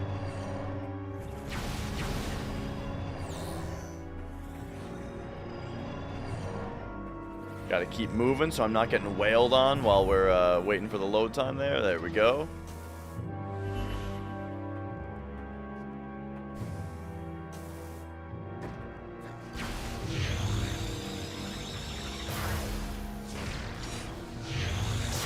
Oh.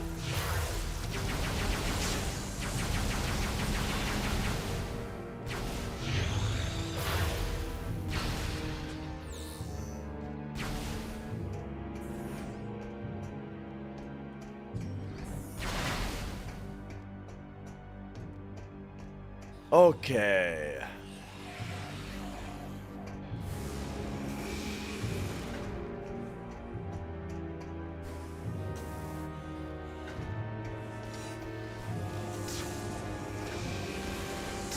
So yeah, I feel like I'm going to pick something up right now, but I'm not sure what it is or where I need to bring it.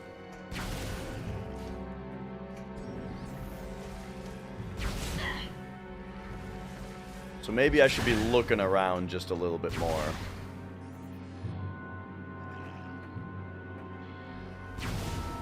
Oh yeah, and I just remembered something cool about this game.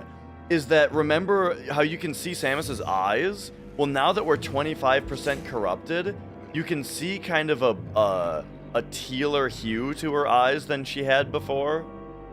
Oh, and there's like a vein going down. Like you can see it on her face. I forgot about that. That's really cool. A very good, like, actual, use of that thing where, you take notice of the face right away because it's, like, neat, and then they actually use it to, like, tell you something.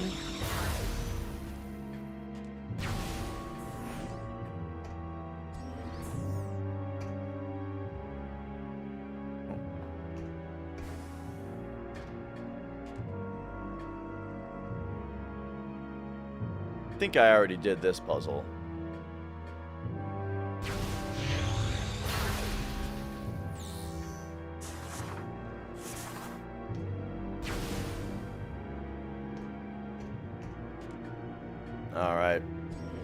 Magic's had enough of being licked.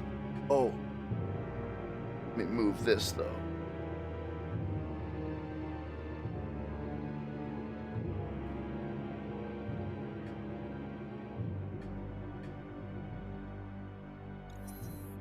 Okay. Anyway, where were we going? I think we're going this way, yeah? Yes, for sure.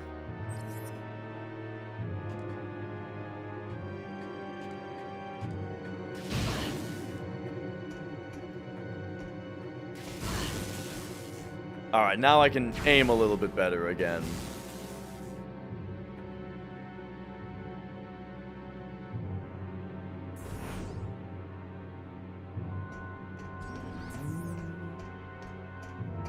Okay, so this room, like I vaguely remember.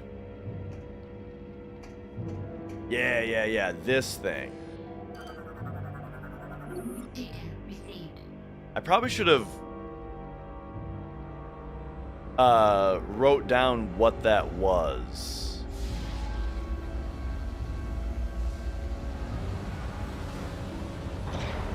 But I think it's some kind of generator or battery.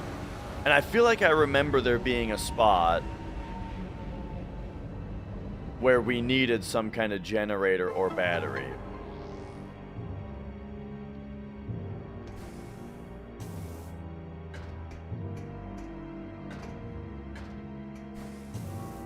Also, real quick, before we adventure down there,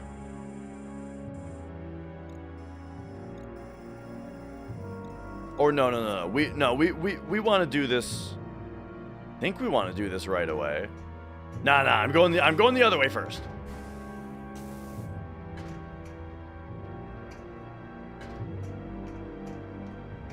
The other thing I unlocked a moment ago that I didn't have figured out before. Wait, this isn't where I came from, is it? This is where I came from.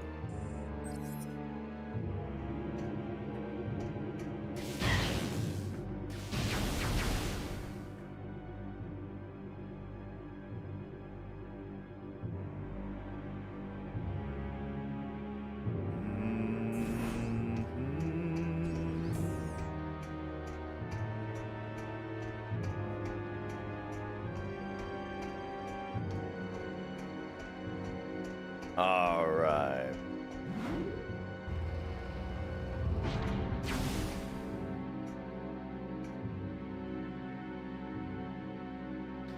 We have the TV show The Crystal Maze. When you look at the diagram of where to go, it reminds you of that TV show. I don't remember that one. I feel like I've heard other people mention it though. Was it like a, oh, yeah, jerk this one? Was it like a trivia show?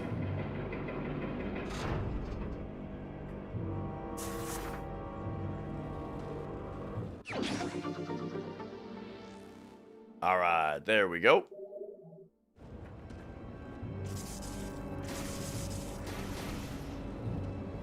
No trivia. Okay, I got no idea then.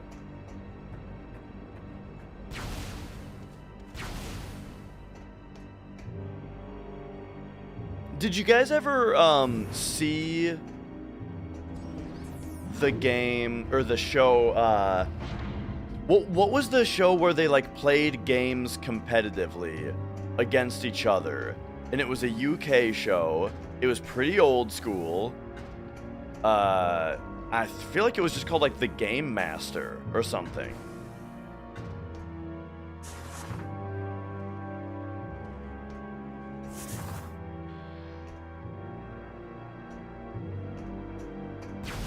Games Master? Yeah. I don't think we had that show here, but there's another retro streamer, Past the Plunger, who's from the UK. And I saw him watching it one day. Okay, so now that we've unlocked this, it would be intuitive to me if this is where we were supposed to bring the power source. But I really should have wrote down where it looked like it was needed.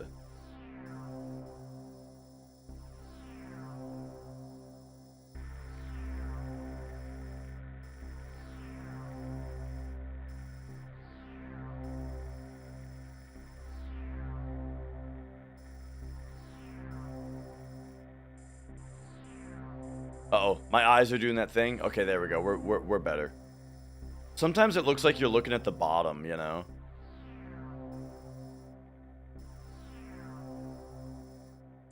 Maybe it's just the Hall of the Golems that needs it.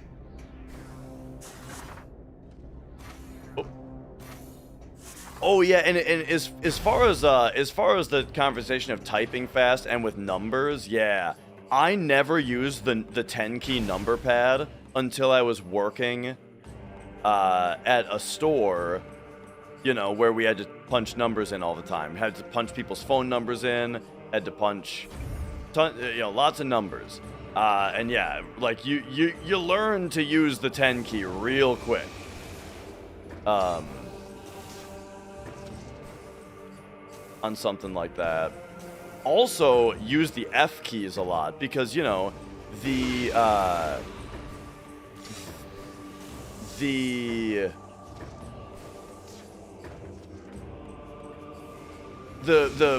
POS system, is that what it's called? POS? Yeah, point of sale system was all like function key based, right? Press this or that function key in order to open this or that window and that kind of thing. And so yeah, it's like everybody who worked on that kind of POS system got real good, real fast with 10 key, with using the function keys, you know, because the computer, like at GameStop, I'm talking, at the time, the computers that we used didn't have a mouse. It was all keyboard based, and everyone was lightning quick with it, you know?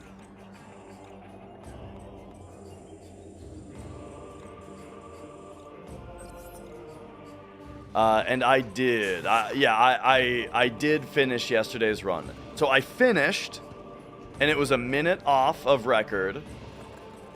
But it was also a complete disaster.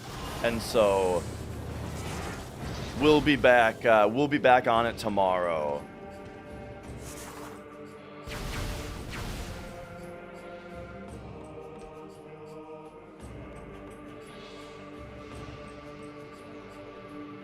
You had to order numpad peripherals. Oh yeah, dude. Like it drives me crazy. Like that you can get a laptop that doesn't have a 10 keypad on it. It's like, are you kidding me? Why would you deprive yourself? Is this the room? Yeah. See? Like, I didn't even remember that this room is where this thing was needed. It was just very intuitive map design to have it be here. And you, Ovren?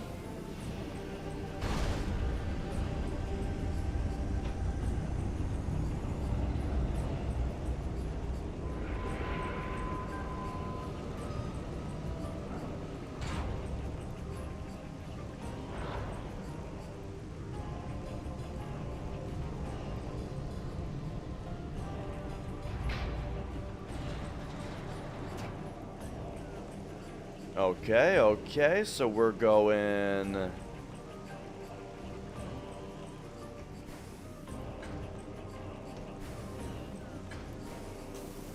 over this way, I suppose.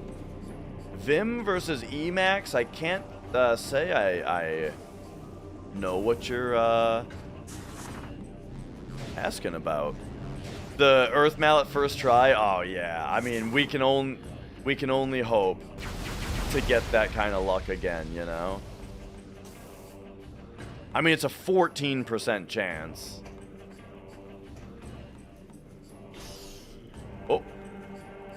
Oh, it's just this? Oh, we're... Okay. Carrying the energy cells. I don't even know what these energy cells are for. You know what, though? I think I remember what they're for, just based on my playing as a kid, you know? Oh, yeah. The text editors. So here's what I'll tell you. I've heard of Vim. I haven't heard of Emacs.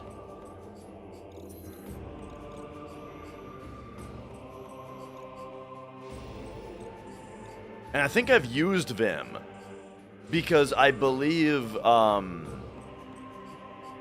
yes, there is there's a brand of terminal server that I've used that has like a Linux base, and it uses that text editor to, like, you know, if you need to edit text within the terminal, you know, over SSH.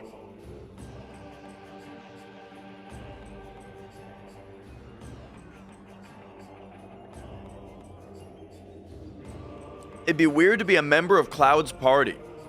Talking about something and all of a sudden he'd panic and wince in pain or completely zone out and carry on like nothing happened. Yeah, I feel like that's most anime characters though, right? You know? It's like they remember something and they're like, ah, oh, you know, and it's like, what's happening? You remembered something?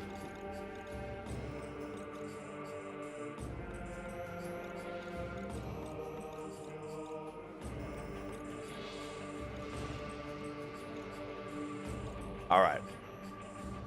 I think we better just go to the place.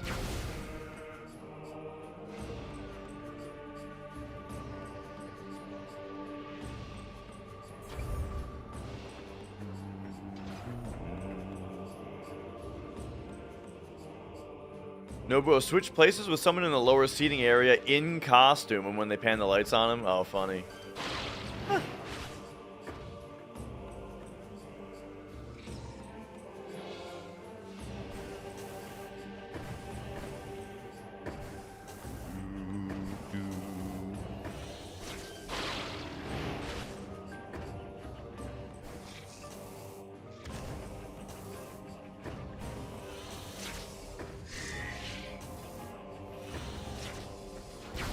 Okay, so yeah, there's this new, like, ship, some kind of ship that we're supposed to go to. Let's go there and see what's going on.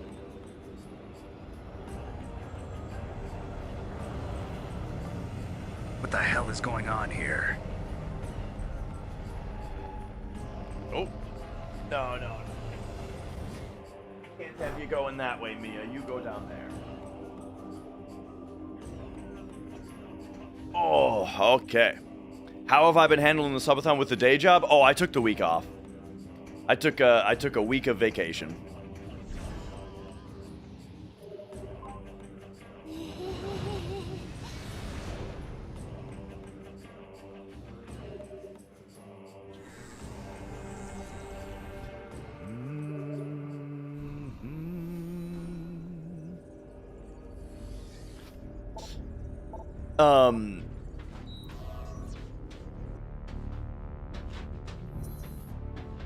Excuse me, miss? Ma'am?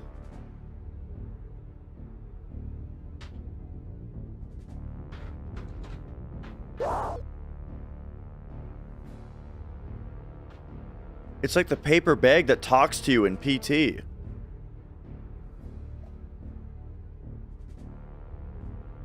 How long do you think she's gonna be in there? Magic's just watching.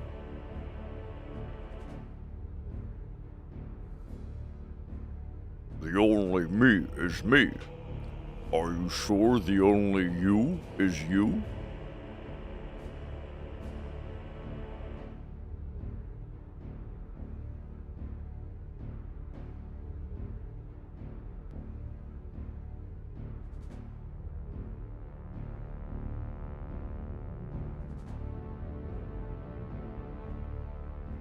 She's still moving around a little bit. I don't think she's gonna be in there much longer. I think we're gonna get a Emergent cat. Any moment.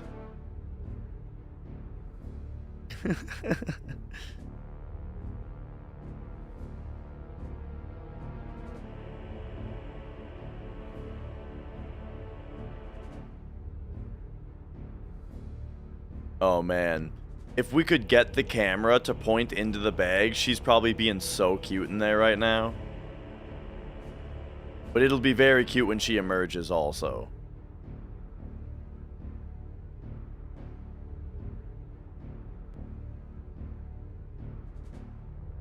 I just realized the timer is going slightly off screen now because the digits updated.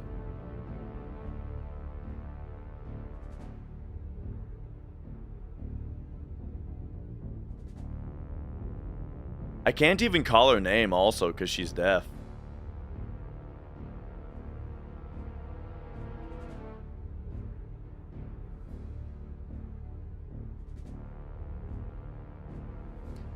Magic, go get her. Oh, there she goes. She's out.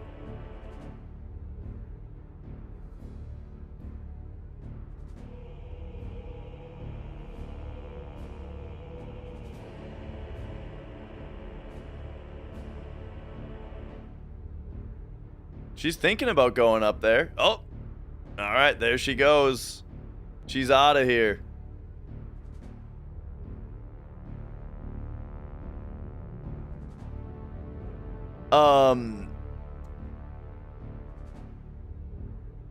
Let me scooch this a little bit. There we go. And then, oh yeah, you know, one day, hey, I mean, during the subathon, this could be good content at some point. We could definitely go through the game shelf and just talk about the collection, you know?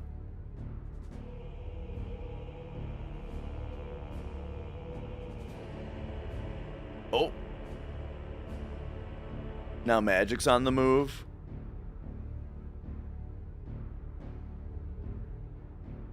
Now he's interested in the bag.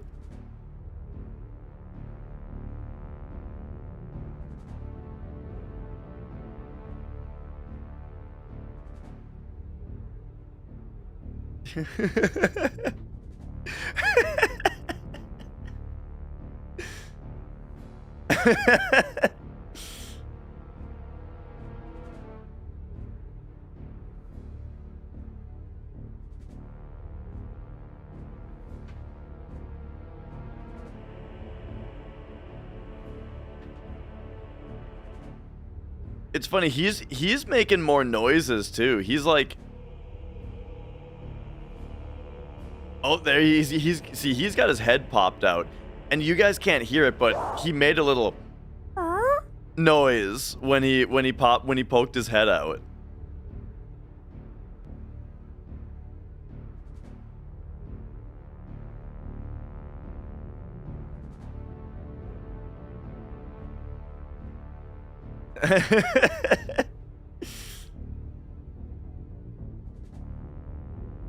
Oh, see, I think he wants Mia to come play.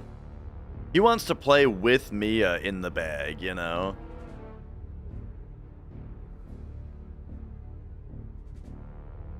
You're goddamn right! Alright, alright. Good stuff.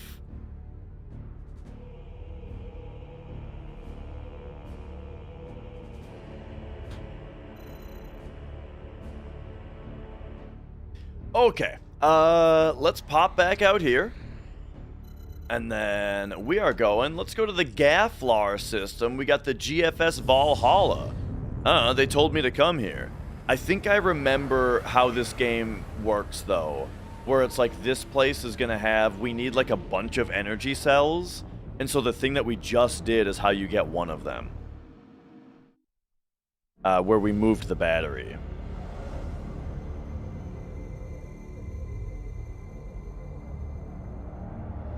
Whatever happened to random game review? It was just a little too disruptive, you know?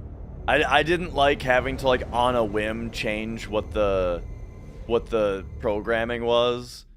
However, This fucking game sucks. it is there's probably a good way to re-implement it.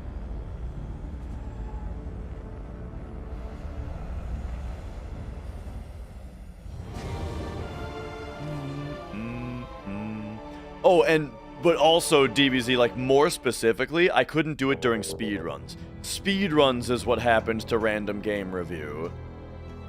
And it was too much of a pain. It was too much of a pain to, make it, like, turn certain things on and off depending on whether we were speedrunning, you know?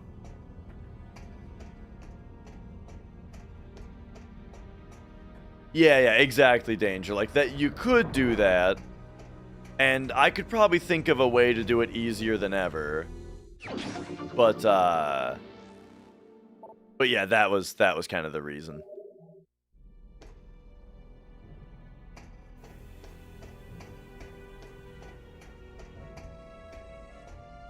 I wonder if there's a way to get the bot to, like, pull the speedrun or the stream tags. And, like, if the stream tag doesn't... like, if the speedrun tag isn't on the stream, then... then have it active or something like that? I don't know. Alright, here now. Lock her in.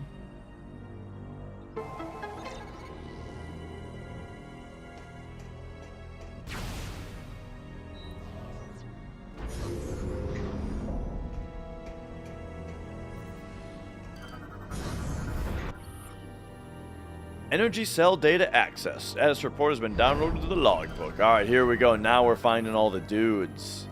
Various puncture wounds. Phazon detected around these areas. Oh, dude. He got the Phazon Needler. Cargo smashed into the platform. An explosive blast was the cause. I'm not sure. I never really know how to answer that kind of question unless a game has, like, a percentage indicator. Oh, you know what? I think this game does have a percentage indicator. I mean, we're at 40 out of 100 pickups, it says. 40 out of 100 item acquisition we're at right now, if that says anything. Ooh, I like this. Target appears to have been contained inside this area while trying to escape his attackers. I feel like the Wii was made with widescreen in mind. But, I mean, it still had both modes, right?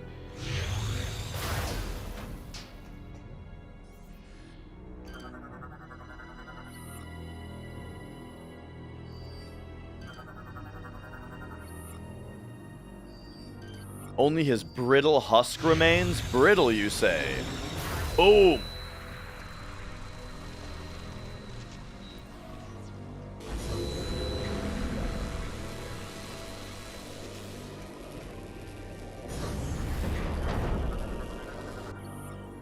Alright, we got the gel sack. Inflates as a defense measure, can explode and release venom.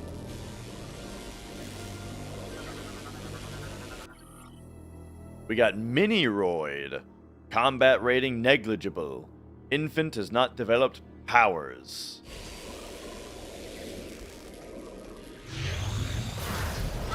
Okay.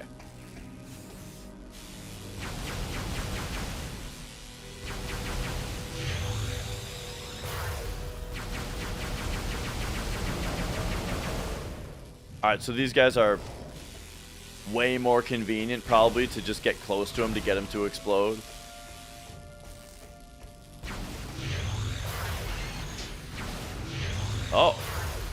Oh. Liquid Phazon spawns grubs?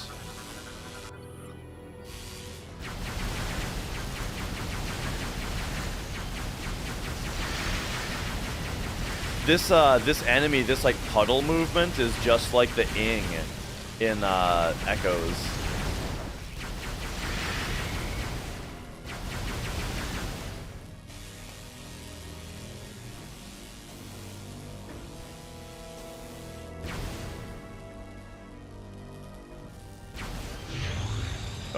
Okay.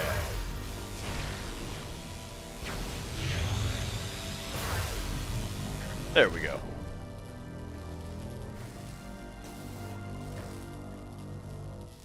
I love this kind of stuff.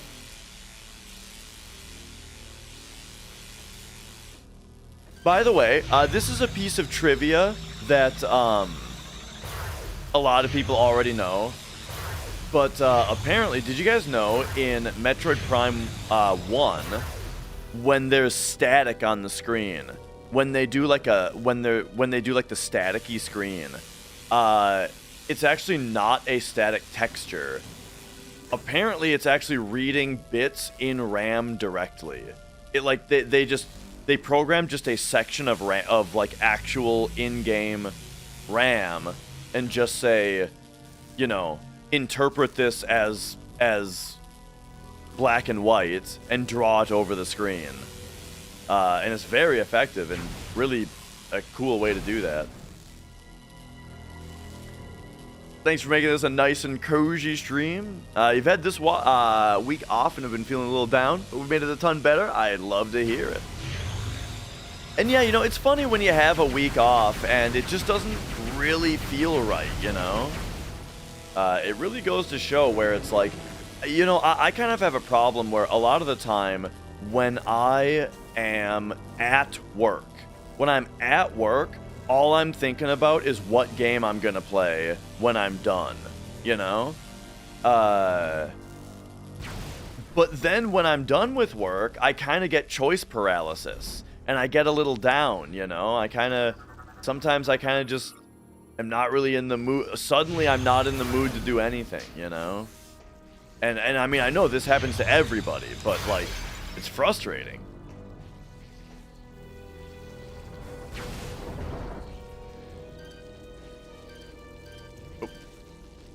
Oh my god. Oh my god.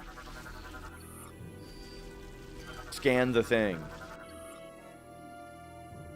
The Phazon Leech.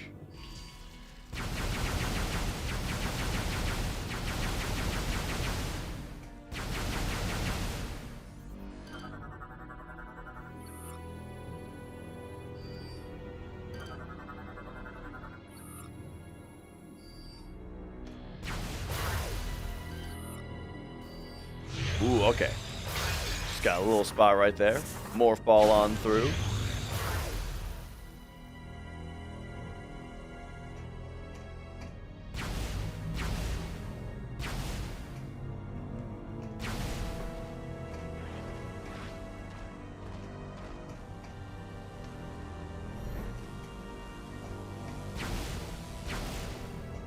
But yeah, I lately though, you know, I've been making a point to... I have been practicing music a lot more recently. And... besides the subathon right now, I've settled on a stream schedule of just streaming every other day, which has been pretty nice, right? Because that way it's like every stream day, I feel very motivated because I've had, you know, a day off. And then every not stream day, I've got something I want to do because I couldn't do it yesterday because I was streaming. You know what I mean? I feel like it's been working very well.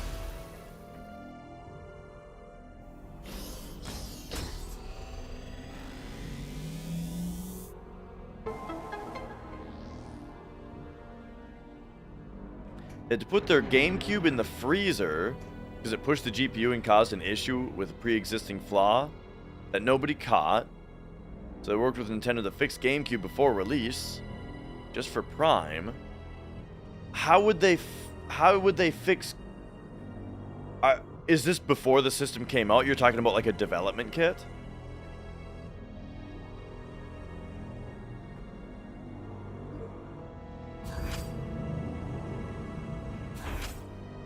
Super 8-Bit Bros. There's only one Super 8-Bit Bros song that I really remember that was like...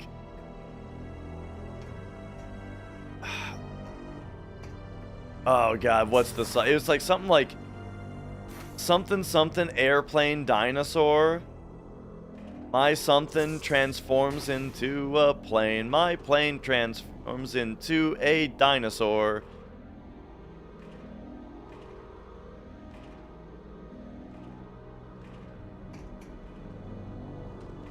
Something like that.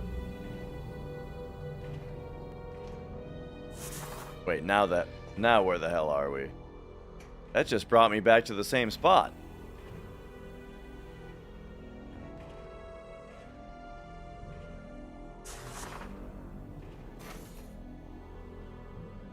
Glad the algorithm found me. Random dude who made a YouTube video based off of my... okay, hang on.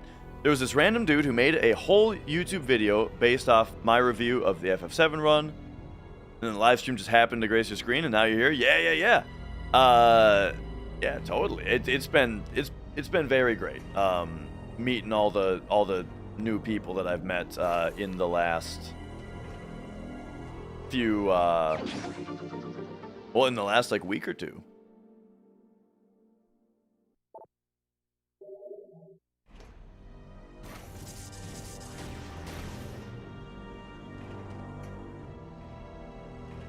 All right. Yo, Sefsta.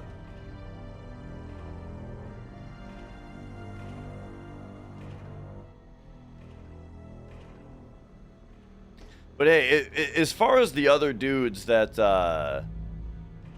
that made the videos about my video, I don't want anyone to act like they've done anything other than bring a ton more attention to my video and my stream and stuff, you know? Like, I am very, very grateful to for them.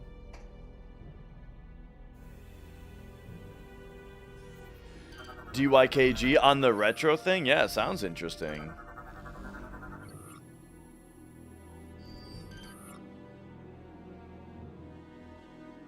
Small opening near the bottom. Yeah, you know, just a little morph ball spot. Whoa! That was neat. Yeah, I think that this is my last energy cell, though.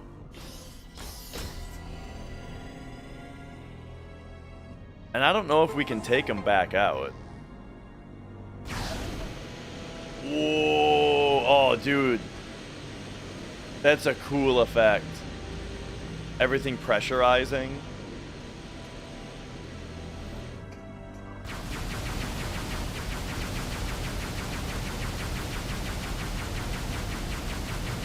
Kaz Emmanuel, yeah. The guy that is like making his own sequel to Mario 64. That dude's videos are very interesting.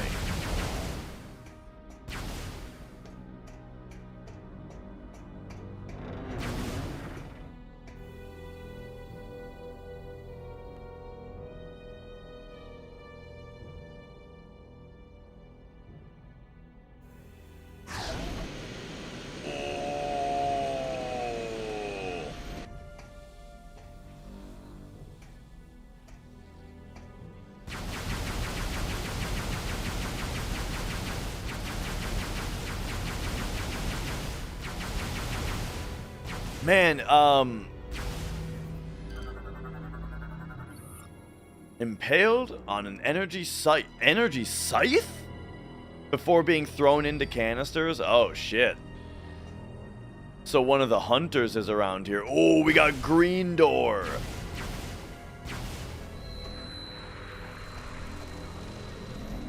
Energy tank, you love to see it.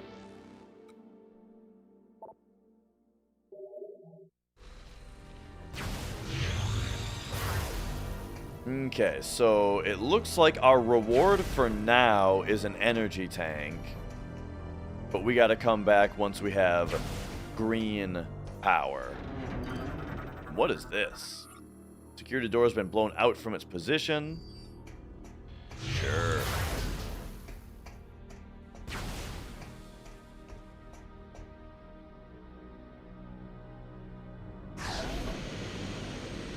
So you know what, actually, I need to be writing stuff down, so, let's pop in here and go North Jungle Court. I already did this. I already did these things.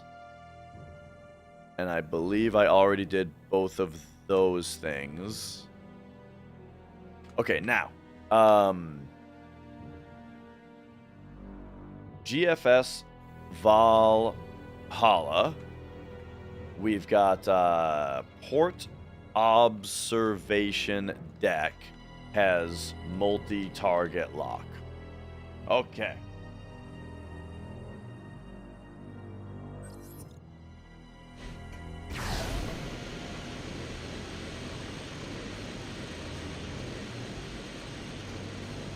Man, that's really cool.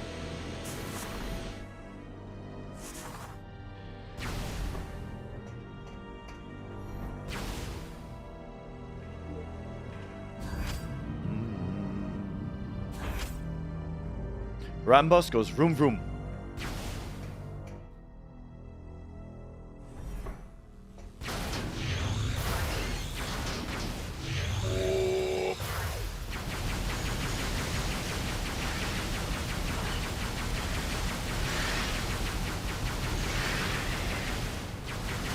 Yeah, I think the most recent video about the Mario 64 stuff I saw was about how like the N64 apparently has like this extremely robust sound engine.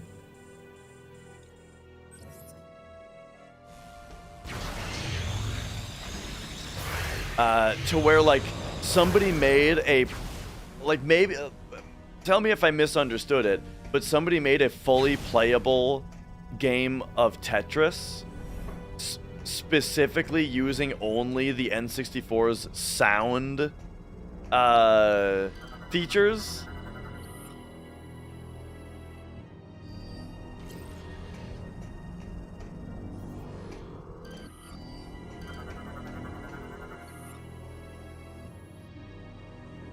Structure has completely collapsed on itself. But can the sound features play Doom? Yeah, you can probably port Doom to the N64's fucking sound engine. Alright, yeah. Collect the... Remember when I turned the hint system off?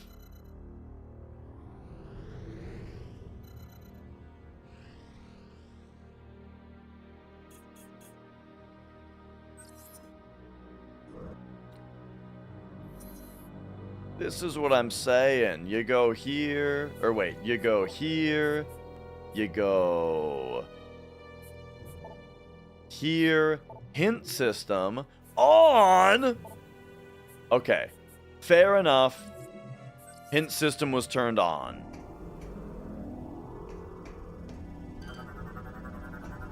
I thought I turned it off. Galactic Federation data profile.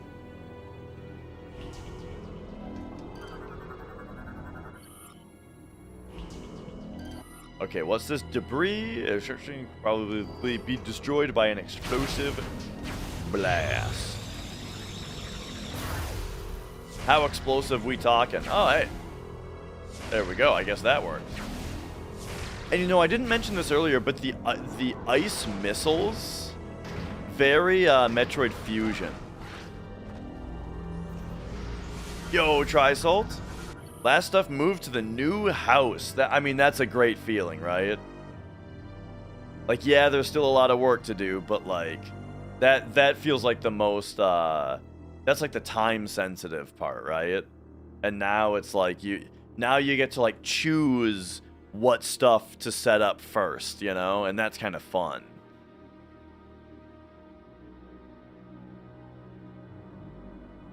Cover with crystallized phazon. All right, let's get him.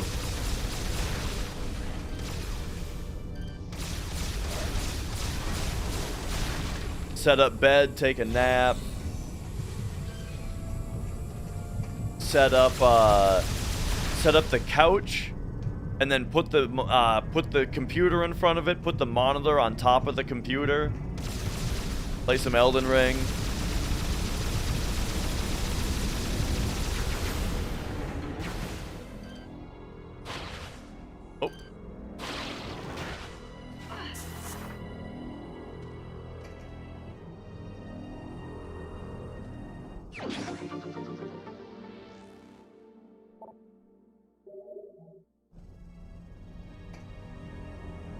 Yeah. So, my favorite Metroid is definitely Super Metroid. In fact, I was talking about this the other day where Metroid kind of has this unfortunate thing where Super Metroid was so good that it gets in the way of conversation about other Metroid games.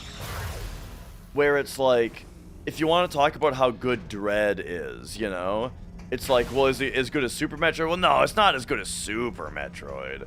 You know, like that always has to be part of the conversation. No, it's not as good as this other game that's already in the series. But Super Metroid is like one of the best games ever, so it's just, it's very difficult to not bring it up. I don't think we can do anything in here yet either. It doesn't seem like it. Yeah, I had my complaints about Dread for sure, and the linearity was a big part. Like, specifically what it is in Dread is that it's like every time that you get a new power, the place where you should use it is the place where you need to use it to progress is the very closest place to you, and going off of that, like every single time that you get a new ability, you just need to use it in literally the closest spot to you that you can use it. And if you use it anywhere else, it doesn't make a new path. There's no new interesting other path to take. Instead, it's just a detour that gets you to a single item, and then you have to go back to where you should have gone in the first place, instead of it, you know, being more, you know what I mean? So yeah, that was my biggest complaint about that game, for sure. Even though earlier I said that my biggest complaint was the music is my second biggest complaint.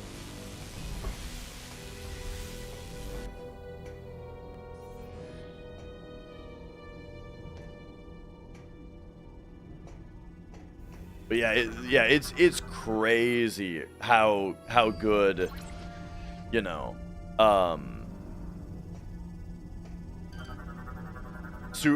well Super Metroid did it. And yes, some other games have matched Super Metroid. Like, I think Hollow Knight's map is I'm gonna say it, I think Hollow Knight's map is better than Super Metroid's.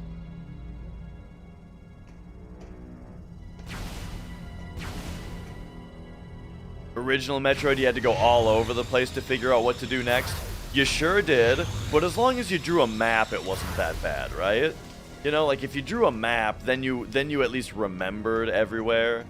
And the thing about the original game also is that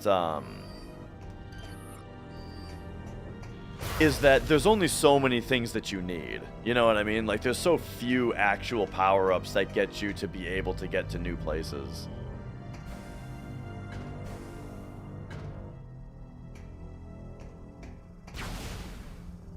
But yeah, very few games have that kind of map. I mean, another game is Dark Souls, and someone said earlier, as like half joking at the very least, that Dark Souls is a Metroidvania. But I mean, that's the thing, is that Dark Souls is a perfect example of another game where, you know, you can do things in a very different order and randomize it, and that just gets you like a different order of doing things, and all that is really cool. Now that, though, it's not necessarily a Metroidvania thing. I think that's just an adventure game thing, where you can do a randomizer, and it'll, and a really well-designed map will keep the game interesting, you know? Like Link to the Past, for example. Link to the Past isn't a Metroidvania, right? It's just an adventure game. But it's got that same kind of thing going for it.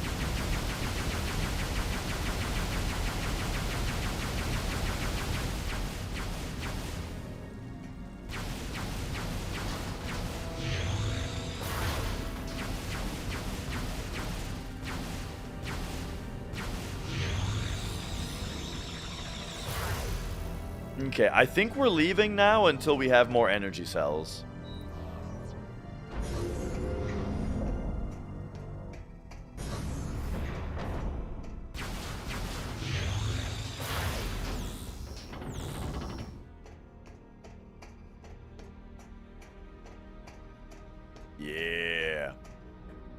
What is Zelda 2? Zelda 2, it's funny.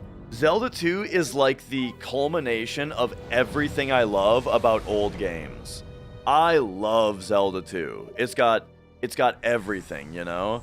Like, it's got adventuring around from town to town and talking to people, having to write down what people say to remember all of the clues that you get. It's got awesome action combat, like side-scrolling action combat, fun platforming, right? It's really difficult. It's got cryptic puzzles in it that you have to solve, it's mostly using the clues that you get from people, right? It's like everything I like about retro games is all in Zelda 2.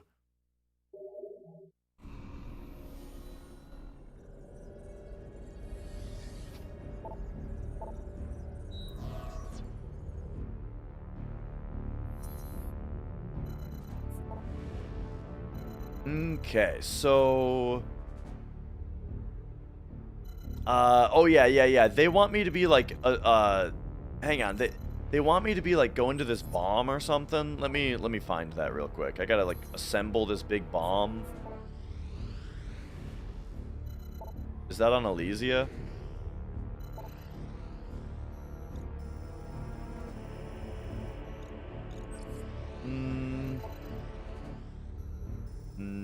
No.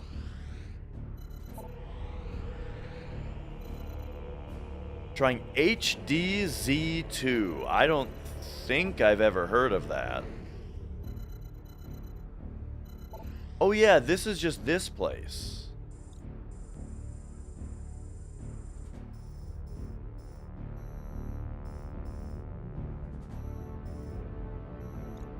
I wonder what we needed right there.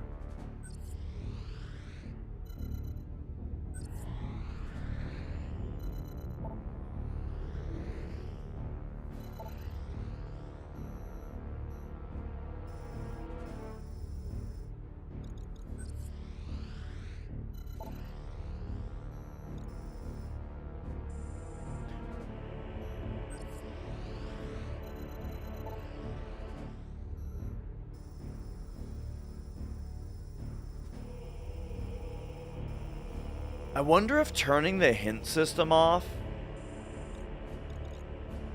like, disabled the markers that the dude gave me.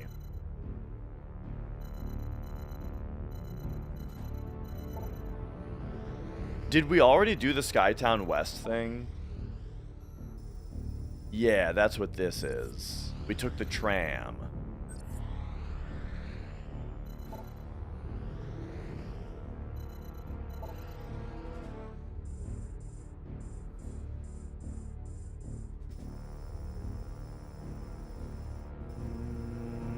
Bum.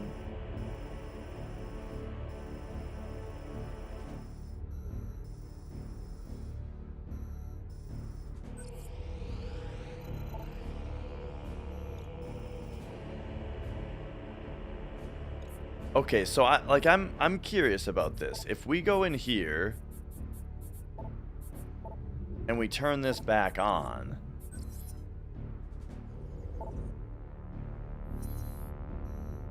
are there now going to be markers? Oh.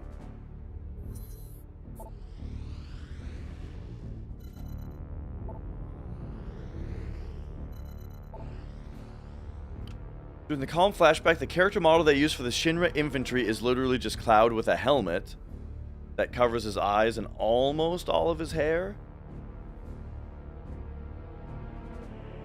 Oh.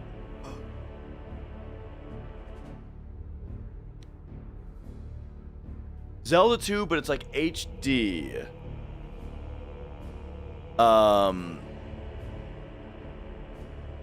Huh, no, I've never heard of that. Okay, yeah. So it does just take these right off. Gotcha. I wonder if they would have told me to go here again if it weren't for that.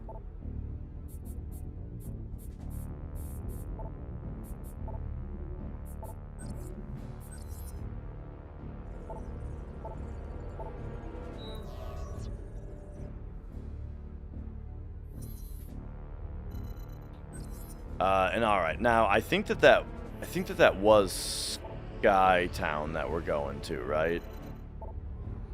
Elysia. I think it is this landing site B, right? Yeah. Okay. So, take me out of here. Put me here.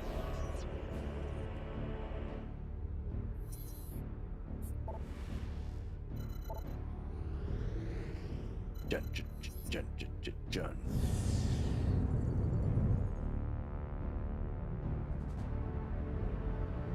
Ooh, wearing these headphones a long time, though.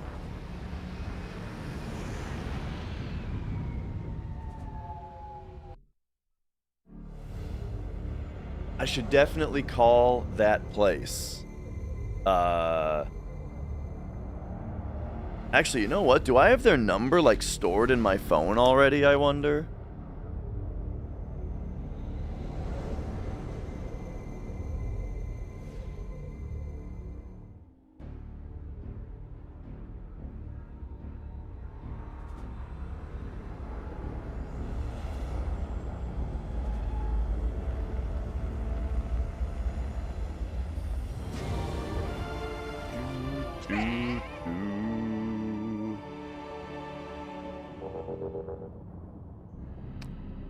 What was I doing? Oh yeah, I'm sorry. I kind of spaced out there for a second. I mean, there's other things we're working on. No, I don't have their number already plugged in. All right, never mind. Talking about the Sweetwater, the like music gear distributor. See if I can get another cable for my headphones. Hopefully the popping noise that they're doing isn't just them getting blown out, though. Like, I wouldn't want to change the like buy a new cable and change the cable on it, and then it turns out that, like, maybe they're just getting blown out, and I need new headphones altogether anyway.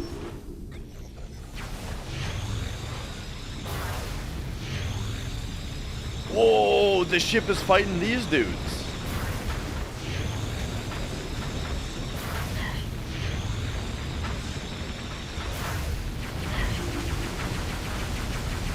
One of my favorite things in games is enemy infighting. That's one of the things that future-proofed Doom to a crazy degree, I think. The decision to make demons be able to fight each other in Doom. Oh, man. You know? Yo, Davagardo. Oh, we're jamming some Metroid Prime 3, you know? Prime 4 is coming out soon. So these are, they're Sennheiser HD 280 Pro. I think these are great. But generally when I'm streaming, when I'm on camera, I like to just be wearing monitors instead. Like small ones, so that it doesn't really look like I'm wearing anything, you know? And those I'm very happy with as well. Those I also have, I've also got Sennheisers of that I like a lot. But I'm having an issue where they're popping in my ears, like making like a pop sound that's like super loud in my ear every once in a while.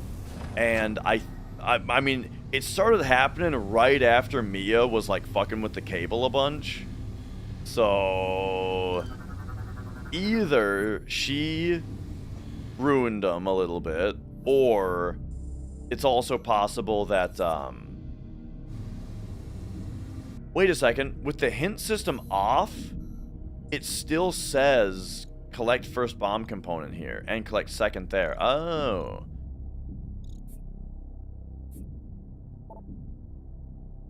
And then there's current objectives, and if I go to this, does it take me to the spot?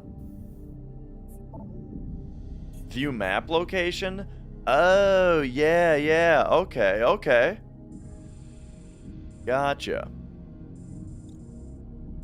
And yeah, so that's what I'm saying, Seppo, is that I'm hoping, like, I'm a little hesitant to just buy the cable, because I'm hoping that like it's also possible it was just a coincidence that Mia was messing with it that day, and that the earphones are actually like kind of blown out and past their prime, or there's something wrong with them. You know what I mean?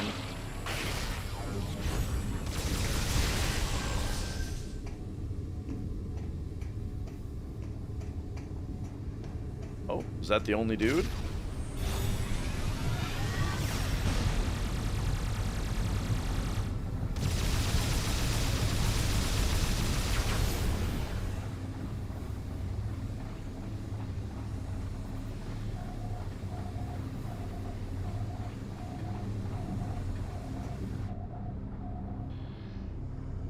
Alright, alright. So we have an objective to collect the first bomb component here. Okay, it looks like maybe we need to go back up to the top or something. Your head gets tired by the end of a workday. Wearing headphones like this, yes. They're a, you know, they put a little bit of pressure on like my jaw hinge, you know what I mean? And like a little bit of pressure on like my earlobes also. That does kind of, it starts to get sore after too long.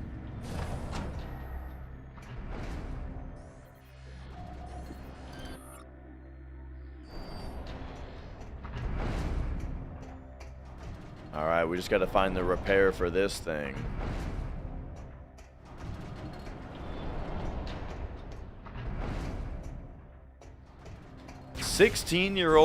years old and going strong. Yeah, okay. I'll give a new cable a shot if I'm able to find one. Oh yeah, blow it up, dude. Yeah.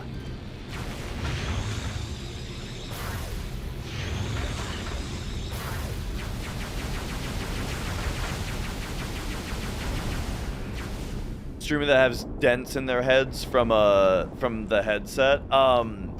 Here's the thing, I've always had a dent in my head around where headphones go. Well, one time when I was a kid, I was in a playground and I jumped. I don't know why I jumped, but I happened to be right under a bar that was like a monkey bar, a climbable monkey bar kind of thing, and boom, I jumped straight into a bar directly over my head, and I swear it dented my skull. Because I've got a dent in my skull right there. Right where other people say that they get one from a headset. But I noticed it that day. When I hit my head on that bar, that was when I noticed it. Whether it was there before or not, I don't know. How old was I? Probably 8 or 9.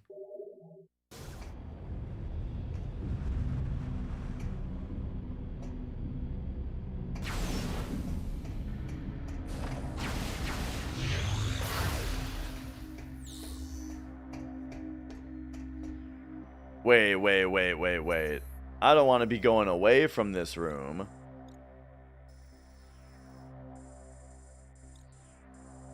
Oh, no. I am supposed to. I got to get there from here. Maybe.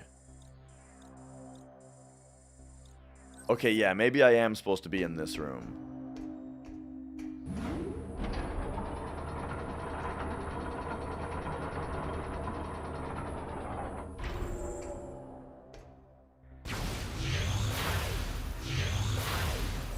But yeah. I also just think that I think everyone just has a dip in their head right there.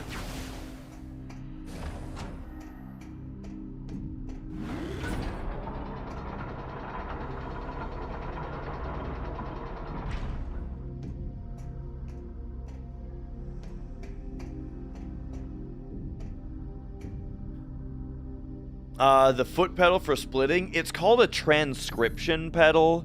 Here, I'm gonna have to get the flashlight on it. But yeah.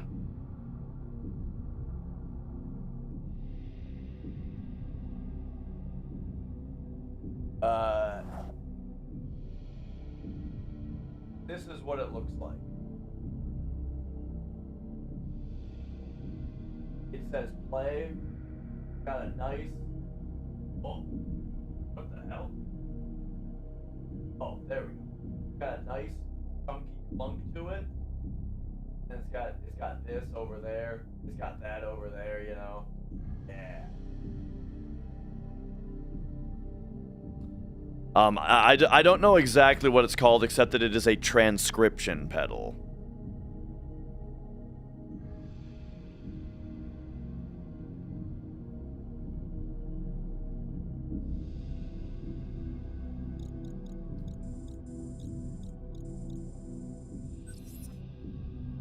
I think I got mine off Amazon, yeah.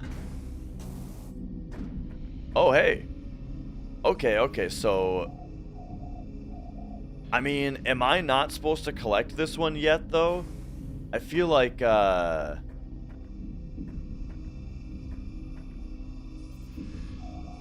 feel like we're doing it out of order if we get this one first.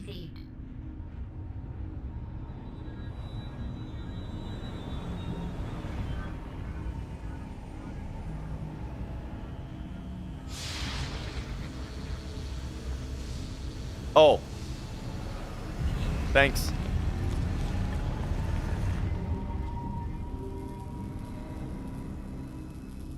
Alright, I mean, it looks like there's something to do here.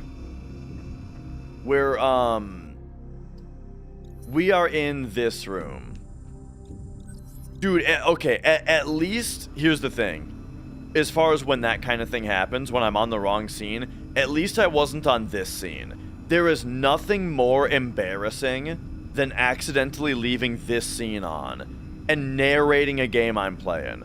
Oh, okay, so like if we look at, yeah, like what is this right here? You know what I mean? Oh god.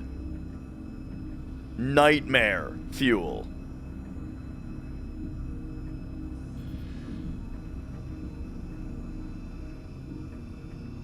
Looks like we need Spider Ball.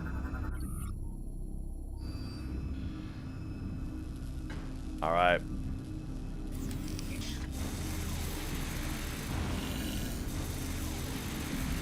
Let's get this shit repaired. I feel like using plasma beam to do welding is I think it's a very creative, fun thing, you know? Oh yeah, people kept asking about Blasphemous. I have not played Blasphemous. And there's also a Blasphemous 2, yeah? It's probably great.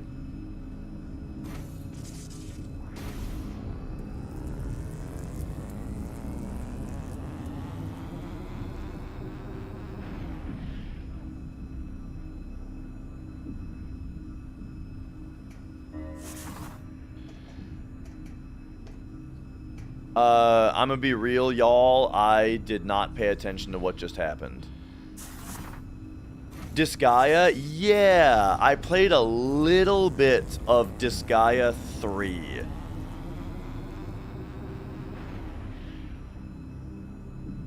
Okay, we need to drop the thing back down, I'm guessing. That makes sense. But first, what's down here?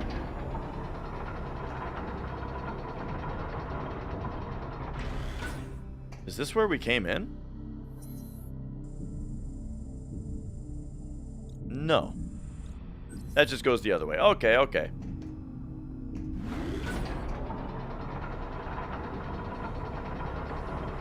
I did finish the Hundo Guillaume, yes. However, I was a minute behind record by the end due to some multiple catastrophic mistakes.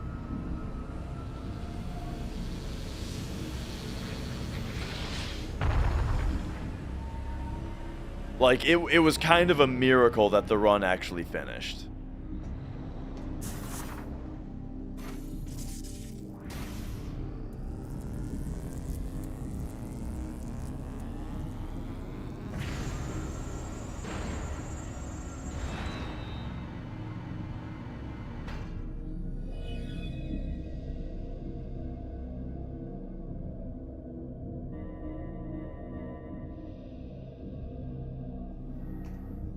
Okay. I'm trying again tomorrow, yep.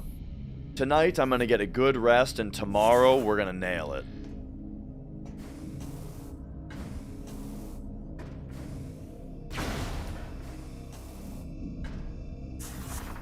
All right, so now, yeah, we need Spider Ball to move on here.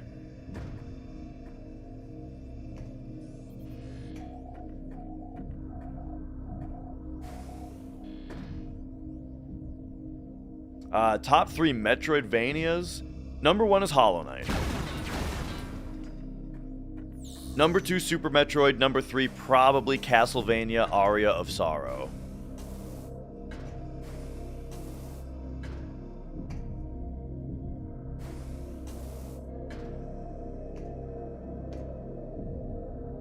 Unless I'm forgetting something.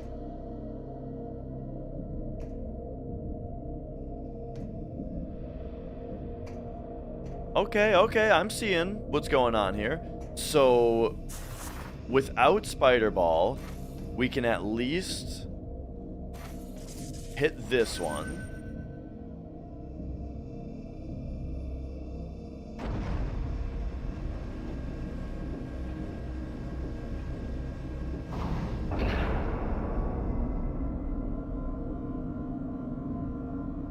Yeah, Jameis says, okay, so apparently, on that world record, apparently I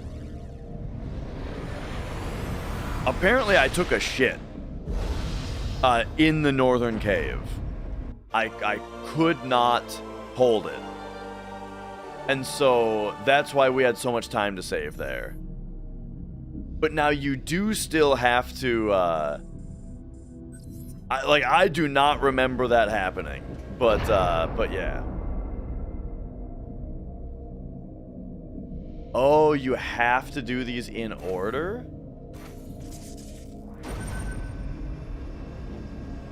Okay, I'm getting it. So this area is where we get map data, which probably also tells us where items are, I'd think.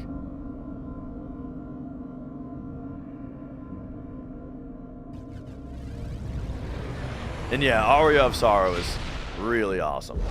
And yeah, I also liked all of them.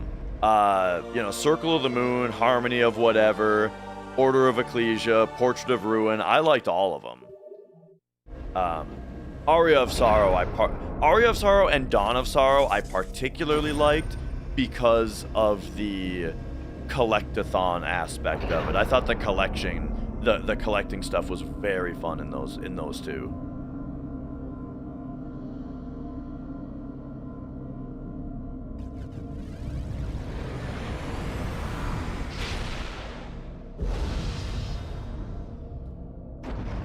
Drivers crashed, leaving calm.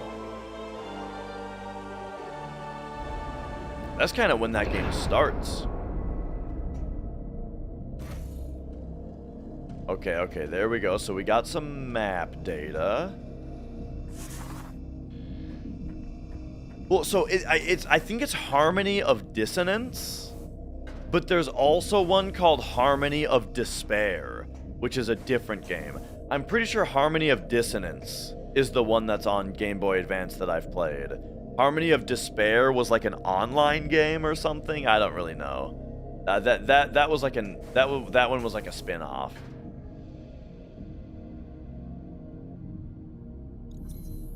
Okay. Yo, Marzipan, great to have you here.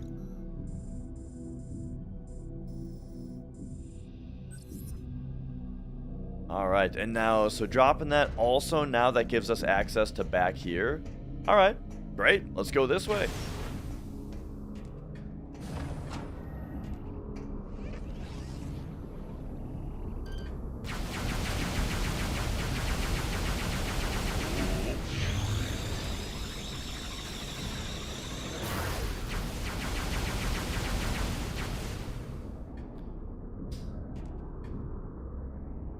Harmony of Dissonance, just a great game, or a great name. Yeah. It's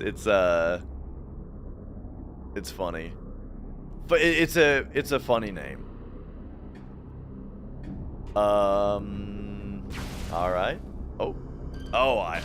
It's just one of these. This thing looks like a puzzle.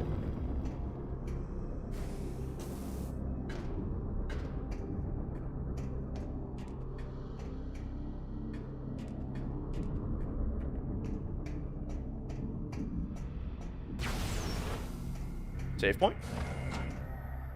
Oh. Regular old save point.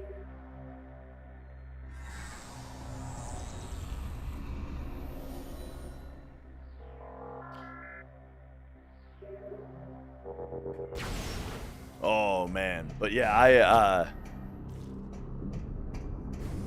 I needed a nice good day of relaxation today. Hell yeah. Okay, this is the item we can hear. I love that you can hear the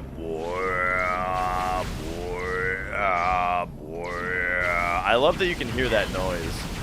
Gonna be a hell of a VOD. I think Twitch cuts it at, like, Twitch makes an automatic cut every 48 hours, it seems.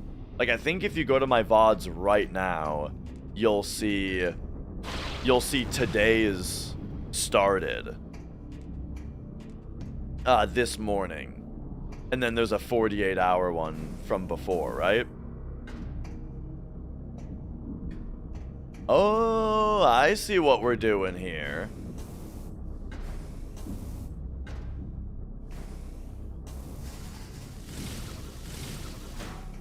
We got a screw attack onto this platform.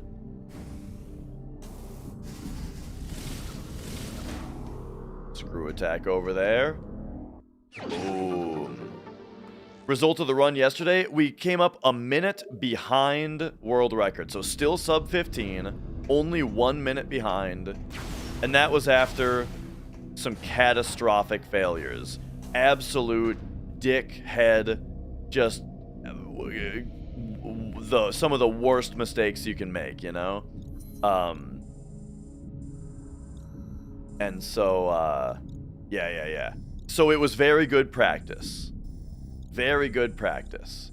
You're right, though. Yeah, the run had a lot of great RNG and a lot of bad RNG. Some of the run's RNG was insanely good, some of it was insanely bad. So,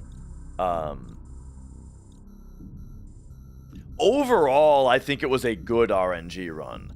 Because most of the bad RNG was on, like, steals, which you can just sit there and keep stealing. It's the drops that really screw you, you know? So, so I do think it was a good RNG run, and it is annoying that I fumbled the execution so hard that we didn't just have a great time, you know? But, you know. Okay, here we go. This is where I want to be going. Like, I'm a little annoyed that I fumbled it so badly, but hey, I mean, I haven't run the category in a long time, and so, it was just great practice.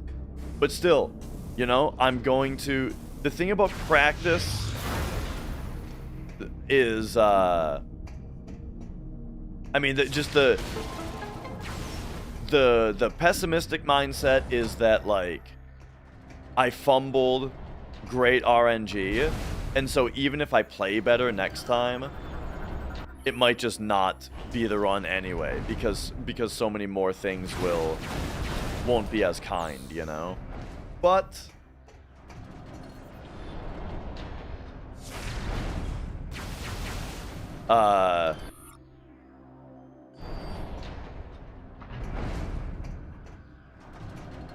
I mean, it's good practice, though.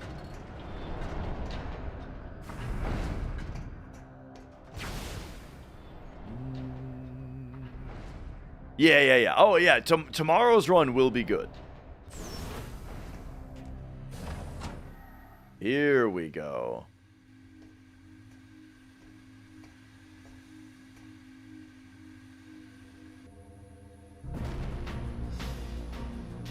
Oh, hello. It's another one of these guys.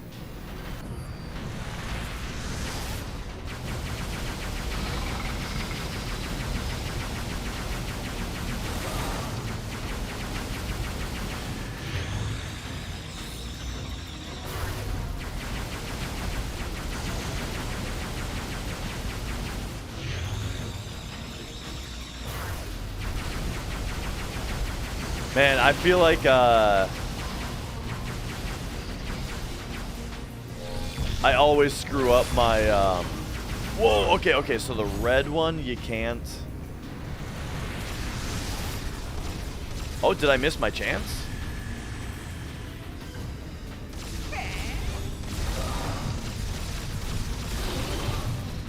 Okay, okay.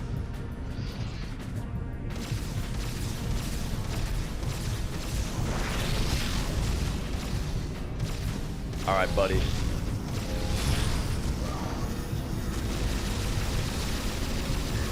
Okay, yeah, there's something else I have to do on the red one, apparently.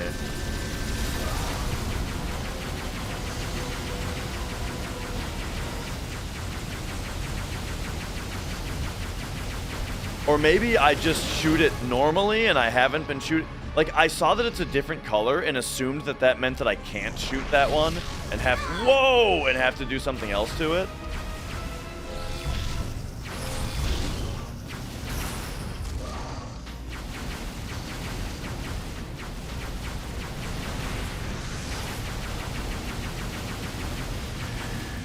Oh. Sometimes I've got my hand positioned in a way where, like, I'm, it's easier for me to mash if I am using my fingers, like holding it like this, but then, kind of hard to explain, but then I don't have a finger on the B trigger.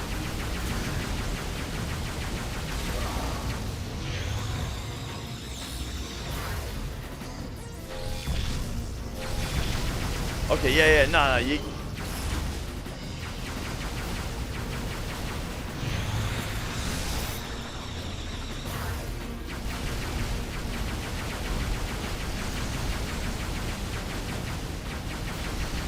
Wait a second. That's what the thing is on top. Yo, these 4 indicators up here, these 4 lights, remember when I was asking what the significance of these 4 lights are? Because they change? It's totally it's your battery level on your controller. That's kind of neat. Hang on.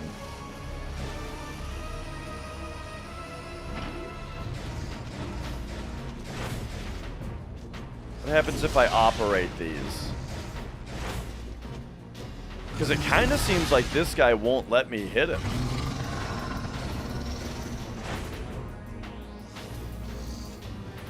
Oh, but he knocks... Okay, so he interacts with them also. Alright, I see what's going on.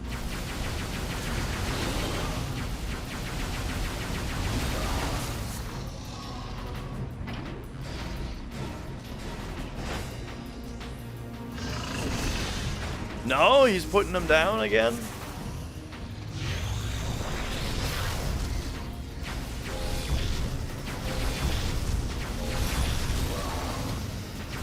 Oh, wait. Oh, now his head is...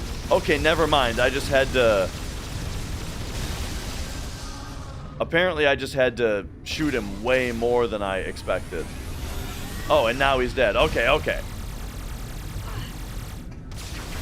Alright. I thought I was doing something wrong that whole time, because it was like... he wasn't exposing his weak point.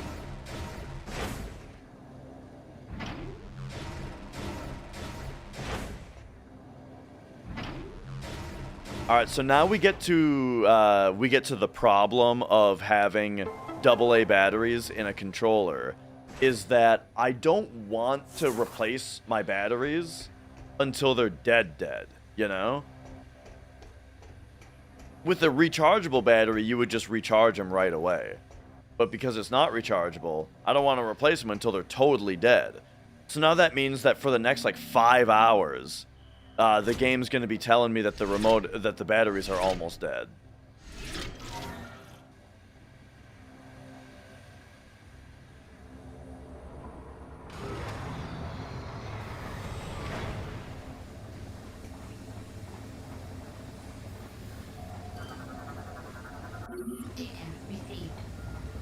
Get rechargeables? I mean, I don't have rechargeables right now. So I'm just describing, you know, the problem that we're going to see right now.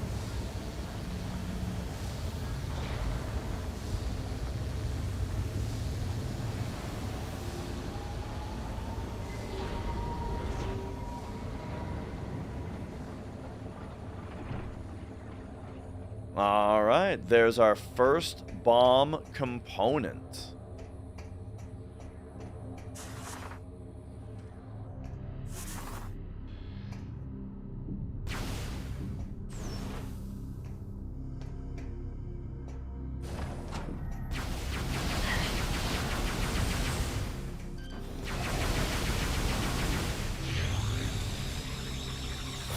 Oh man, he went sicko mode.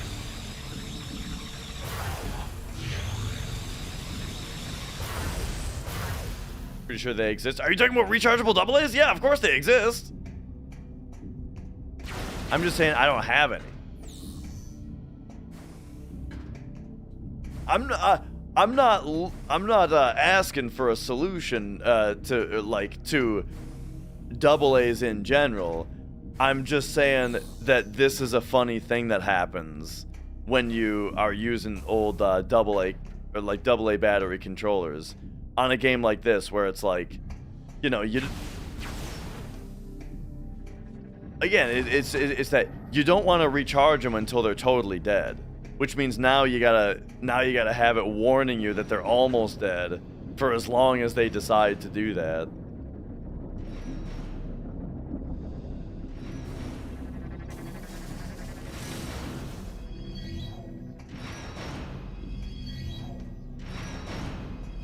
You know what, I might replace him sooner, though.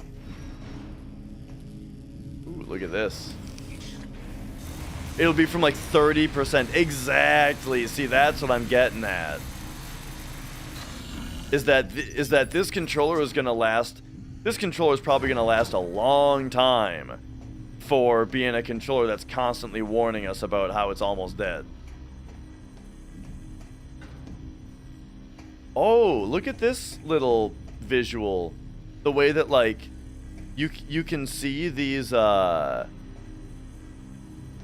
can see the power in the cables, and then you come over here, and now this one's unpowered, but it goes in powered, so we've got a problem behind the wall here.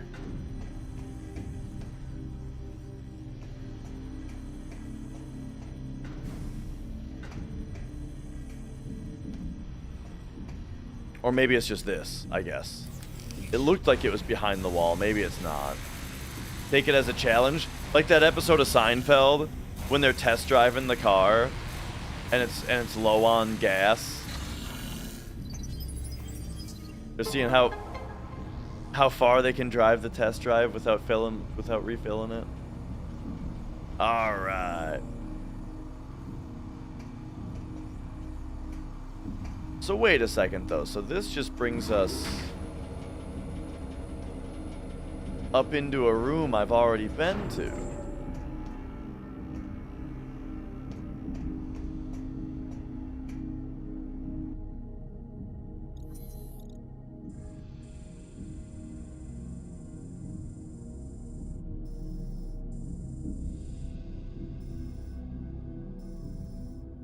Zipline Station Delta. Oh shit, look at all this.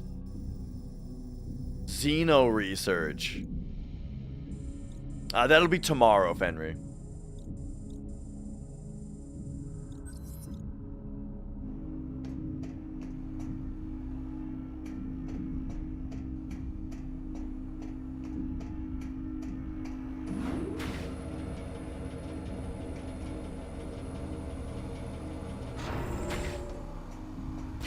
Alright, I mean, I'll pop down here and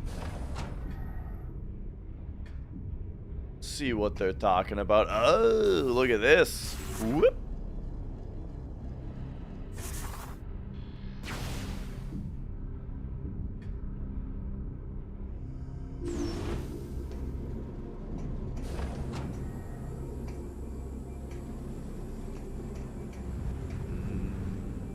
I know. Don't worry, it won't happen again. Instead, something else will go catastrophically wrong.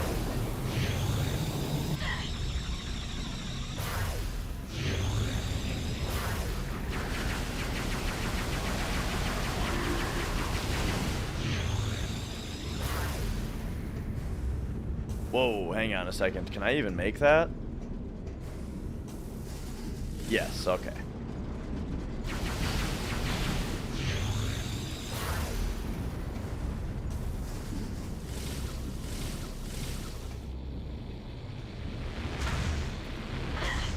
Oh.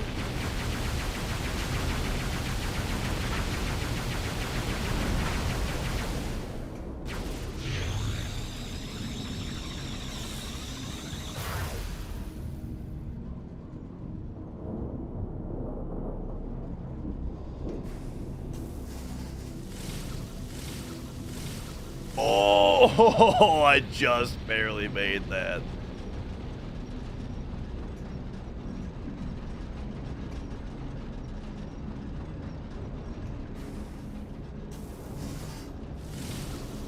All right, nice.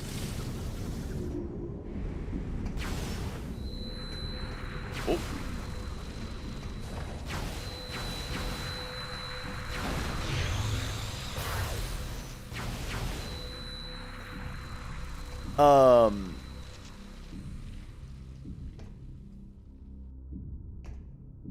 The screen going fuzzy. Oh, when you're low on batteries. Yeah, dude. It's the worst when, like, sometimes, like, after work, you know, I'm sitting down, it's finally time to play a game, you know? And it's like, as like, a cutscene is happening or something. Yeah, dude, shit is just, like, starting to go fuzzy and come back in. And I'm like, ugh. Oh, God. Oh, no. The mind is willing. But the body is shutting down.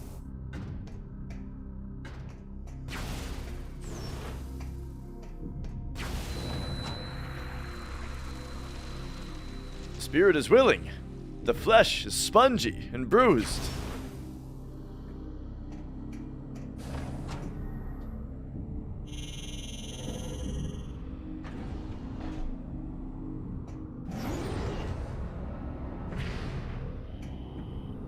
Ooh.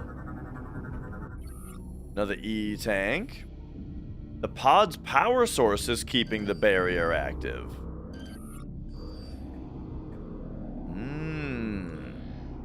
Shut the power down.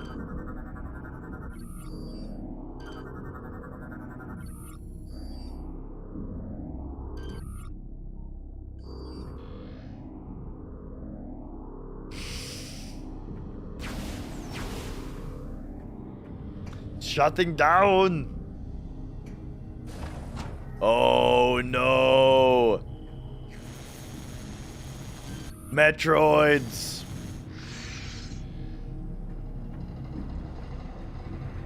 The Xeno researches Metroids. How did I not see this coming? How did I not see this coming?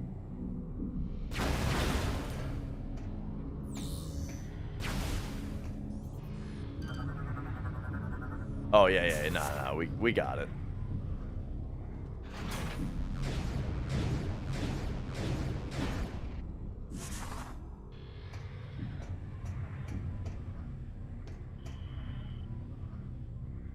Arnold is one of the most impersonable people on the planet. You know what I mean?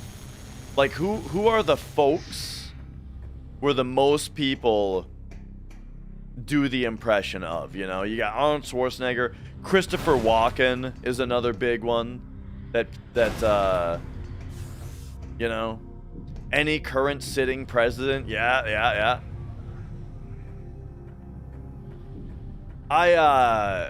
I certainly cannot do like any of those, or like not a, yeah, William Shatner, George Takei, I guess perhaps.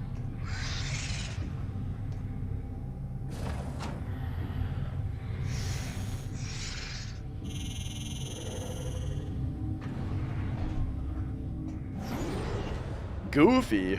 Ghor, Sora? I don't really know how to do Goofy. I think he's a little...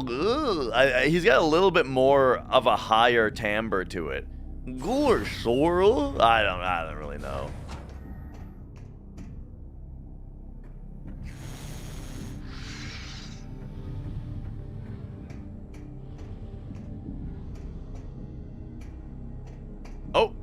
Now we actually need this. Okay, so we've been needing the multi-target for a bunch of stuff. No, I can't get even close to Donald Duck. I don't even know how to attempt it. Like it is a sound that I can't even imagine how you make with your mouth, you know, with your throat. Oh, here we go. My dad does a does kind of a good Donald Duck though. And I kind of hate it because also, honestly, I kind of hate Donald Duck's voice. And by kind of hate, I mean like it actually no, like it's full on hatred.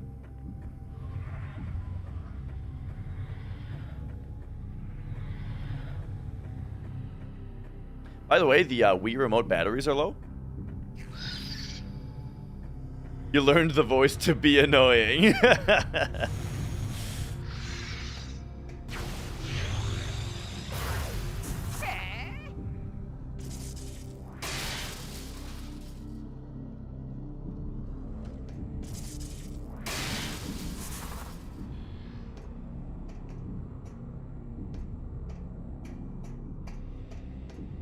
Okay, I think we're getting to the end here. Something tells me we're gonna be fighting a bunch of Metroids on our way out. Ooh, but we actually have an like a full-on item in here. Oh yeah, of course, it's the multi-targeter. Yeah, that makes sense.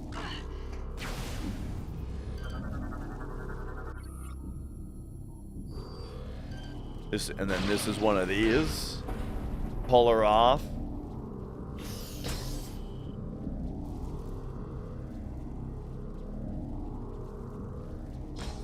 There we go. The pull-push action never quite worked very well because I think it's looking at the sensor bar to figure it out, you know?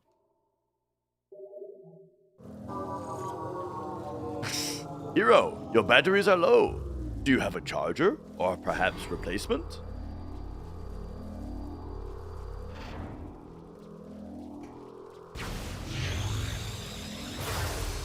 Boom.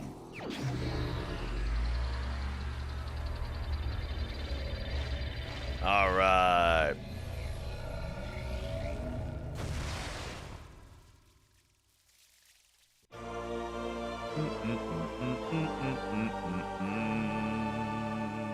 The Seeker Missile. Love when an ability like that makes you waste one. So it's supposed to cost 5, but it actually costs 6.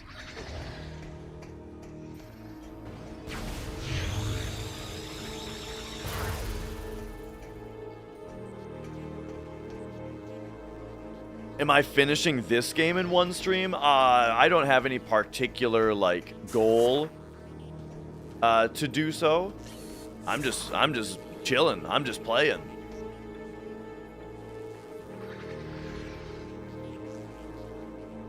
Oh, we see him going down there. That's cool.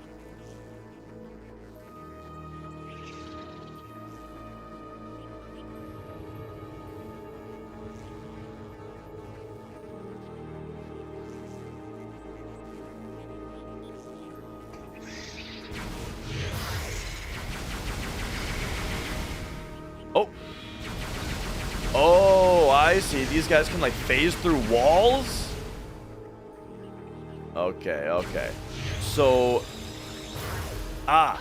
that's the trick. Okay, the same trick that works in Metroid Prime 2 also works in this one. So instead of like, if you just start holding the missile button like it tells you to do, then it shoots one missile, then starts charging, and now it costs you 6, right?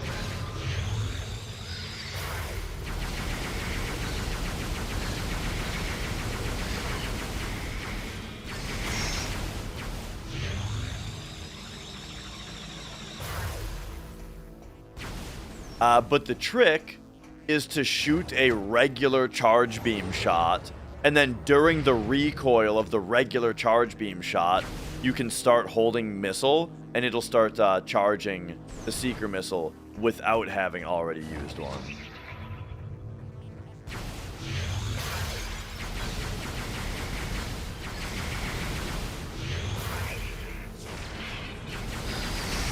Oh, right. I forget that Metroids are like... Yeah, Metroids are like... always susceptible to cold.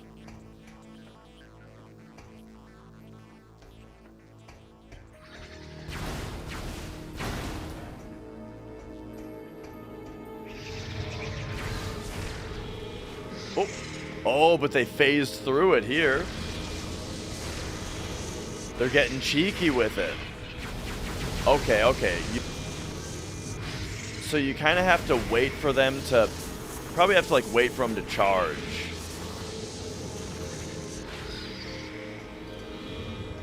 Yeah. I mean, these aren't your average Metroids, though. Look at them. There we go. Okay.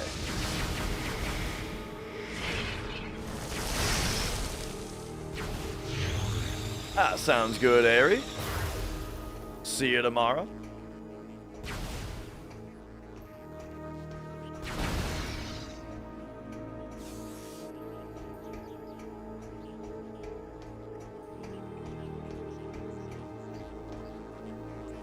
Yeah, so check it out. If you shoot a regular shot and then start holding missile, boom.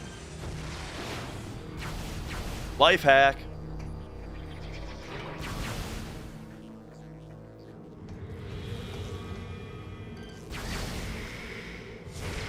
Oh.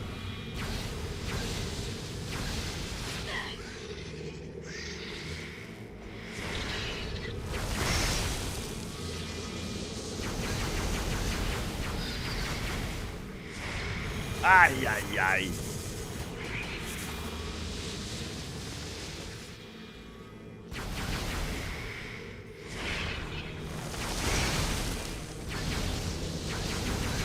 Alright, you just shoot him a little bit to piss him off.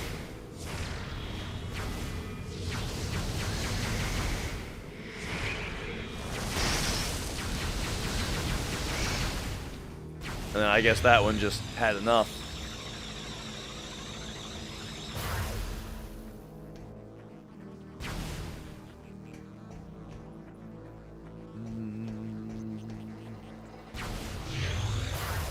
Alright, and I haven't forgotten about our energy tank. Yeah! Boom! Feels like we are making very good progress in the game. What would be the top 3 best games ever made? Hollow Knight?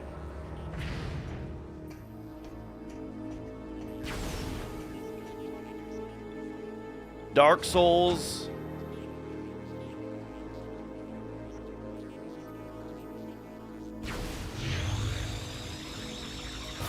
Or Demon Souls. I mean, Dark Souls and Demon Souls are honestly like, they're like tied. But we're not cheating here. I'm just gonna say, I'm gonna say Dark Souls.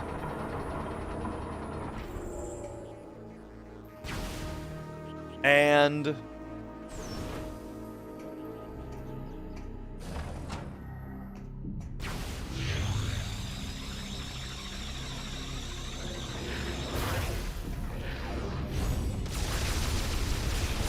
Final Fantasy VII.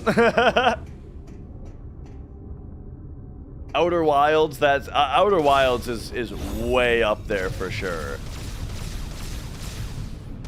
I mean, to cheat and just give you a bunch of titles, Outer Wilds, Mario 64, Final Fantasy VII, Half-Life 2, Tetris,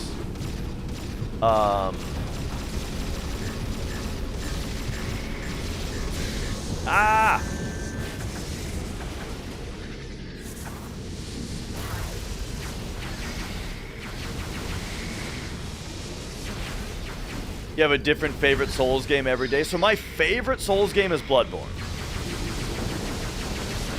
But if you're gonna ask me like what's the best game ever, and so I'm trying to be to look at it a little bit more from the outside and try to ignore more of the more personal preference parts, like attempting to be objective in a thing that's not really objective, but you know, just like making an attempt, then it's very difficult to decide between Demon Souls and Dark Souls. Because Demon Souls has the huge originality buff. You know what I mean? Where it's like... and I also just really like I like the mission structure of Demon Souls, where it's like there's 5 worlds that have levels, and those levels have bosses at the end of them. You know, I really just like that structure a lot.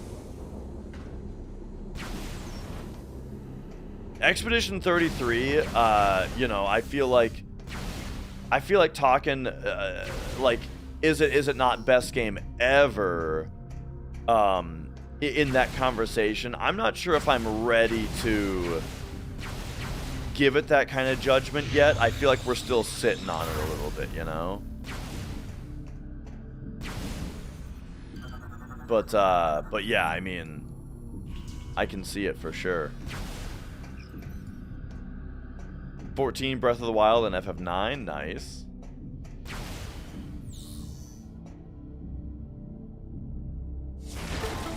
I think Super Metroid is better than Metroid Prime, big time. I like Metroid Prime a lot. I like it a lot. But like, Super Metroid's in a league of its own.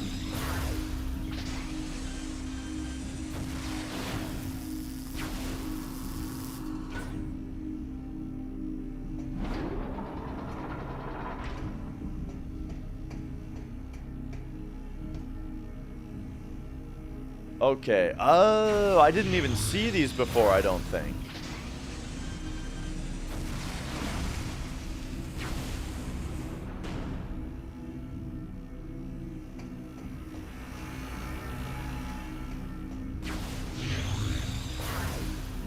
Because, yeah, like... And yeah, bringing it down to that few games is just in general so difficult, because, like, you know, the longer I think about it, it's like, well, what about Doom? What about StarCraft? You know?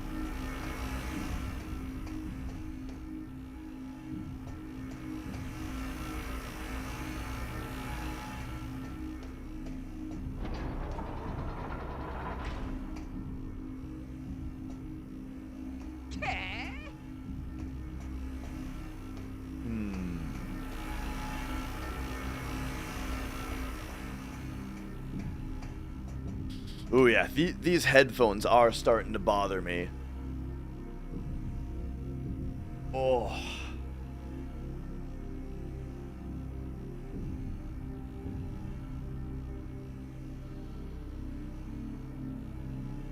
Oh, yeah. Diablo 2, I have a lot of respect for Diablo 2, but I don't, you know, I never personally got super into it. Oh.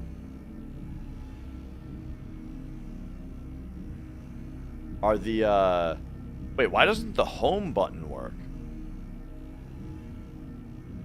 The Wii... Oh.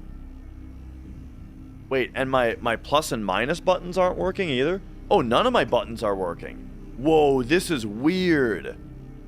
I've got aiming, and I've got nunchuck, and nunchuck buttons work, but none of the Wii remote buttons are working.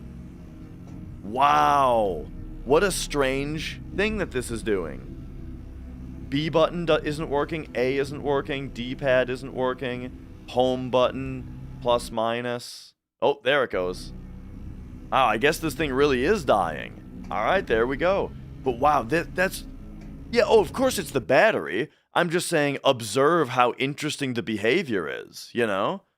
That, like, some functions of the controller were still working, but not the buttons. That's crazy.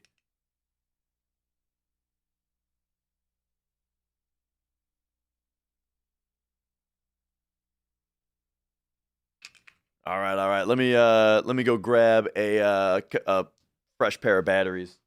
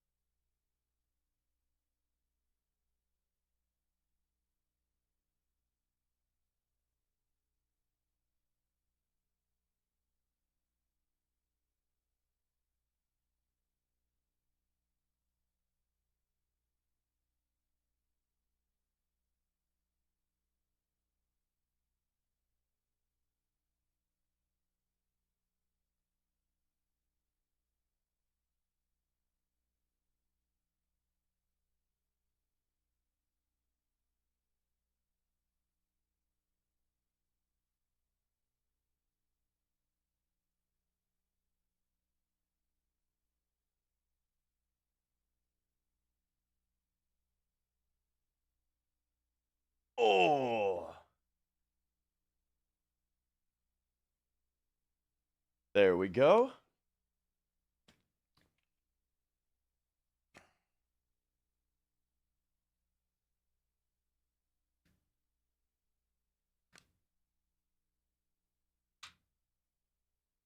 We got the Duracells now. I've always liked the look of Duracells. Just that classic, you know, black and copper look, you know?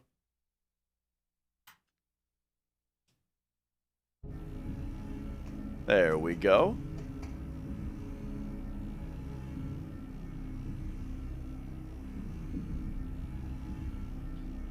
All right.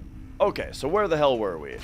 I was trying to figure out something in this room.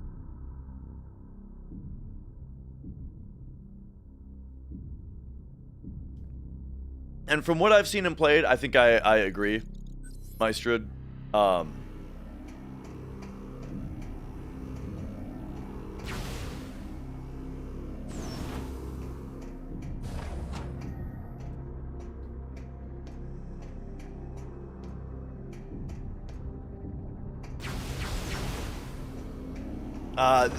But it's funny, for me, like, the ARPG that I got the most into was Diablo 3. Because the thing is, first of all, Diablo 3 just came out at the exact right time for me, where it was like me and my 3 roommates all got the game, and we all, you know, we all just played the shit out of Diablo 3. You know, we all had our computers in the same room, and we all just sat there playing Diablo 3 all day, every day, you know? And, like, that was an environment that just made the game so fun. But also, I just think the gameplay is super smooth, you know? Like, again, I don't like what they did to Diablo 3 in the following years with patches and updates and stuff. But, like, when it first came out, I just love how smooth the combat feels and how fun the campaign was, you know? I played through the campaign so many times. Because I played through it with every class, and then I made a hardcore character of a few of the classes. And at one point I was only playing it hardcore anymore, you know? Because that was just, it just made it more fun, I thought.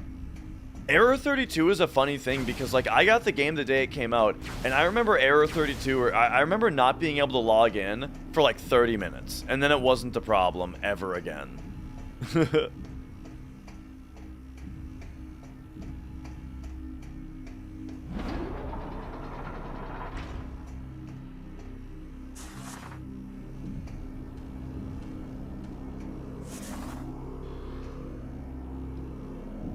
Oh. Well, okay, that was easier to figure out how to get here than I expected. I don't even know how I missed that before. Probably just going through this room very quickly.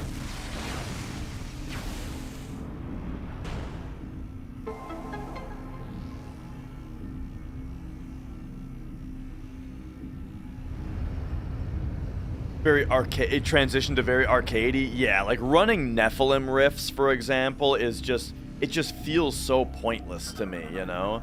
Like here's really the thing, is that I thought that the 4 difficulty modes that you went through one by one as you leveled up was really cool, you know? Like, you beat the, like, first you would beat the game around, like, level 36, and then round 2 you'd be, like, level, like, 50 at the end of it, and then by the end of Hell mode you were level 60, and then Inferno mode basically, like, required you to be level 60 from the start, right? Cool, I really liked that design. What they turned it into was everything just scales with you, so level doesn't even matter. And then instead there's like 20 difficulty modes that just that you just tune to exactly where you want for your gear, you know? I think there's even more than 20 difficulty modes. and it's all just a percentage-based increase or decrease. And so instead of it being the difficulty mode is a different amount of challenge that you go through until you're at level 60, and it's just like, can you beat this challenge or not? Instead, it's like, okay, at my current power level, what difficulty do I put it on that is the most efficient, right? On this difficulty mode, I get more percentage experience, but the enemies take this percentage longer to kill, and so it's less efficient, and you know what I mean? And like, that's not the game I want to play. So yeah, that's where they lost me.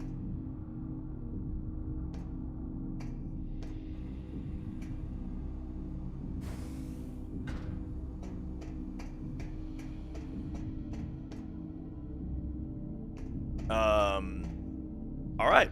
Also, looking at the map here, we did it in the concourse. And so now there was something about this.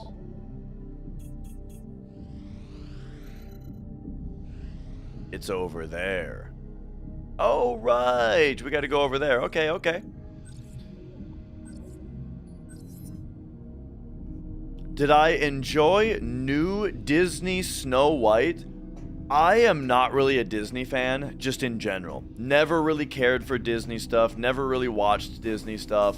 A big reason is I don't like musicals. Just never really liked musicals. Never really been into Disney. And what I keep on realizing, and my wife, on the other hand, really likes the old Disney stuff. And so she has to keep reminding me, because several times I've realized that I do not even know the difference between Snow White, Sleeping Beauty, and there might even be one more. Yeah, Snow White and Sleeping Beauty are just like the same thing in my head. I don't even know what it is.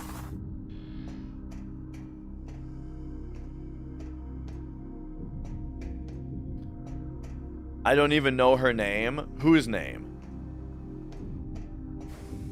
Because in my head, the girl from Sleeping Beauty's name is Snow White. And she gets put to sleep. And I don't fucking know. I don't know. No, I don't know who the name of the lady in Sleeping Beauty is. And I don't believe that it's Don Juan either. You're just fucking with me. No.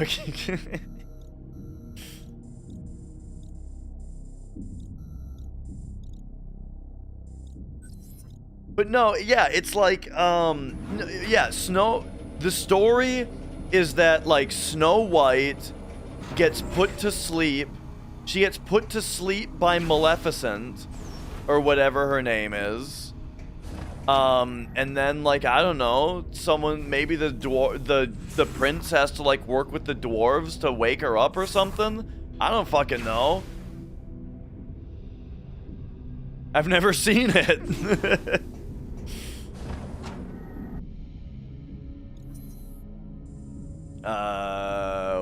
Hang on. I'm trying to get back to my ship. Which might just mean taking the tram. I probably just want to take the tram. Alright, I'm getting a little confused here, but I think we're good.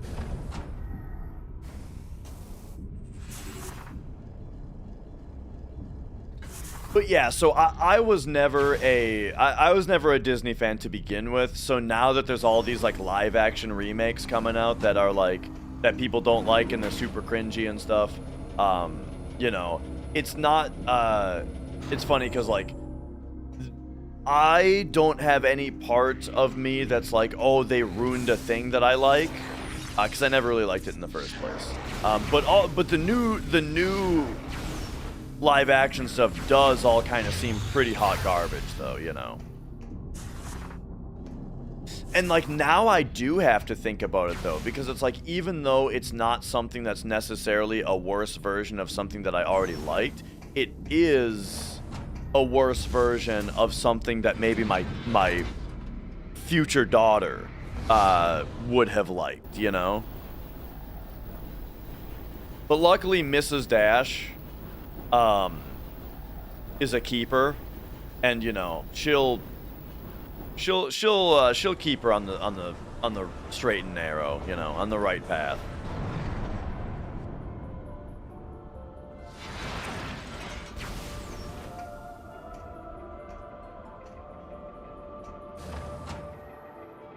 Don Juan sounds like the name from something else.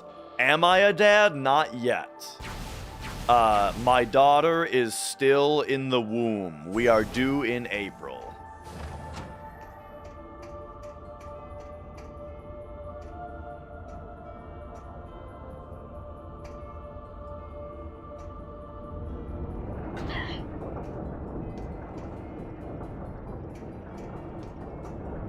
And yeah, thank you.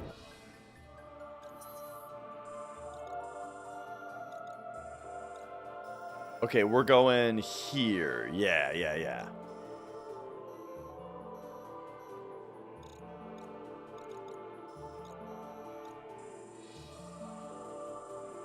Yeah, this should be good. Hey, thanks for the congrats.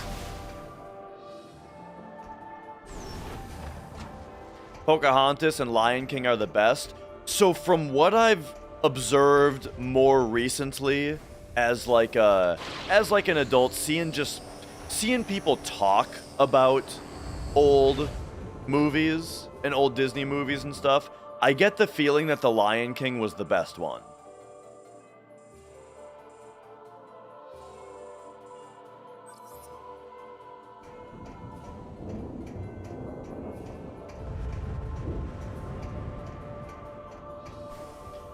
Play Barbie Adventure 3. Yo, Luzbel, who is the world record holder of Final Fantasy VII any percent no slots, he also was speedrunning some Barbie game for Game Boy, like some Game Boy Advance Barbie game recently, and it looked kind of sick.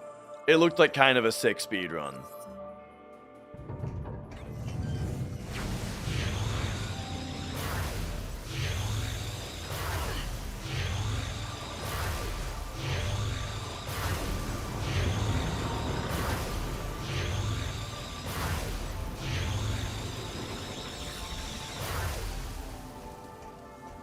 Oh, you missed the rest of my description of the plot? Nah, everyone can tell you I was spot on. This is Metroid Prime 3 Corruption. Alright, I think...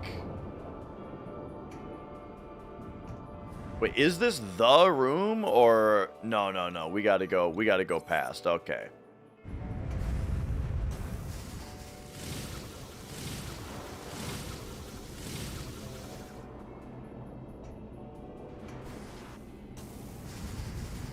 See, check it out. We're screw attacking. So now you know it's a Metroid game.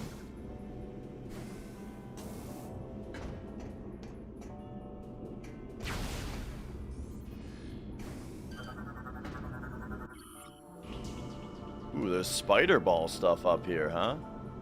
Wait a second. Can I even... Oh, there's another platform here. I was going to say, I don't think I can screw attack that far.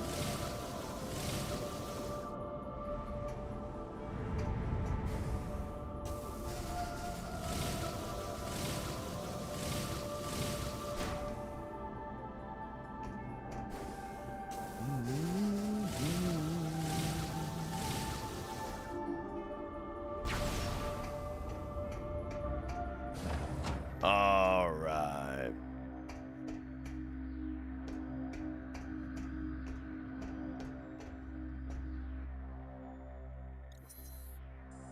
We'll keep her on the right track. We are having a daughter.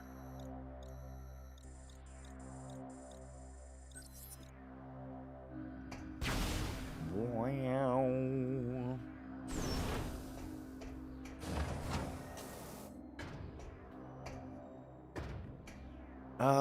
Anything in here that I missed before? Doesn't look like it.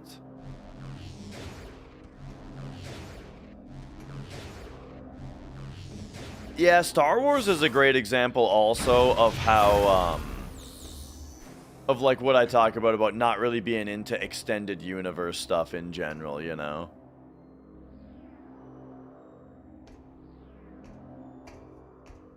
You pitched Samus for a girl name, got denied. Yeah.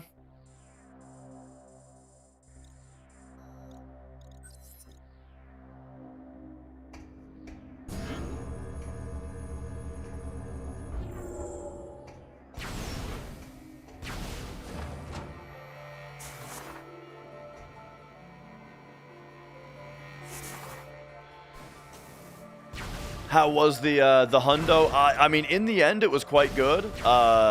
Except, you know, I made some massive mistakes, and it ended up being a minute behind record. But it was good though, and we're doing it again tomorrow.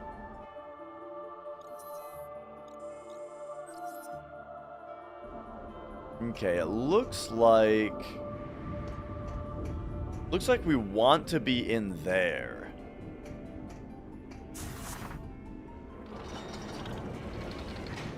Oh, and then this shoots us over there. Okay, perfect.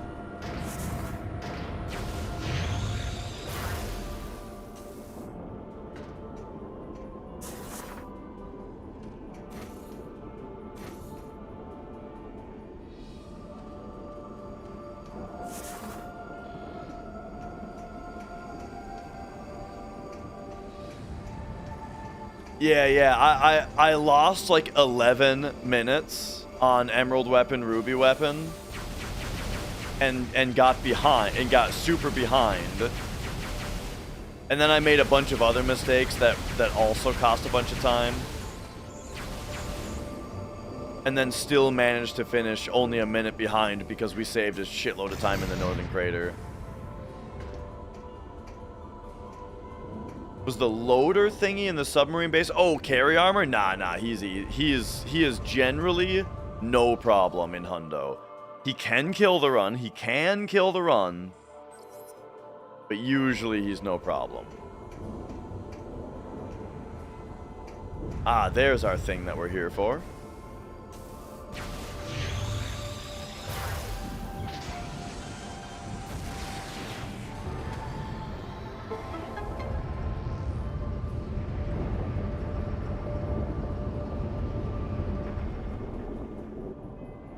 Man, it's funny that I remember what these things look like.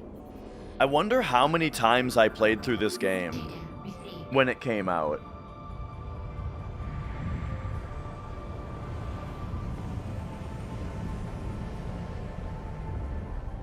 Where Caleb loses his mind, the kill grind? The kill grind is that's where you get some bizarre conversations sometimes. Because you're just so tired, and then what you're having to do is so, like, monotonous. Oh, carry armor. On any percent, carry armor is... he is one of the biggest run killers. Work, Samus. The Theronian bomb is complete. We are now ready to execute the final stage of our plan. Place the bomb in the cargo hold of the Spire pod. We will mark the Spire location on your map. Please hurry. There is no time to lose. Okay, we did it. Oh, it's just there, huh? Alright, yeah, I mean, let's do it, sure. Let's go.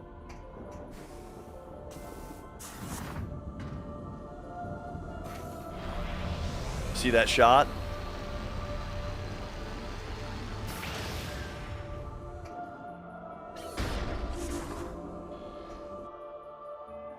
Did that put me where I think it was going to? Yeah. Yeah, close enough. I kind of don't like going through these rooms. Like, these open areas are cool, but then, like, getting from here to the other is kind of annoying.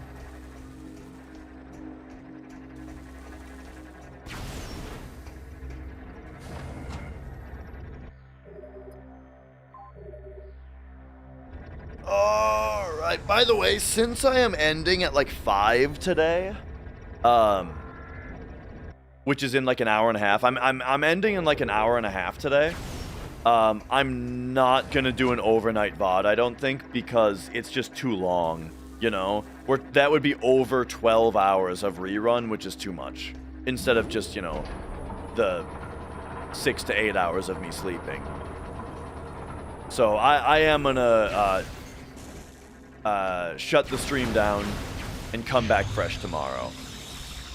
Yeah, I'm going to the... We're gonna go make birthday cards for my grandma.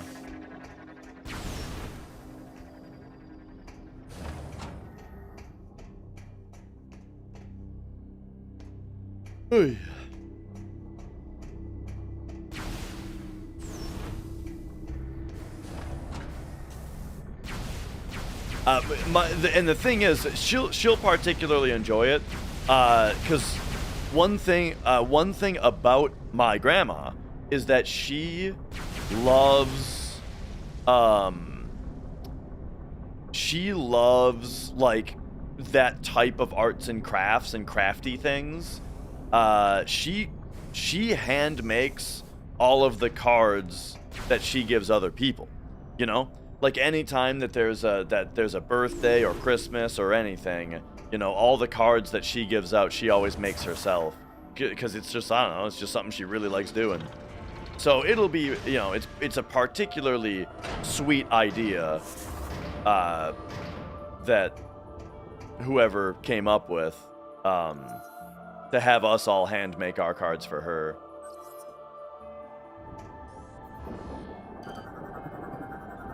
Data received.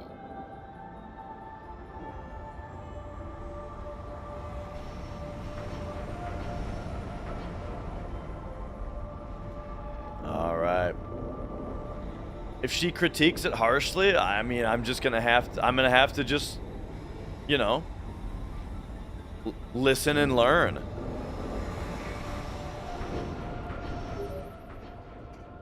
Samus, now that the bomb is in place, return to the AU chamber so that we may discuss the final stage of our plan.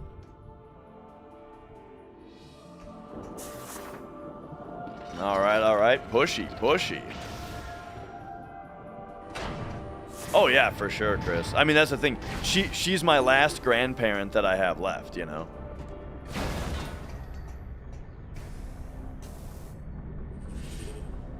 And what up, Taco?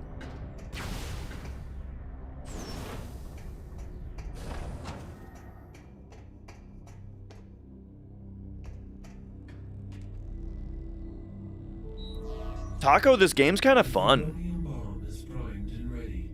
Excellent work, Samus.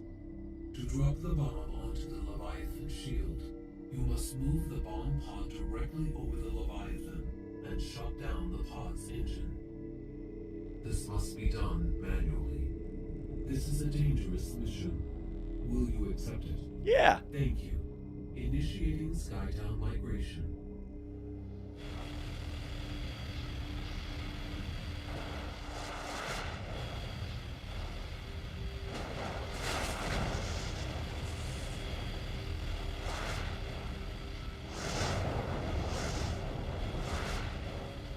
You tried putting the bomb parts together in the wrong order? Oh, yeah.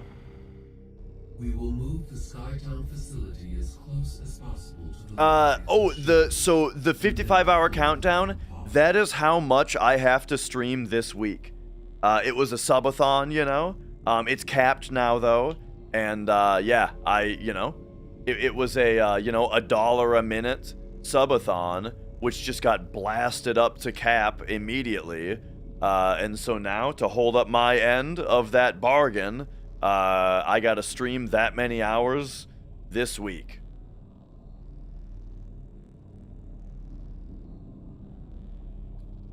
Do you understand what you are supposed to do, Samus? You know what? No. Run it by me Your again. task will be to shut down the engines when the bomb pod is centered over the Leviathan. Do you understand what you are supposed to do, Samus? I guess close enough. After shutting off the engines, use the escape capsule to return here. Skytown migration complete. You must now proceed to the bomb pod. We will release the cables once you're in position. We regret this mission places you in mortal danger, but there are no other options. Good luck. Alright, alright. But thou must. But yeah, the motion controls, you know, I think the motion controls are kind of fun. So, drop Spire onto Seed Shield. Alright, let's do it. No, this is Father Brain. He's a good guy. We trust him. We trust him.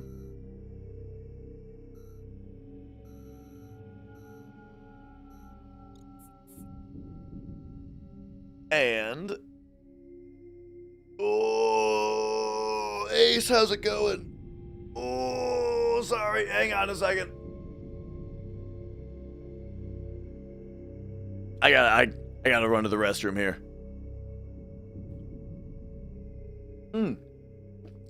Are we doing full send or safety strats tomorrow?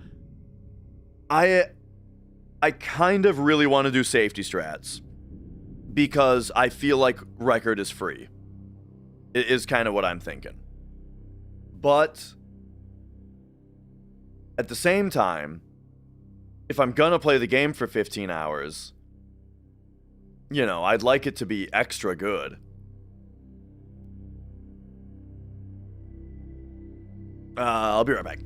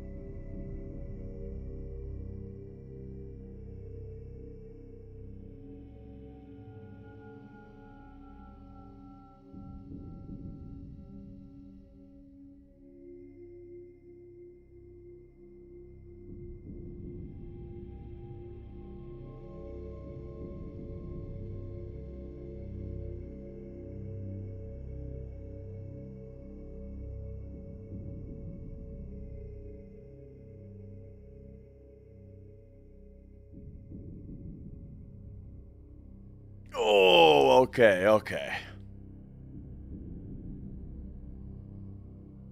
We'll probably stick to the plan of full send tomorrow, safety strats the day after.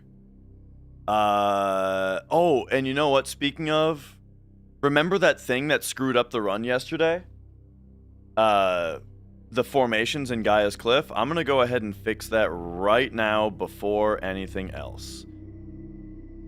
Where is the part? Right here? Yeah, just change that to 20 steps. Instead of 18. Alright, there we go. Done. And alright. So... now we are in a situation where this door doesn't go anywhere? Or did it just move?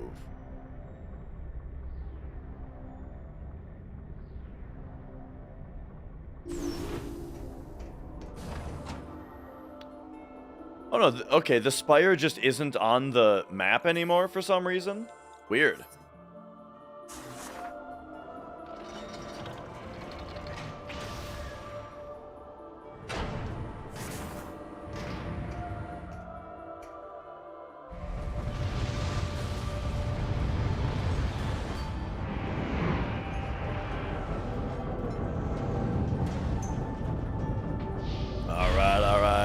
Eagle.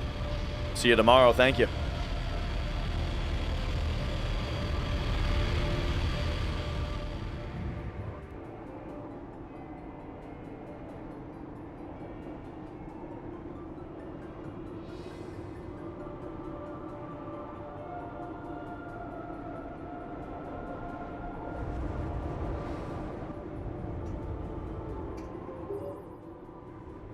Samus, we are sensing a large number of enemy units in your vicinity.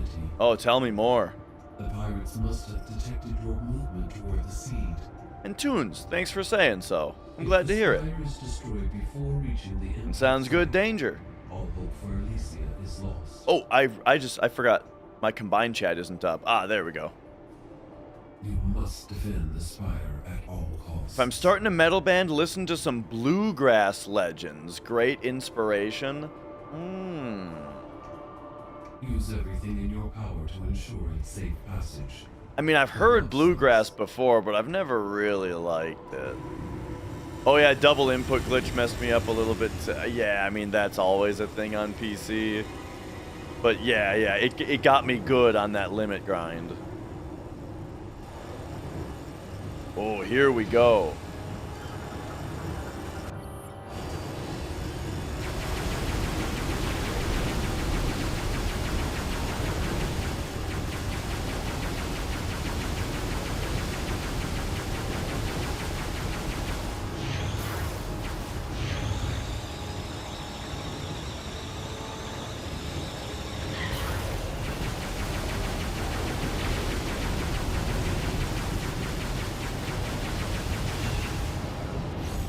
Alright, hang on, we're gonna...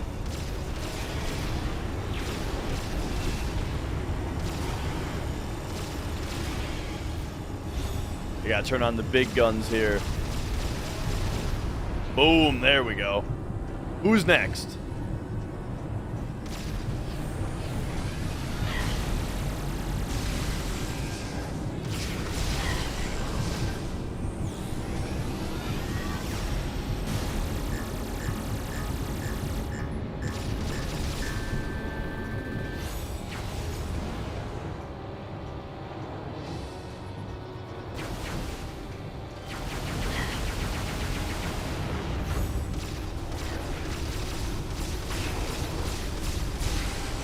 Gotta start out shooting a little bit slowly so that it starts, so that the corruption starts. You know, there it is.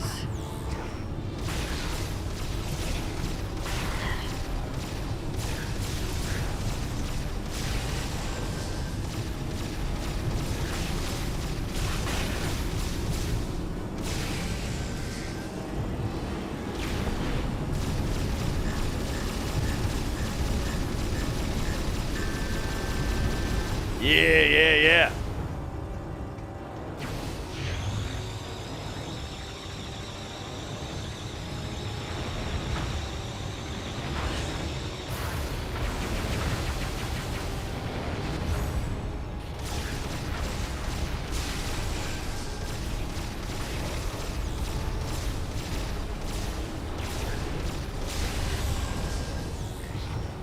This part feels kinda Halo-y.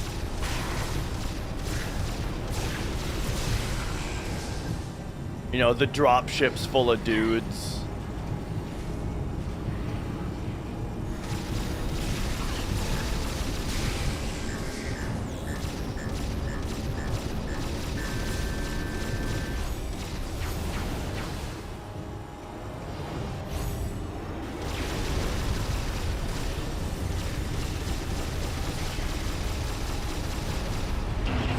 Nice.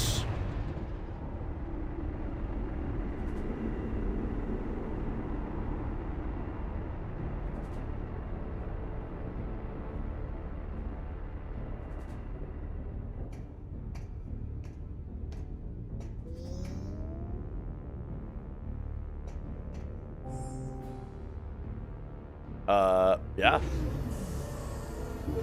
Drop them.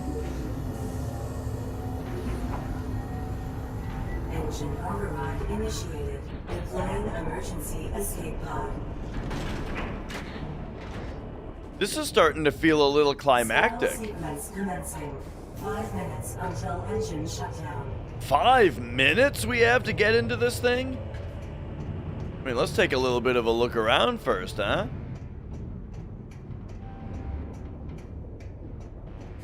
Alright, alright. Nah, nothing to find.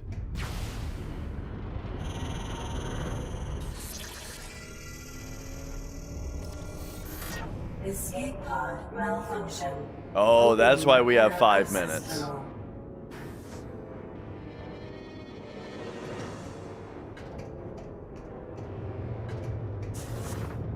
We gotta troubleshoot this thing.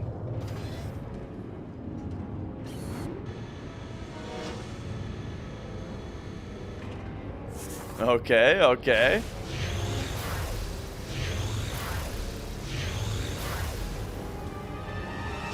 Oh no! We gotta fix the shit! Engine shutdown in 4 minutes.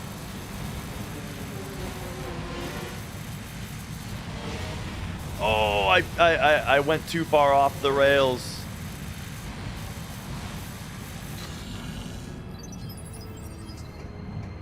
Quit wiggling all around. Oh my god, 4 minutes! What are we gonna do?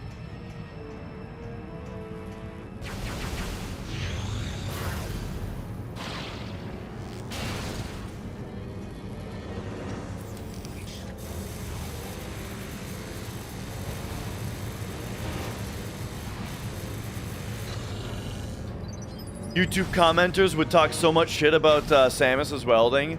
Hey, YouTube chat, how you guys feel about Samus's welding here? You got any comments?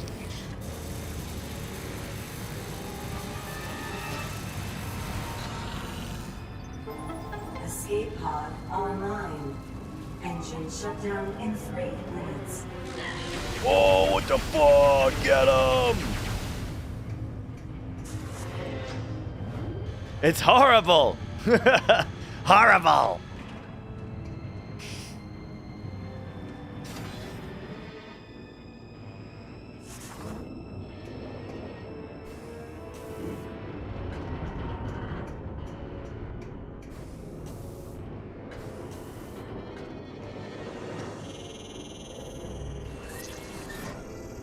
Alright, alright. Oh, we...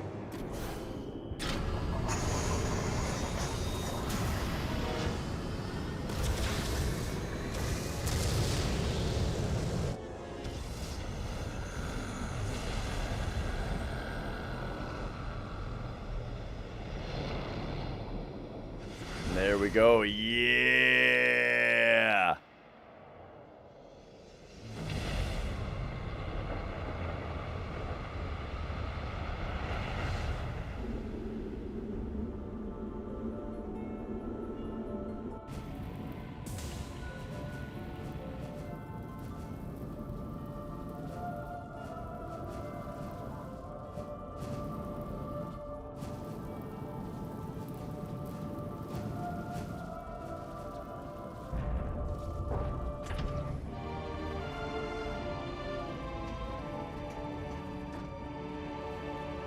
All right, well, how about that? That was fun.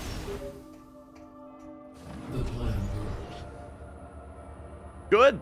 The bomb's impact resulted in the destruction of the Leviathan's shield, and the seed is now exposed. Fly there and destroy it.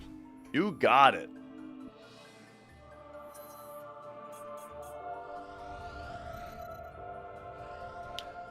Oh, okay.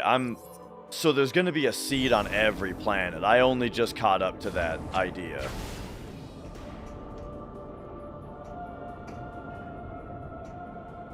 And then... where the hell does this go? Have I mean, I'm sure I've been in here. Okay, yeah, just that.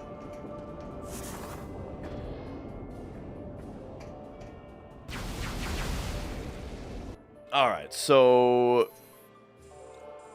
oh, and then we're just, very conveniently, we're just right next to our ship.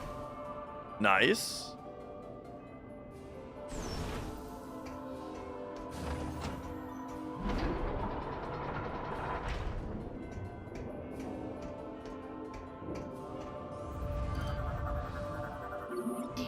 All right. Triple, thanks for watching. Thank you. And yeah, we'll see you tomorrow.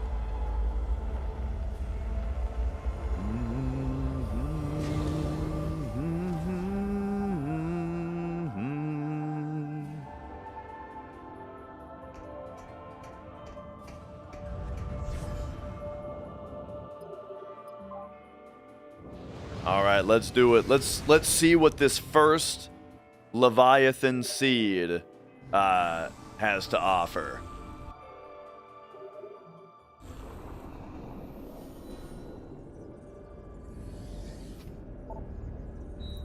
And then for a little bit, I think I want to figure out whether it will be possible to drum using this using my streaming PC. Like, I could do a drum stream on my, streaming from the other computer.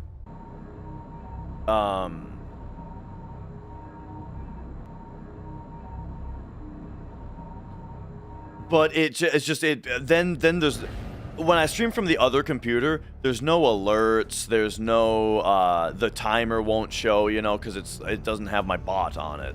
So I'd really like to figure out a way to wire it up to where I can stream off of my streaming PC. But I'll need to draw a wiring diagram because it's going to be complicated.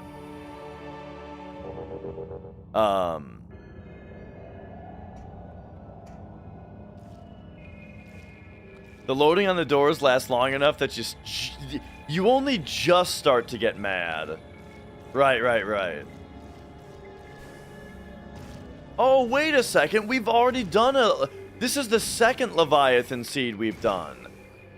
Dude, I like this. How do you feel about this gross organic door? I like that a lot.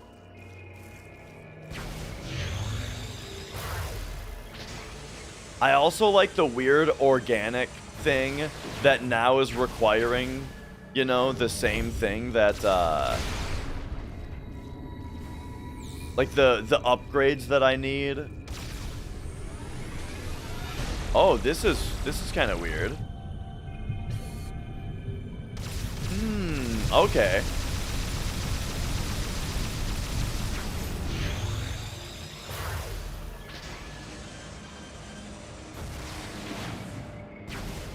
And now we have to go into this again?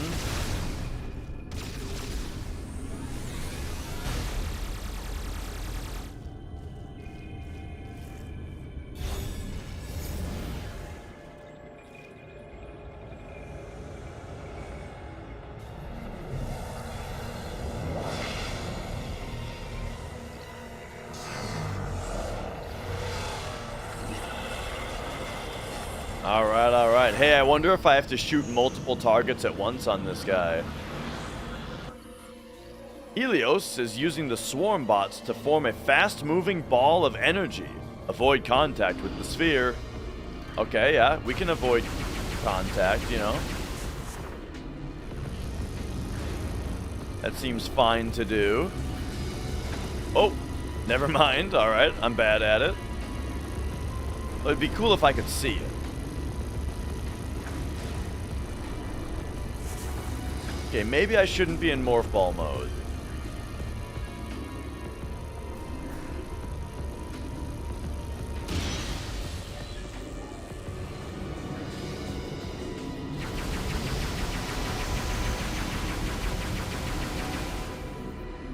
Alright, now he's doing something else. Oh.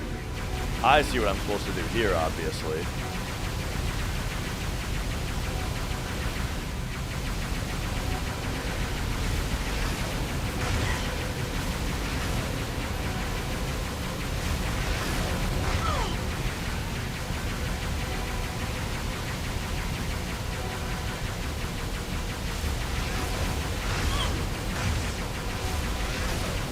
Oh, shit, though.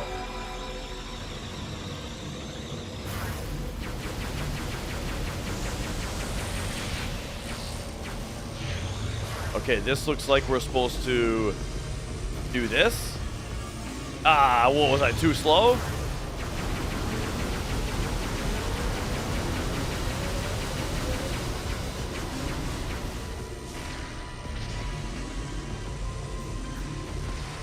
Oh my god, the stray missile that I shot hit one of them.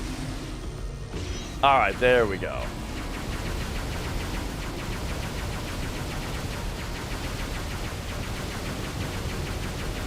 That's funny. That I shot a stray missile so I could start charging up. And it killed one of the 5 things. And then the one of the five things. You guys saw what happened. I don't gotta explain it. Alright, alright.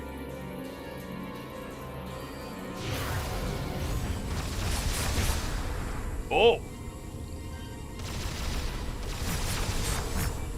What the fuck? Oh, dude, that was crazy looking.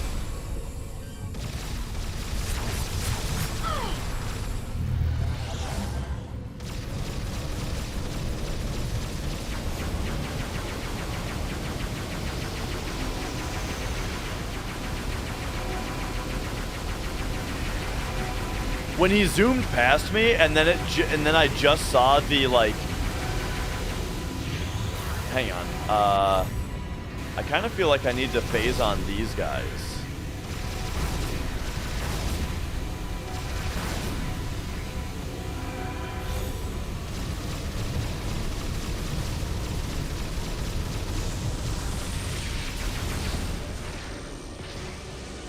It happened again. So now I gotta wait for the 5th one. There it is. Are you kidding me? And then that makes it take too long?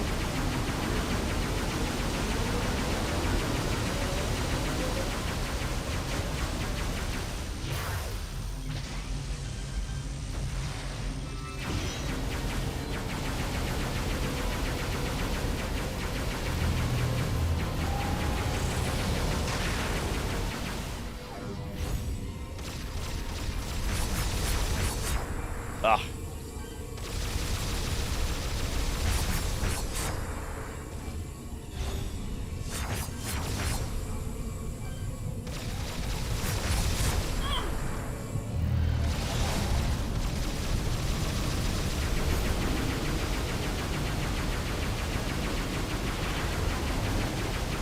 Okay, I am losing a concerning amount of HP here. You know, I'm... Enemy is only half dead, and I'm more than half dead. So if I'm gonna survive this fight, especially because I need to use phase on, I need to use health to hurt him. I feel like I need to figure out a way to replenish my own health in this fight. I would think it would be killing these little bug things, but doesn't seem to be doing it.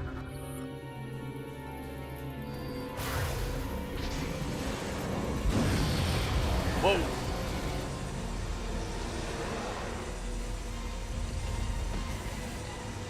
Oh, this isn't a... Oh, okay. This is a... Not a seeker missile target. It's a lock on and shoot the joints. Oh! Oh, and now he goes into like bipedal mode.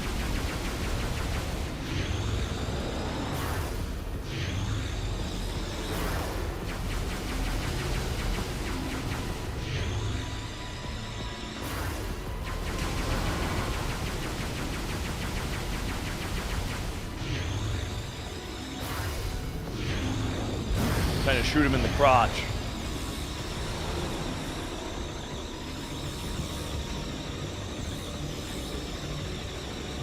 Well, I got a bunch of health back from him doing that. So, alright. Maybe we do have more sustainability than I thought.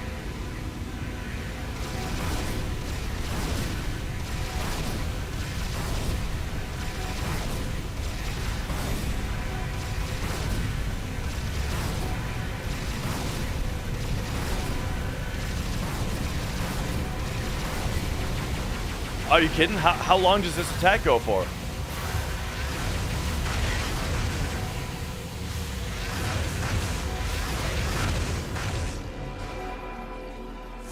I destroyed so many of them, and they just kept going.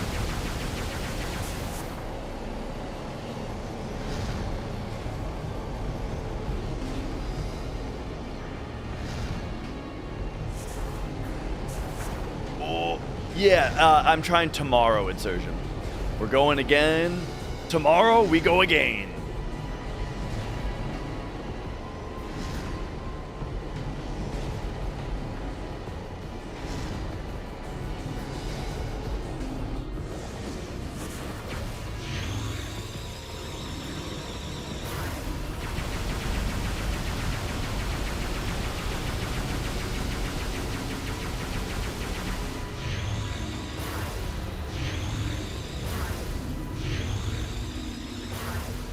These are really hard to hit.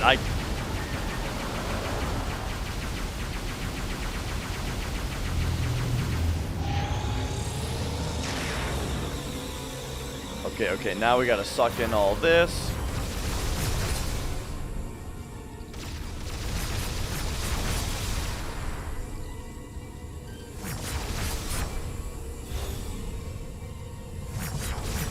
Oh my god, dude.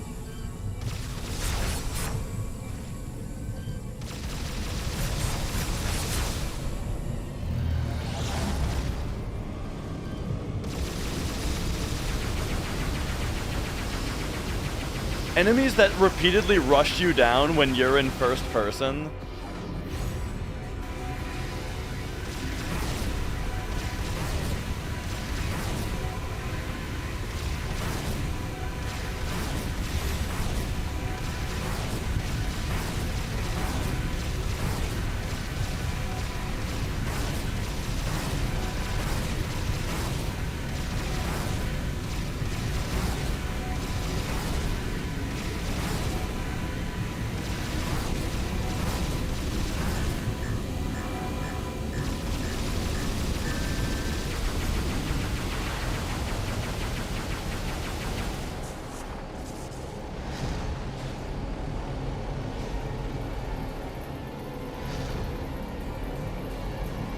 Okay.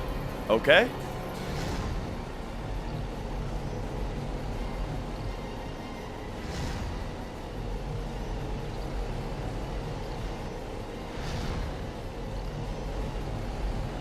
Oh, jeez. Getting some frame rate issues on this guy a little bit. Oh!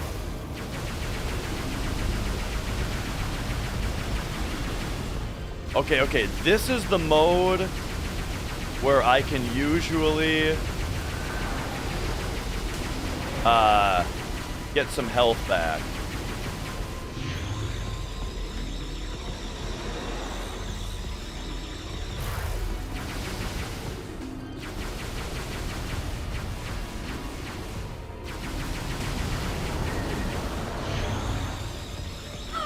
Oh.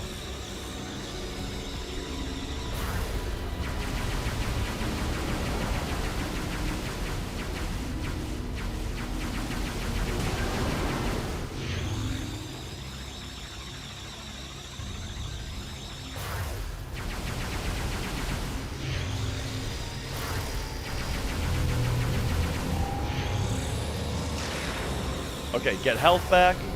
Hyper mode. Got him. Alright. I had to lock in a little bit there. There is a side hop, yeah, but it feels really ineffective for some reason.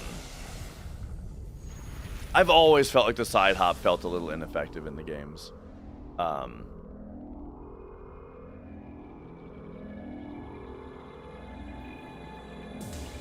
Oh, alright.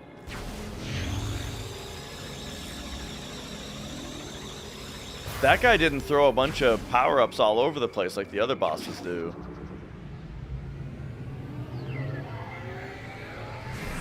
Oh, this is gonna be Hyper Missile. Yeah.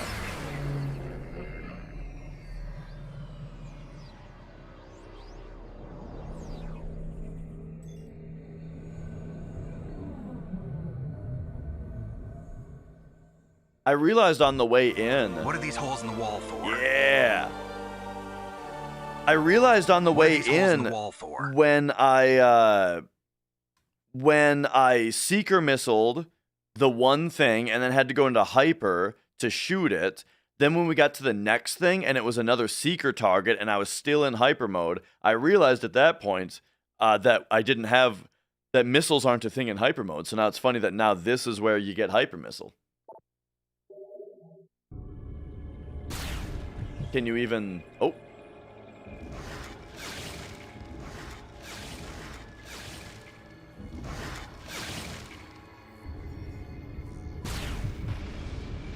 Okay, there's no charge.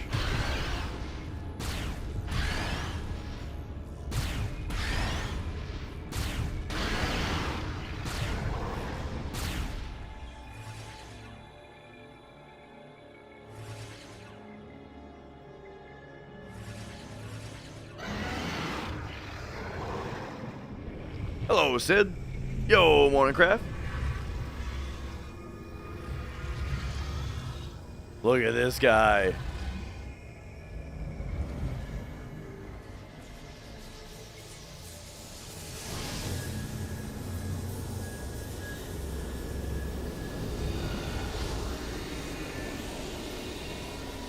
Yeah.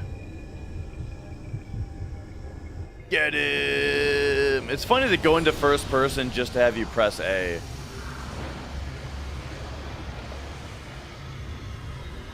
Oh, welcome back.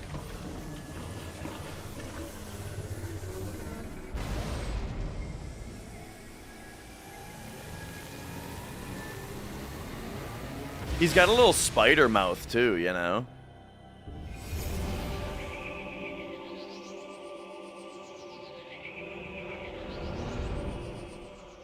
Oh man, I need some caffeine for the rest of today.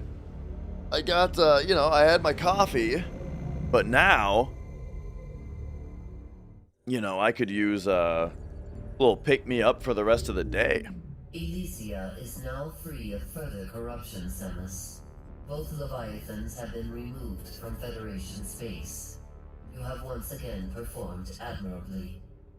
Oh yeah, I'm gonna try to do, get the, like, last night I slept pretty well, like 7 hours, pretty good, and then I'll try to get a nice good night's sleep tonight as well for a good run tomorrow. However, the threat is not over. We received word from a reconnaissance unit that an emergency GF communication capsule has been found. Analysis has uncovered a message from Gandreda, sent while she was searching for the pirate homeworld. This is her last message right before she disappeared. To our surprise, the message indicates that a Leviathan has also impacted the pirate homeworld, which suggests that pirates are now enhancing their military forces with Phazon. Oh shit! Worse, the corruption appears to be spreading very quickly. It's as if the planet itself is transforming into pure Phazon. Left unchecked, this corruption could spread to the entire galaxy. The time to act is now. You must destroy that Leviathan and stop the spread of further corruption. To that end, the Federation is planning a full-scale assault on the pirate homeworld. The attack will commence as soon as our preparations are complete. We have marked the location of the pirate homeworld on your map. And Samus, be on the lookout for Gandreda.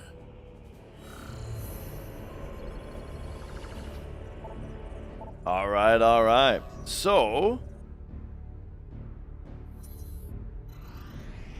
the unknown solar system. Okay.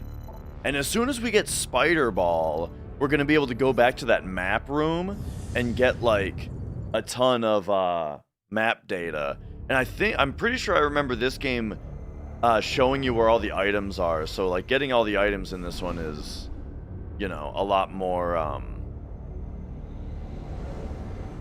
well, it's just easier to do.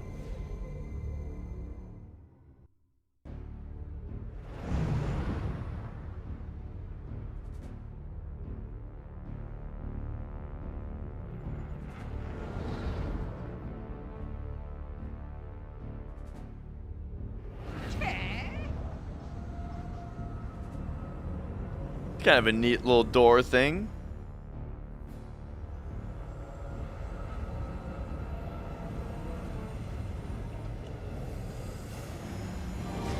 Space Pirate Homeworld? They didn't have any, like, defenses or anything?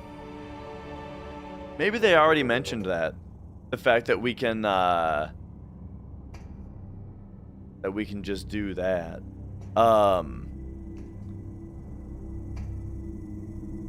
Death by... Oh, so there were 1,000 cuts, except a couple of them were really bad. The big thing, Sid, was Emerald Weapon, Ruby Weapon. I made some grave errors on both of them.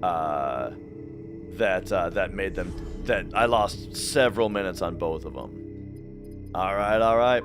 It's the guard's day off? I guess so. Alright, let me take a shave here.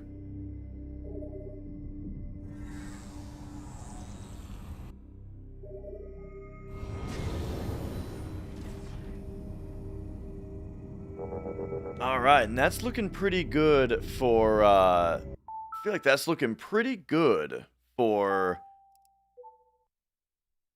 Metroid today. I want to go through a couple things before we end today, though, including we'll do a type racer. By popular demand, we'll do a type racer, and then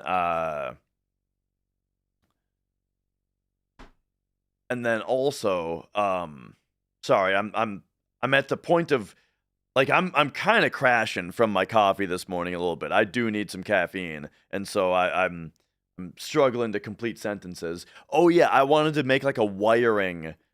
We got to figure out a wiring diagram for how I can do a drumming stream using my regular streaming PC.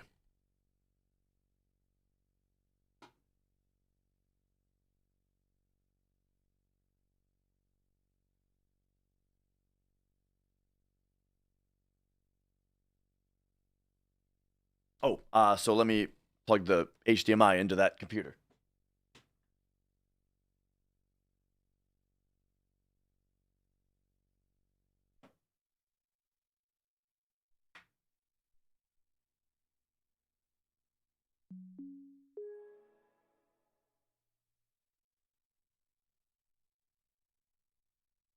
Okay.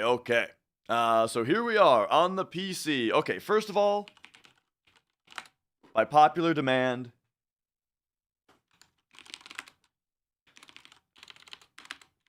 here, let me practice a little bit. You know, just warm up a little before starting, because you kinda gotta warm the fingies up a little bit, right? Okay.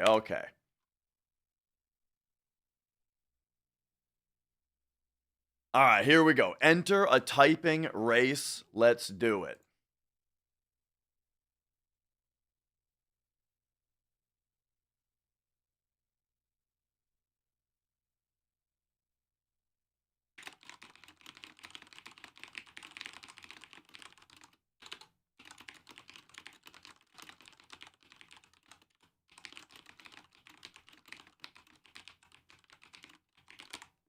Boom. I know, could have done a little bit better. 99 though, double digit Andy over here. Could have done a little bit better. All right, give me another one. Pretty good. Oh, here we go.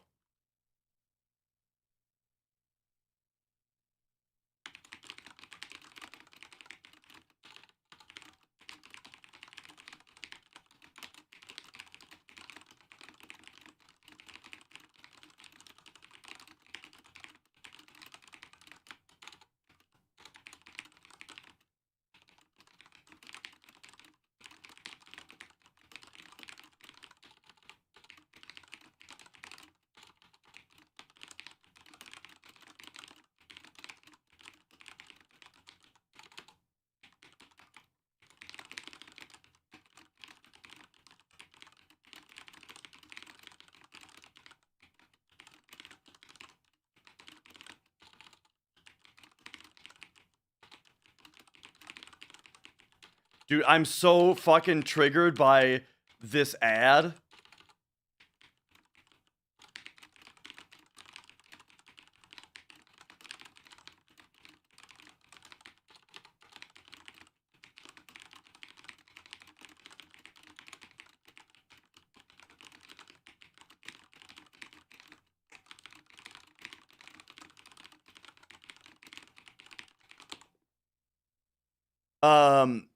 That fucking ad that came up on the bottom in the middle of that. Oh man. Oh, that's funny. But yeah, there you go. I did a little bit worse on that one. All right, we'll do 3 heats, right? 3 heats. Give me one more.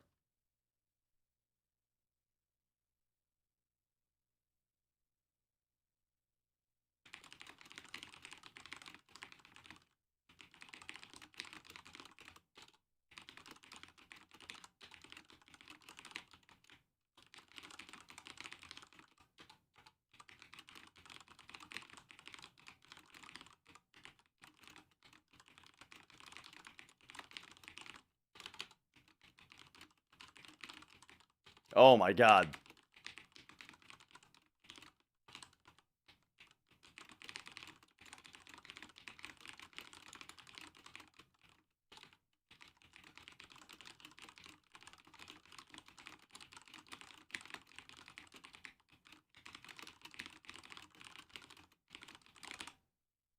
Okay, yeah, it's 96. All right. My issue is I'm fat fingering keys a lot. And you know me, I've got the best excuses on Twitch, okay? Excuse time. Typing, sitting in a lounge chair with just this tray in front of me with my elbows just floating, cuz elbows out here is too far, right? So my elbows are just kind of floating, you know? Not ideal. Not ideal typing environment. Put me in my computer chair in front of my computer, right? Or in, and I'll do a little bit better. Okay. I need to talk about the drum kit and how we can do a drumming stream one of these days, you know? So let's do some other stuff here. Include special characters. We don't really have to use special characters in Cisco that much, you know. We're talking like if we're gonna do like a show IP in brief. Oh, I see. I screwed that up. You know, I can do those ones pretty quick. Show in something like give me a show. Oh my god, show run int, that kind of stuff. But okay, let me describe to you guys the issue with streaming drums using the streaming PC. So this is gaming PC, all right?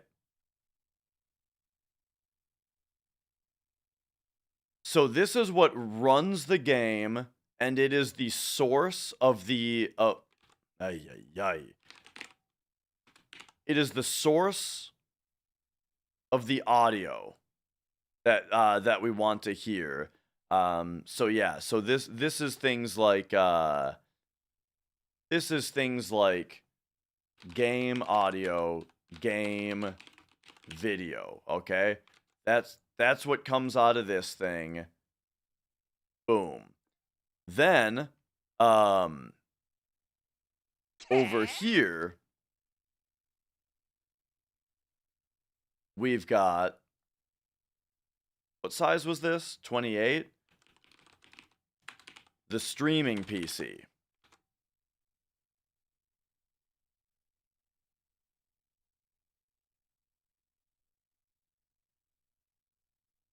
So the streaming PC, what's important about that is it has alerts, right?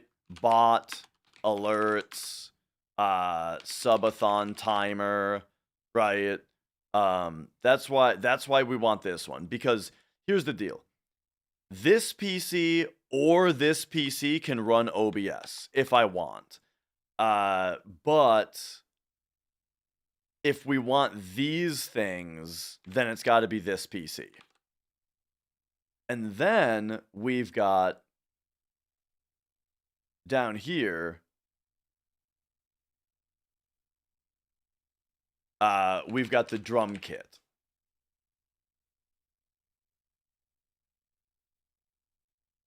And so, you know, the important things about the drum kit, of course, are the drum sounds. So hang on. Needs. So the input needs of the drum kit, input needs are I need to hear game audio. I need to see game video. See you later, Stitcher. And I would like to hear streaming PC audio as well. And video. I need access to all of that. And then output, we need to output the drum audio. Okay. So the question is, how do we so normally the way that I achieve this is I just don't involve the streaming PC on a drum stream, which means we don't get the bot or alerts, and then during the subathon we wouldn't get the timer either. That way we eliminate all of this, and it's really easy to just plug the drum kit into the gaming PC. I can hear it, it can hear me. Super simple, right? But we lose all this good stuff. So how can we do it otherwise? I do have a Discord. Yeah, I can send you the thing. Virtual mixer, the way I do it is I just go USB. The drum kit plugs USB into the gaming PC. And that way I get the audio from the gaming PC, and then the drums are able to send their audio into the PC. You know what I mean? So it's perfect. But let's consider this. Oh, and then there's a monitor, right? Also, we need to involve, we need to somehow involve the monitor. And usually there's two monitors. One is game and one is stream stuff, right? So, it's a E-kit. It's right behind me. It's this E-kit right here.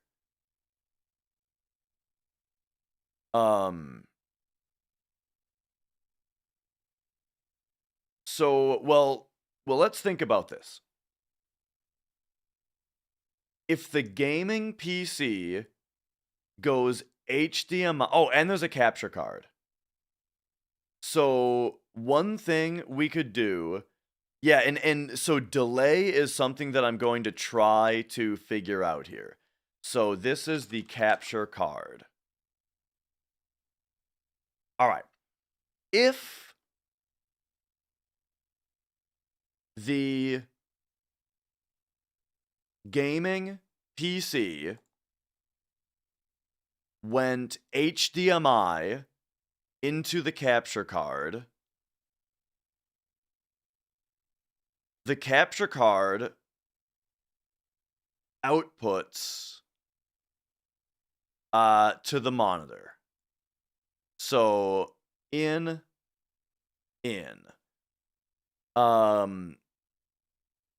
but now audio, so red is going to be video, green is going to be audio. My drum kit, I think, is going to be audio plugged into the streaming PC. That way I get audio from the streaming PC as well. So where does the audio go into the drum kit from the gaming PC is the question. Well, actually, no, the drum kit... hang on. The drum kit absolutely must be USB connected to the gaming PC, because that is how it sends the controls to the game. Yeah? So if we go USB, okay. I'm trying to figure out how to wire up a drumming stream to use my streaming PC. So what we can do is, if this is USB connected, then that means that audio is going from the gaming PC to the drum kit. And that means that then we can go analog audio. Okay, that's going to be teal. Analog audio can be a mix of the game's audio and the drum kit audio into the streaming PC.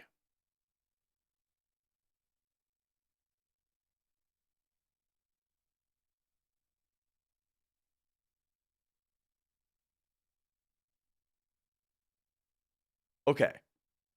So with this wiring, I see the game, I see chat, I hear the game, you hear the game, you also hear my drum kit, and I control the game. So all of this makes sense so far, except for I don't hear... you see the game because of the capture card. So capture card, boom, you see the game also.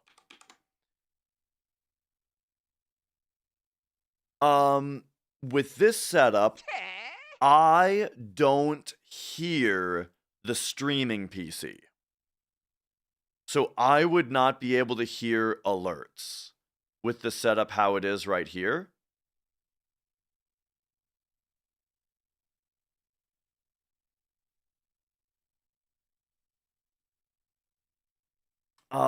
Unless, you know what I could do?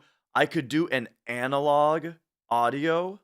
I can do analog audio into the mix-in port of the drum kit. So I could hear it that way. I also could go without that.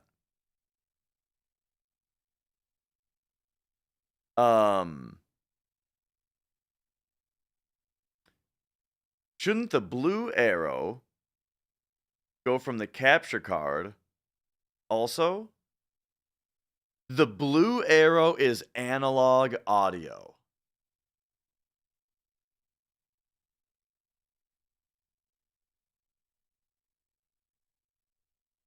No. This is working. This is gonna be fine. Because I can do the mix in, and then and then that does not get sent out this. Is there any other problem?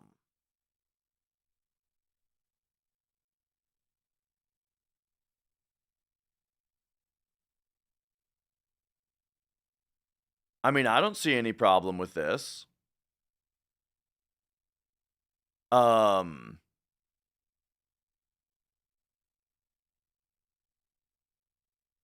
Okay. So now, how do we actually make this happen? I need really long HDMI cables. Because here's the only issue. This cable and this cable both have to be like 10 feet long. How am I getting sound from two sources? Check it out. This audio source right here is USB from the gaming PC.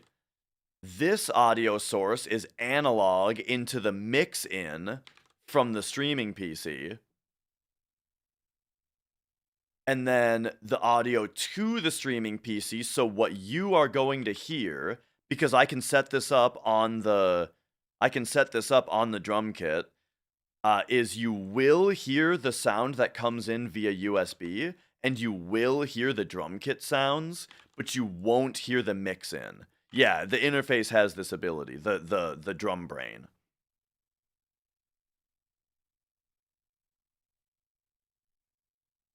So I guess as long as I can get the analog audio from the drum kit working the way I hope it will, then this is totally fine. So, let's have a little adventure here in Dash's drawers full of cables and see if we can find the cables that are needed. So first, we're gonna need the analog audio converters. Clone Hero, even better. Yarg. I'm a Yarg guy. But yes, basically.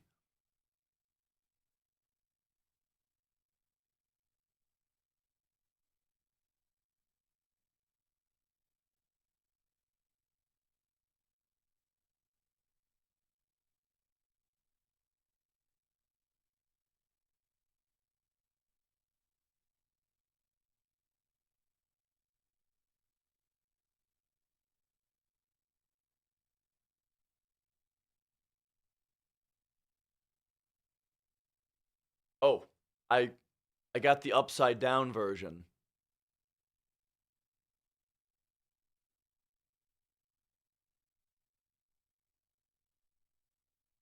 Okay, first we have a bit of a problem down here going on.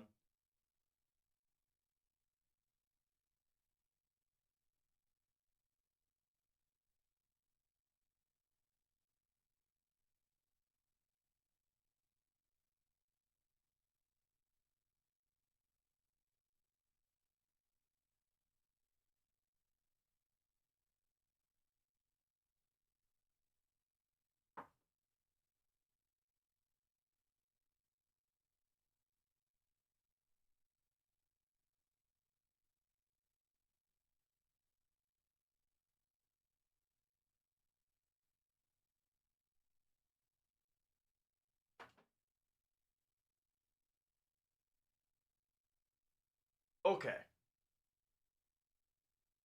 Let's find these cables. I think one of the cables might be upstairs real quick.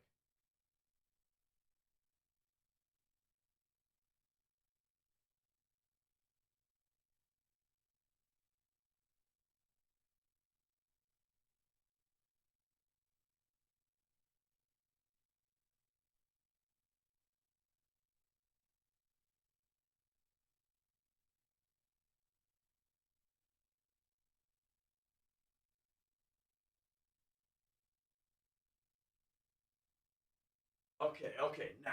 So, I have a drawer full of analog cables right here. Yes.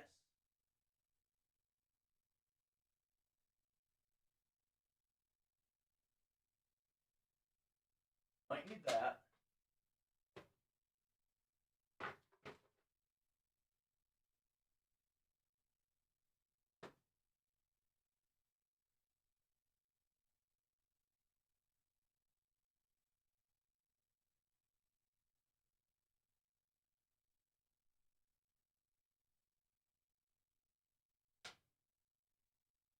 Ah, that's a long ass mail to mail.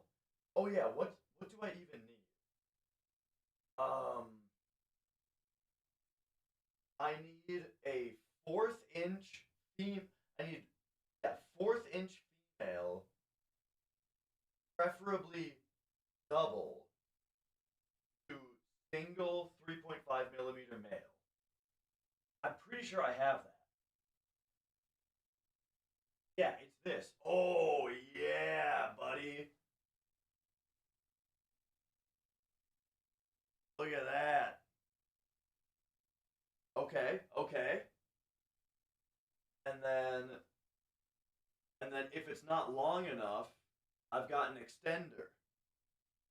Okay, there we go.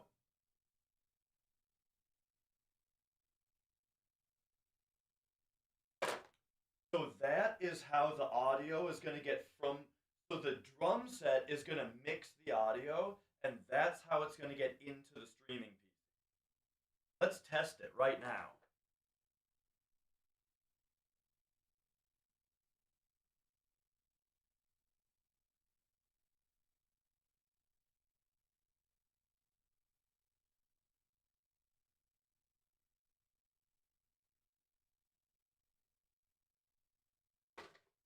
I've got a couple kind of short guys. Yeah, that's perfect.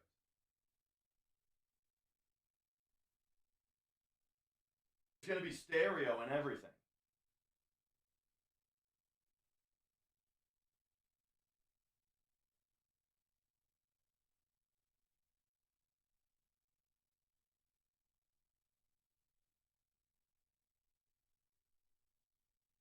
The input delay on this TV, I mean, I wouldn't play Super Mario Bros. On it, but other than that, it's pretty great.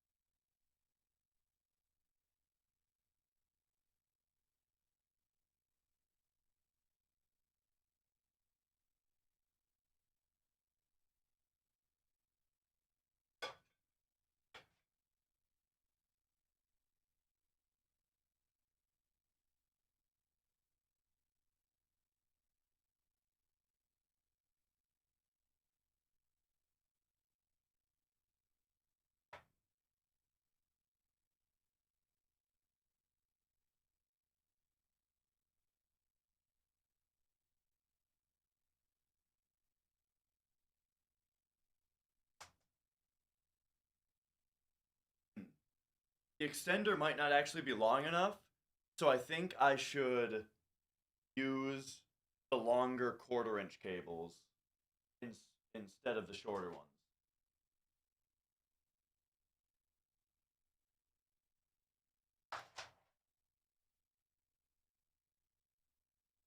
Oh yeah, and that's where this one goes already? Okay. I got this extra one.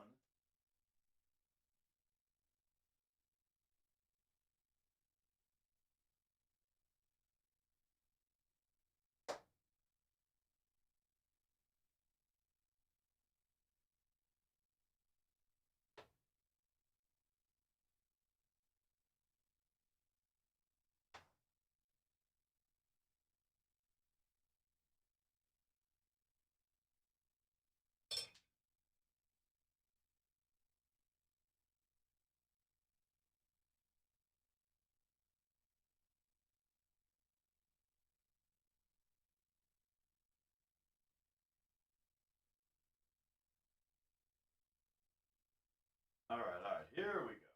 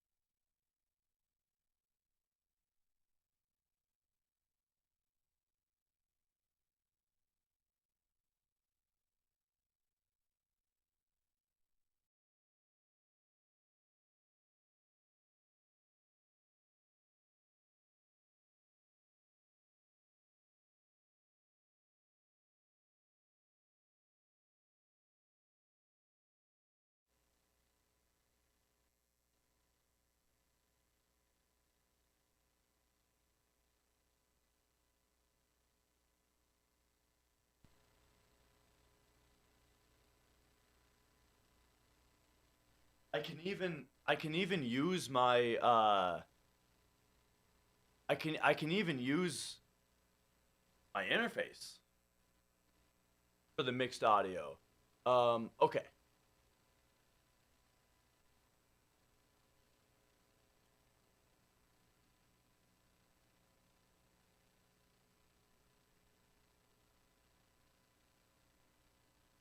And now we'll see if this is working.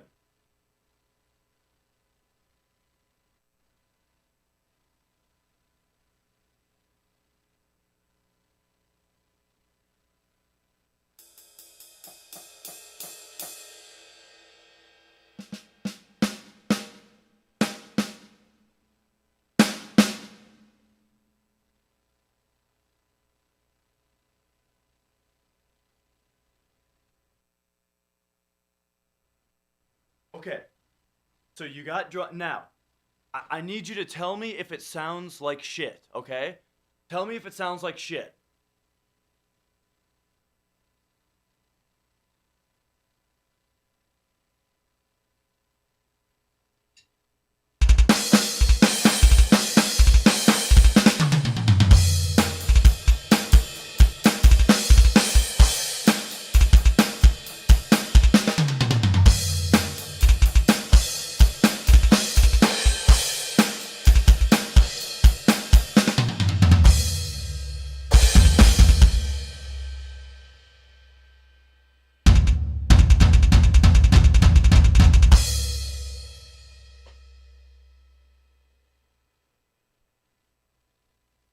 All right. It sounds perfect, sounds good. Doesn't sound what I'm looking for is crackles. As long as it's not crackly. Okay. Awesome.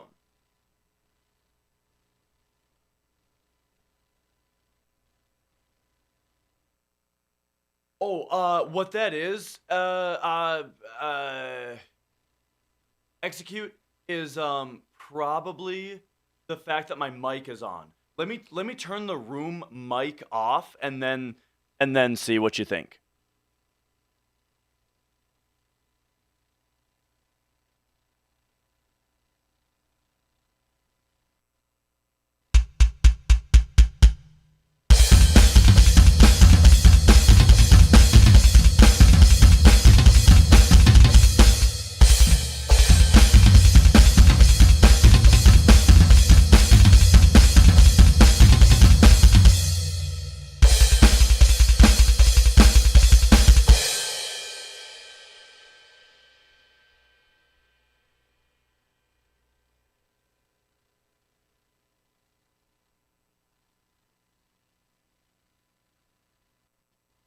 Is that is that better? Cause yeah, I think um gotcha. I mean, okay. We might then okay, well I mean this is the thing. I'm looking for you guys to be picky. So let's let me try something to fix that. I'll turn the faders down a little bit.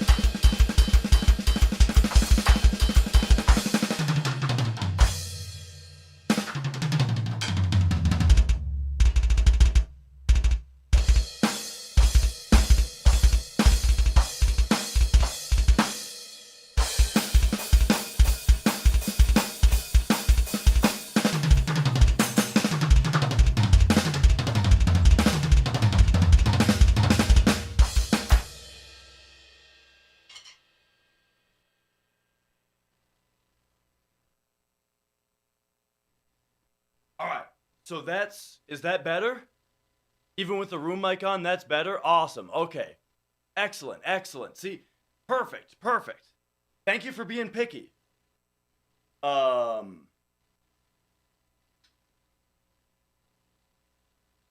Then I'm not exactly sure how to do the mic. Oh no, I know how to do the mic. I have a lav mic.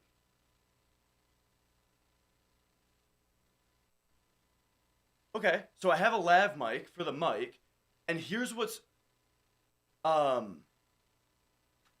this is what's really good about this setup versus the setup that I normally do is I don't need to bother with OBS settings in order to get the audio synced because the drum kit is doing the mixing and you guys are hearing the full drum kit mix.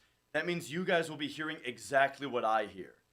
So and because the mic is going to be a wired lav mic going into the same interface that the drum mix out is going in, even the clacks should be on sync.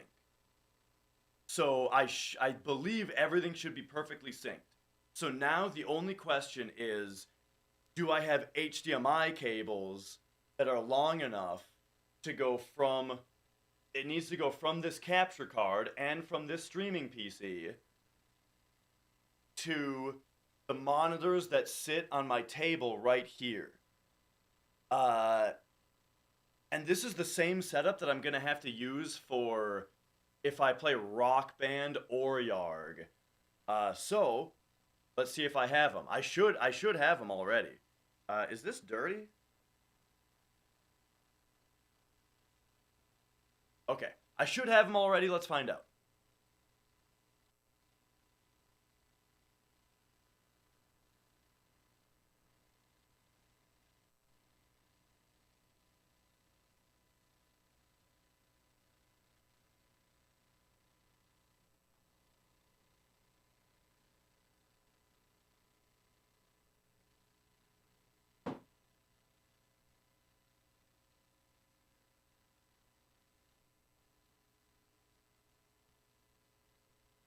This extra monitor, I just mounted this the other day, and it's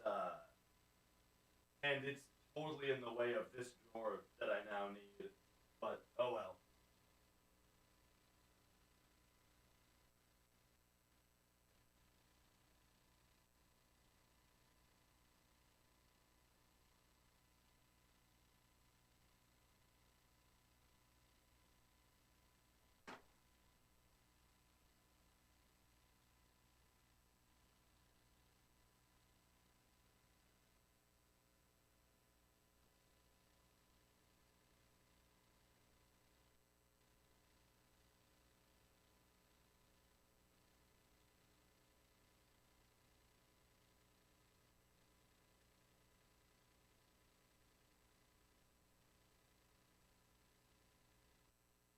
Okay, I thought.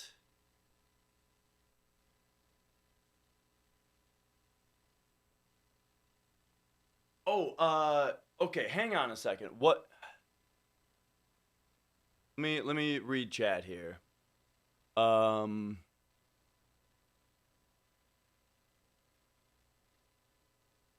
clacks from the sticks hitting the pads will be more in sync. They weren't in sync already? Yeah, the video might not be in sync because the video we'll have to work on to get that to be in sync. But what is important is that the clacks of the sticks versus the sound from the kit is in sync.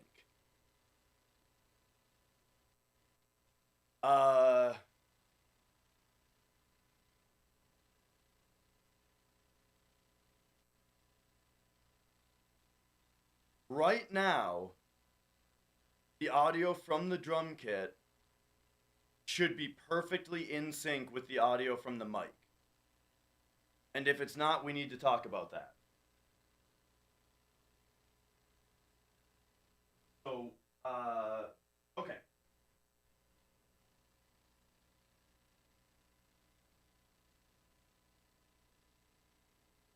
don't know how well you can hear this with the room mic, but here.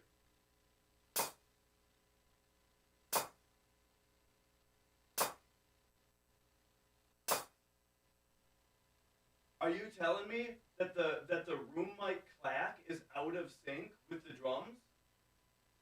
With the sound of the hi-hat?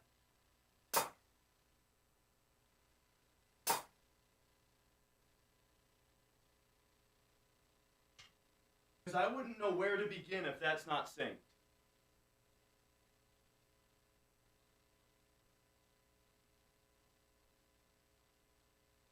The clack happens first. All right, let me look at my audio settings.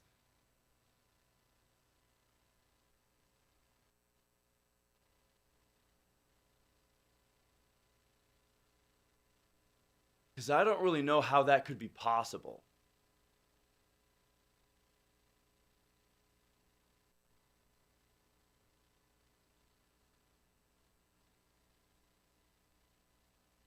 I mean, they are okay. Fuck. That big time sucks if that's the case.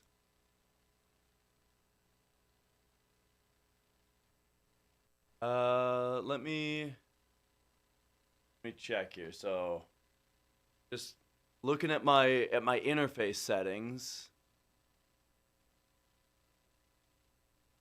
Yeah, they're both analog. I believe you. They're both analog.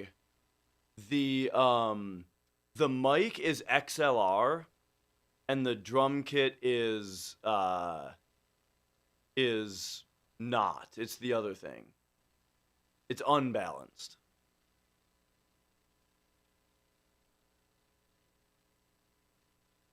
So I think what that must mean is that this interface just always does that.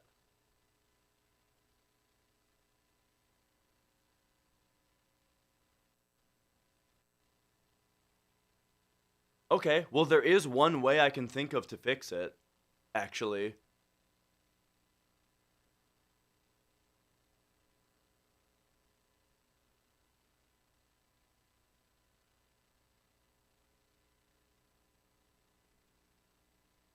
Because, okay, so here's the thing. So the drum audio is going into the line in of the interface, and the mic audio is going into the mic port. And I don't know how in this interface to change the sync settings between the two, if there is any. But apparently they're out of sync. So here's what we can do. Instead of plugging the drum kit into the interface, I'll plug it into the computer directly, and then we can configure it in OBS.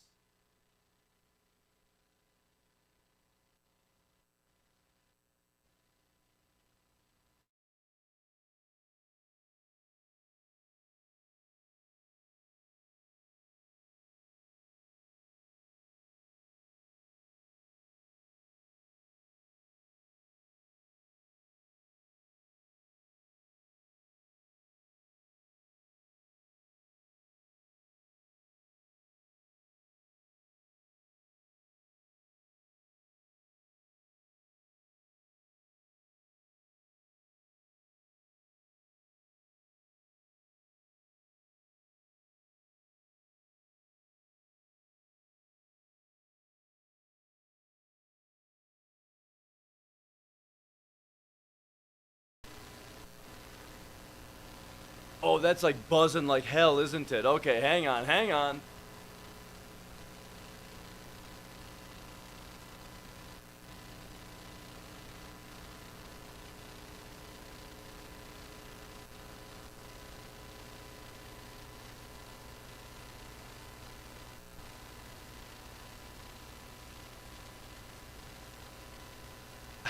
How bad is that noise right now?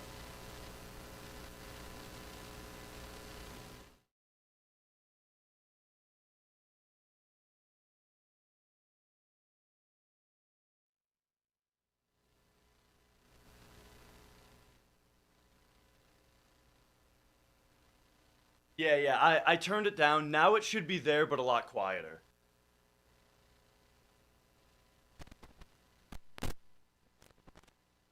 Okay, yeah.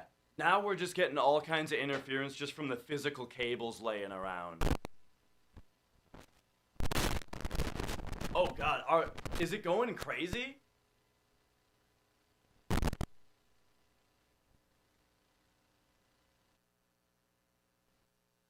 So all of that, alright, sorry about that. All of that was just me touching the cable.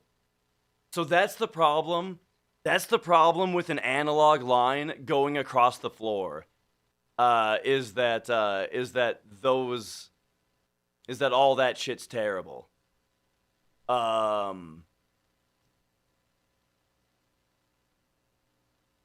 Okay.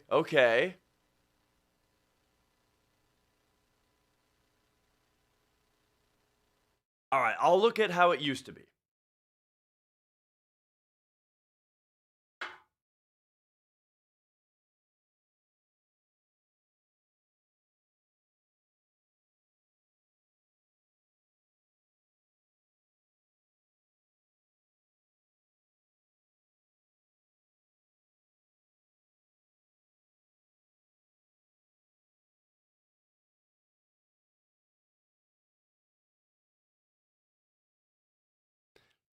But now, so you're telling me also that the first test, where it was like a tiny bit out of sync, you're telling me that it was not like super clacky and or not clacky, but it was not like buzzing, because that's a testament to this interface if that's the case.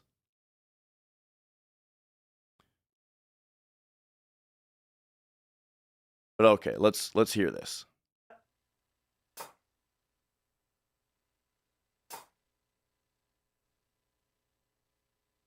Was left ear, which is so at least I got the wiring correct between right and left.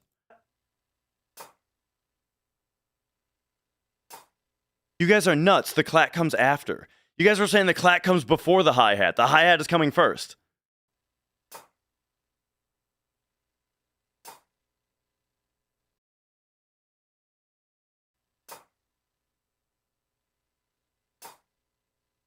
I don't know. That seems fine to me. That seems like it's probably fine.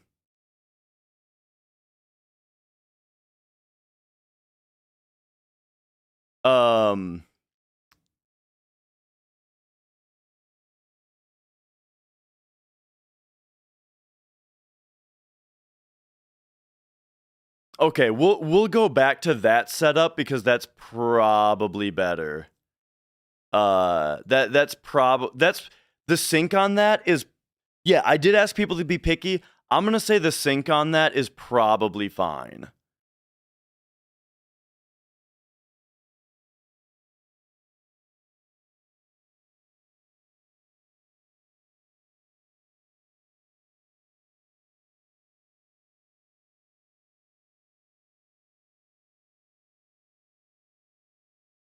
Okay, but you're saying that the sync, you're saying the sync changed over time. Gotcha. Yeah, I guess we'll just see what it's like. I'll just send it and we'll see what it's like. All right. So then the last thing I need to do is find my HDMI cables, find long extension cables. I think I have one. I think I've got long enough HDMI cables. But we'll see. We will see. And then best case scenario, we'll see if maybe I can do like a drum stream tonight. If not, we'll do one. We'll do one at some point during the subathon here. Am I going to be able to see chat from over here? That's what one of the long HDMI cables is for. Is to get this. Oh, here we go. It is to get this monitor to be back there. Yeah. So that's the last part of the setup that we need is 2 long HDMI cables. One from the capture card, one from the streaming PC. That way we'll have 2 monitors back there. One is the gaming monitor and one is the like chat and stuff. All right.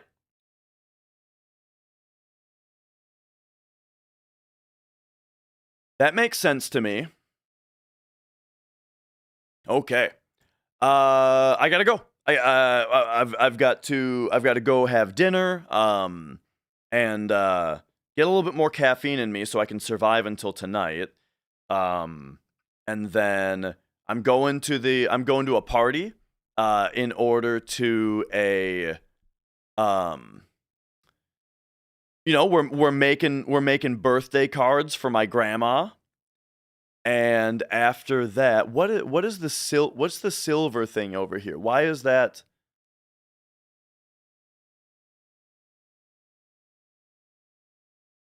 Oh, that's my sheet music.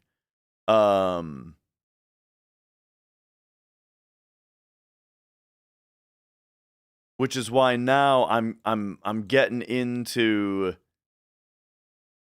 trying to get into the habit. Whoops.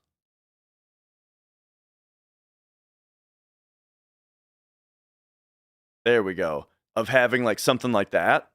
Okay. Anyway. There we go. That's what I'm doing. I'm going to go do those things. I'm going to get a good night's sleep tonight, and we'll be back tomorrow with another hundo. Back tomorrow with another hundo. All right. Super excited about it. I'm not playing I'm not going to play a, what do you call it? A VOD throughout the night tonight, because it's too long. I'm going to be back in like more than 12 hours. And so yeah. So hopefully I'll see you guys tomorrow morning for the hundo. And yeah, we'll be able to, for now, we can do a raid somewhere else. And then we'll go from there. So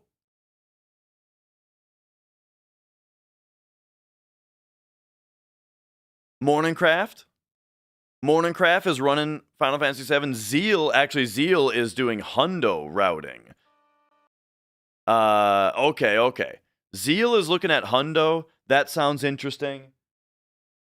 If you guys want to see some more hundo stuff, he's probably got some good ideas. He's going super in depth today.